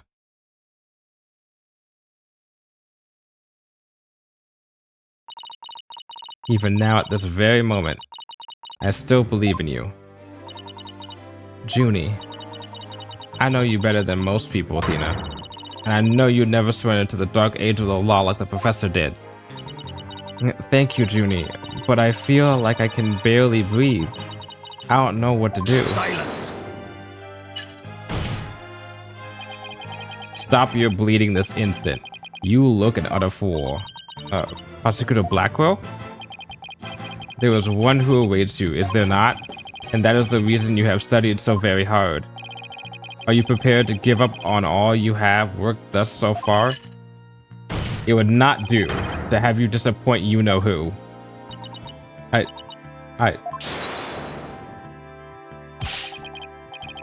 You're wasting your time. You have nothing on me. No evidence or anything else to establish my guilt. You are helpless before the might of lawyers for whom the ends justify the means. Don't worry, Athena. You're doing fine. The truth will always win against people like him.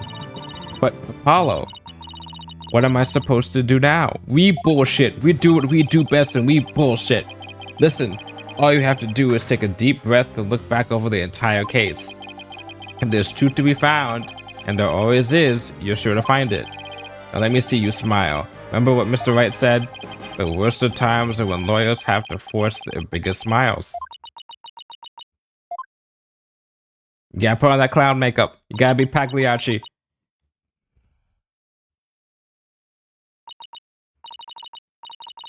Thanks, everyone.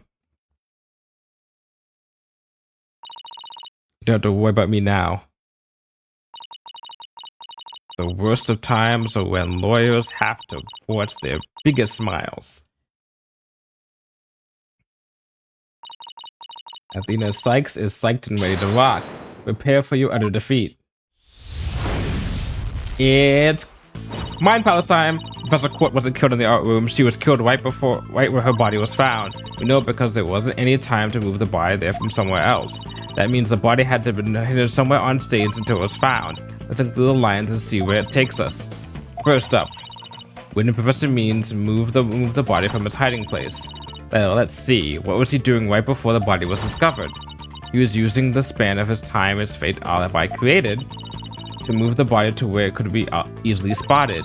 Therefore, the only time Professor Means could have moved the body from its hiding place is... Oh, nope. Okay, but yet Heidi testified that he's seen the body before the mock trial, returning his line to protect Junie. As the body coincide with the time was from the alibi. Could have moved the body. The hiding place is... I'd be during the mock trial. Because not after, because we saw it before then. It was during the mock trial, specifically.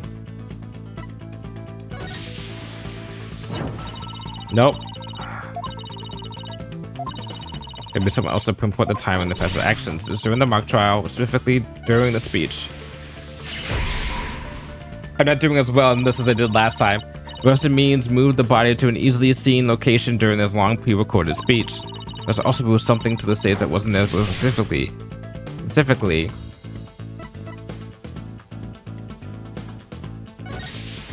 The white statue. At the end of the mock trial, Professor Means wrapped the White Lady Justice in the school banner and sent zipping down the stage with a crash, killing 2 birds with 1 stone. It drew attention to the body and made it look like the murder occurred in the art room. Was there anything anywhere to hide the body on the stage? Doesn't me seem likely. No, there had to be someplace. Wait a second. How about something that should have been finished but was only mostly done? Something that was used to cover the body up. But didn't draw attention because it looked like it belonged there on stage. That way no one would expect that it was the body hidden inside. Was on the stage and capable of receiving the body. The Wright statue. Gotcha. Fuck yes. The body was hidden by Wright statue. There we fucking go. I fucking knew it. I knew it had to do with that.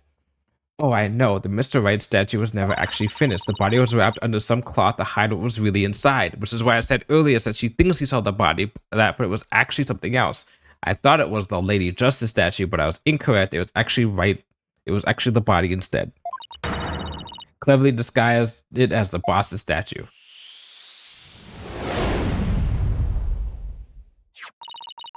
The Nurse Newman gave up on the Wright statue, but Professor Means finished it a single night. Yes, what impressive feat that was. No, his so-called work of art deserves none of our praise. That's because it was only a facade to hide its real work. The murder of Professor Court. Come again? I'm afraid I don't follow. He hid the body by making it look like the statue of Mr. Wright. With the body wrapped under a piece of cloth, it looked just like a statue. What? I second that. What? Now this is getting interesting. No, this is getting preposterous. How would such a thing even be possible? We'll never know until we try. Uh-oh. I think I know where this is going. Okay, Apollo, time to turn me into a reasonable likeness of Mr. Wright. I'm going to pose like the statue, like so. I want you to wrap me up in a cloth so I look like a statue. I hate to ask the obvious, but where am I supposed to get this magical cloth?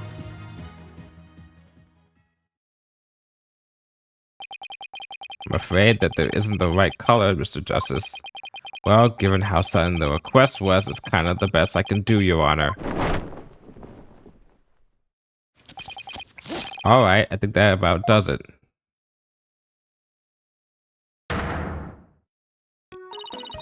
Well, what do you think, everyone? Do I look like the statue of Mr. Wright or what?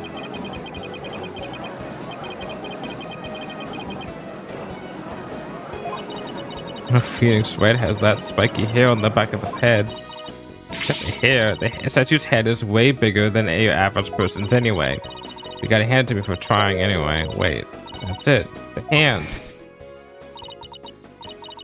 Her arms are raised over her head and there are dark bruises around her wrists. Yeah, the person was probably tied up with something.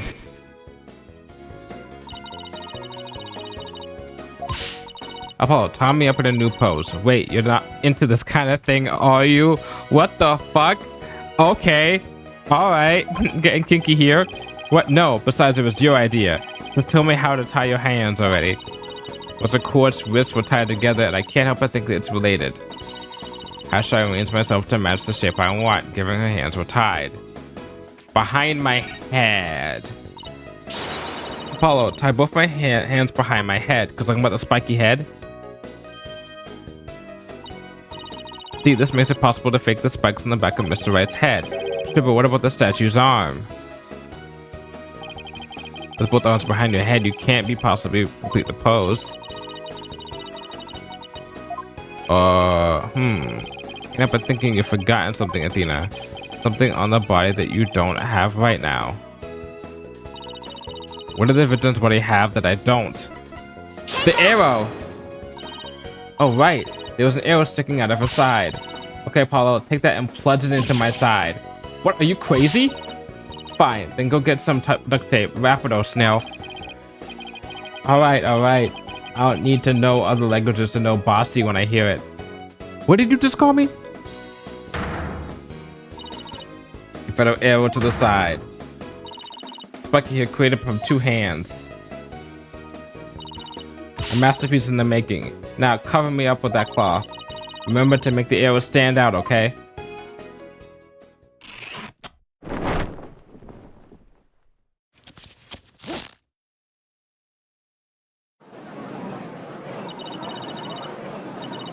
I'm too sure. Shh, remember your inner voice, dear. Nobody's buying it. The air was nowhere near long enough. What? So don't give up, eh? I must commend you, if only for your spirit and determination. Of course, since she's not giving up. After all she's put me through, she owes me an explanation, and one that makes sense. Now, disappoint me again, and the penalty will be doubly painful. Yes. Yeesh. Guess I would get it right this time. Think, Athena. Think. Professor Quirk wasn't murdered when she stopped by the stage to see Professor Means. It wasn't premeditated. He must have used something close that into his little ruse. Apollo, show me those stage setup photos again. Like that? Right now? Okay, hold on. Please, please, please. Please be in this photo. It has to be. Oh, look, a step ladder. I'm assuming it's this. Got it. I know what he used for the arm on the statue of his Mr. Wright. It's absurd. There's no such thing in this photo. Don't play dumb with me, Professor. It's the staff you have right there. Staff? This is the spear of a great legal warrior. Whatever. Just hurry up and lend it to me. Wow, he actually gave it up? Okay. The length is perfect. Mr. Wright couldn't possibly object to such an awesome arm. Okay, go for it, Apollo. Sure, I'll give your arm a hand. Cloth and binding coming right up.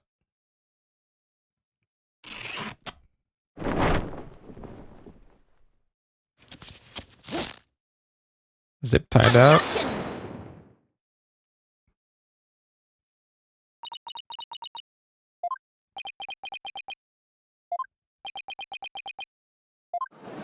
Trial and error. It's Phoenix Wright. Look, it's that famous lawyer. That's definitely him. I'd know that pose anywhere. Phoenix Wright's probably is in the fucking stands being like, oh my god, I need a new job. We did it, didn't we? Well, am I not the spitting image of the legendary Phoenix Wright? Ace Attorney, Dual Destinies? The man who will always bring us out of the dark ages and ran into an era of brilliant golden light. Golden light? All I see before me is the pink specter of a man. That's just because Mr. Wright likes his statue. He's positively tickled pink. Get it, Apollo? He's tickled pink. Blah, that joke deserves a pink slip.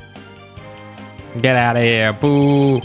It seems the gallery is quite impressed with the defense's sharp thinking. And the witness? No, the resemblance is nothing more than a coincidence. Not so fast there, Buster. Unfortunately for you, I can prove my theory to be more than mere coincidence.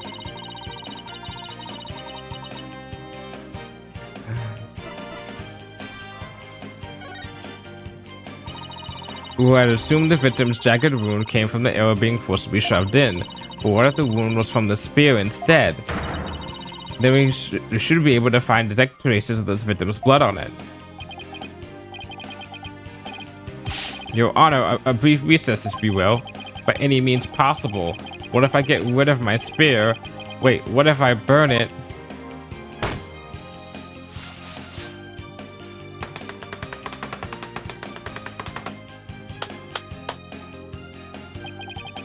If I do that, I'll be found innocent. Yes, I'm innocent, I tell you. Well, you are not even trying to hide it now. Surely you don't expect us to take lectures from you now. Now, I ask you in the gallery. Help me decide the professor's fate. Get out of here, teacher. You're a bad teacher.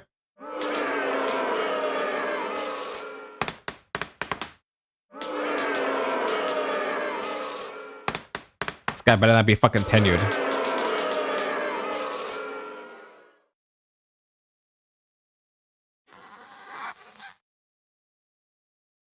Oh, he's gonna write guilty, isn't he? You can't even write it, can you? Come on now. Yeah.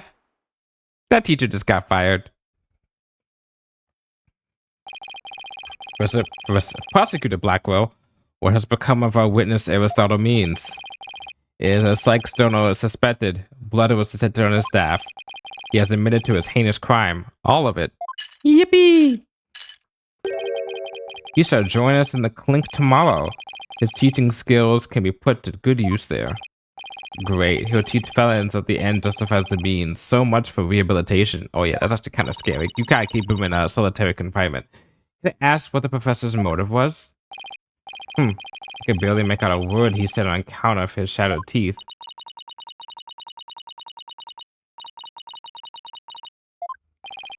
I eventually had him put pen to paper. Turns out Professor Means was the one taking bribes. Wow, what a surprise! The victim had suspected him after a report from the class snitch. That led her to question him at length the day of the killing, right there on that stage. The result? The heinous crime that was brought before this court. The four, like Newman, had come to know the script's contents via the victim's note.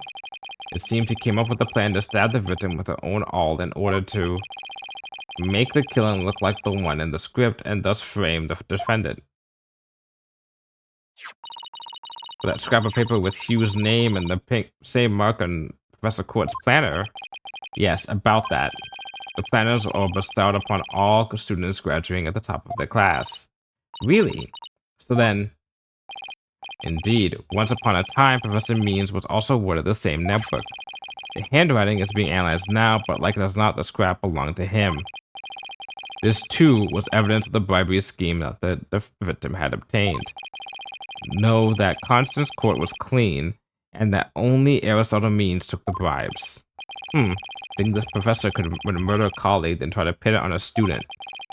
I mean, yeah, we've seen stuff like this before. Edgeworth did the same thing. Well, Edgeworth, Von Karma did something similar to fucking Edgeworth. If this is the dark age of the law, then we can only hope for that a brighter future awaits. And if the first step is to hand down my verdict for a promising young lady, the court finds the defendant Juniper Woods. Say it. Say it. Not guilty. Yippee! We did it! Yay! Let's go!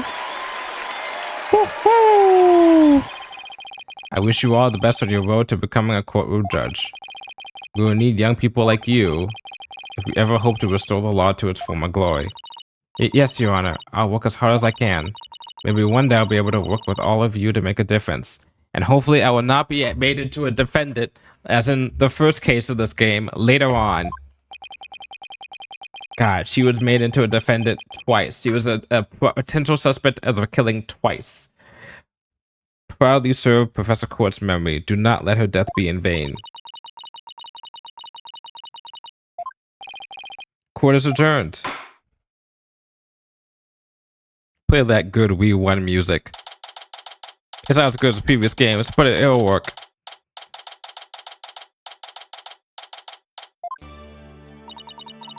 Thank you, Thena. I really mean it. It was nothing, really. I took the biggest tangled mess of a case and wrap it just like that. I don't know. You look pretty wound up there at the end, literally and figuratively. You look pretty hungry for a knuckle sandwich, Buster. I wanted to thank you too, Apollo. Don't mention it. The way you were always there for Thena when she was in a bind. And at the detention center, where your smile gave me hope when there was none. It was like the warm rays of the sun shining down a peaceful woodlands. Huh. Oh wow, that's how it started. I think you're an absolutely amazing person. Thanks, Juniper. That means a lot to me. I still have lots of works to do. I can't wait until we see you on the judge's bench. I promise I'll get there someday. That's why until that day, I'll... Guys, I have some big news. I mean, this is huge. Oh, am I interrupting something? No, it's okay. I think... So what's the big news? The school festival. It was supposed to have been canceled after what happened, but... We just got a call. A member of Professor Constance Court who worked so hard to make it happen. The festival is being extended one extra day until tomorrow. Really? All right.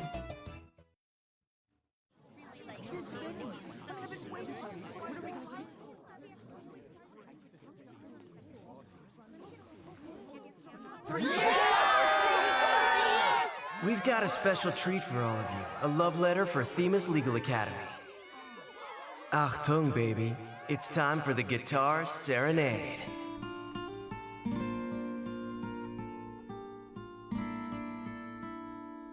Yeah, I think she might be kind of smitten. Just a smidgen. Just a smidgen smitten.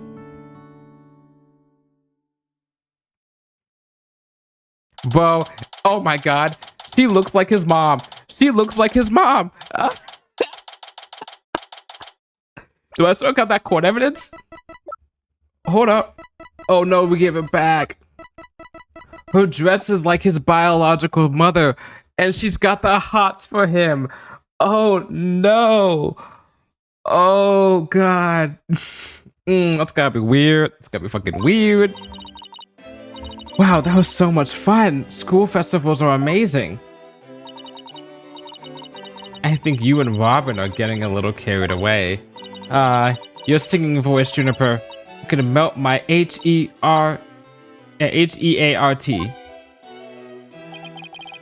Mr. Wright, thank you for that training seminar. Just remember, the objection pose is all about attitude. Oh, and congrats on your mock trial win, although Robin had you for a while there. I did, didn't I? But I'm just glad we're back to how we used to be, thanks to Athena. And you know what? I think I'll stick with becoming a prosecutor after all. I'm gonna make up for my mock trial loss by winning the real deals in court.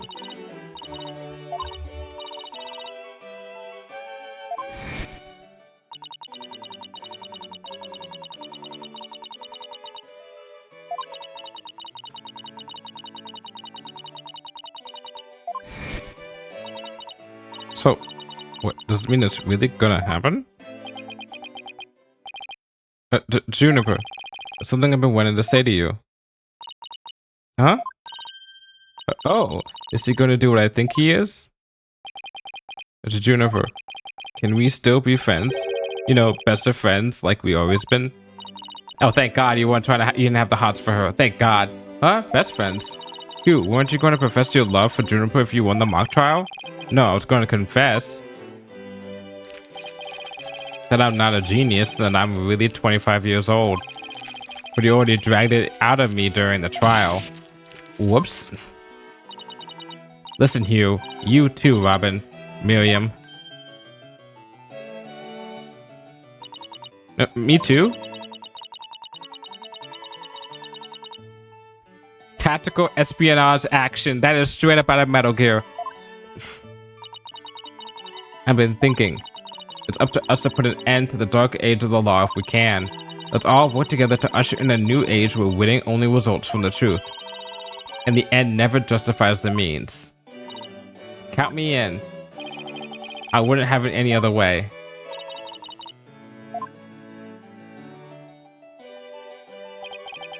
Best friends forever, huh? No matter what anyone says, nothing beats true friendship. You bet. And what about your BFF, Apollo? Aren't you a bit old to be using that word? But yeah, he's the best friend a guy could have. Which reminds me, we're supposed to meet up and gossip about the new girl in the office. Hey, no talking about me behind my back. So what kind of guy is he anyway? Well, if I had to describe him in one word. And so, after some slight arm twisting, Apollo promised to bring me to his friend. Bring me to meet his friend. Unfortunately, that promise was never meant to be fulfilled. But not long after, their friendship was mercilessly severed by fate. And the bonds between us began to fray and unravel as well. And then we cut back to current time. Sorry, but I'll be taking a leave of absence. Even now, those words continue to ring in my ears. The discord in our ever cheerful Apollo's voice made him sound so cold and distant. Why, Apollo? Why, Apollo? Why? Why would you leave us all behind?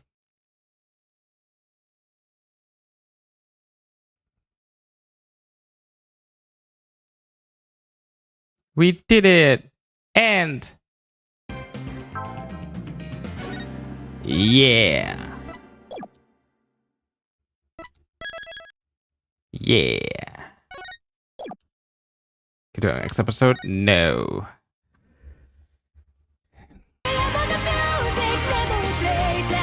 Oh.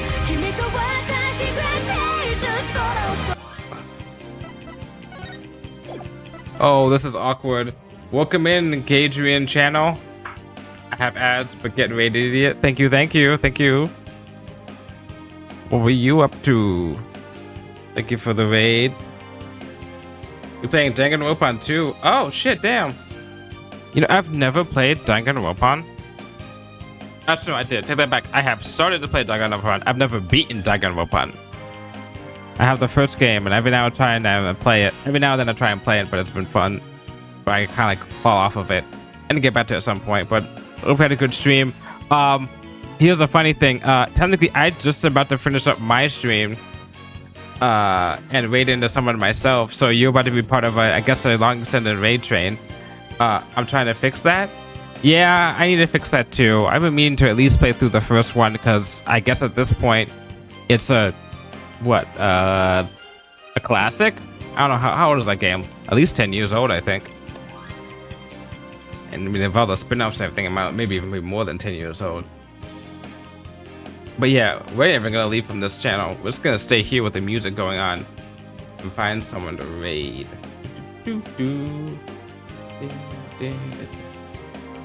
You know what? Chicken butt, let's go and say hi to I might as well. Yeah, I was gonna say that's a safe option, but it's also a good option because most people here are doing know this person anyway. Well, hope she went well. Actually went really well. It did go well, but I will start this way. But in the meantime, anyway, if you need to get food, drink, or rest, please go ahead and do so. You know, we all know streamers. We bust our butts to stream and have fun, but still, it could be a fun time. We're just gonna pop into here though.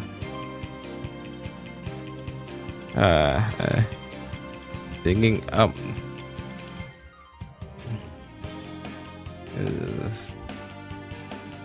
Oh, I got one.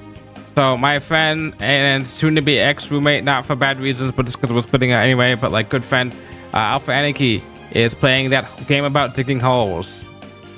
So we are gonna say, we're gonna give him a high Stanley Yelnats thing, because you know the show Holes, no, movie Holes, from like when we were like what was I when that game came out, when that movie came out a long time ago. But we're gonna say hi to him. Once again though, thank you for coming. Thank you for the raid. Hope you have a good night or day, depending on where you are. Mostly probably night though, statistically. And I will not be streaming tomorrow. I may be on Alpha stream if he's doing Monster Hunter Wilds. I may play with him then, but I won't be streaming it myself because it may melt my computer. And the following day, man, I do play a lot of Capcom games. And then the following day, I'll be playing Dragon Slayer for the first time and getting frustrated because that game is probably gonna fuck me up. Anyway, thank you all for coming and bye.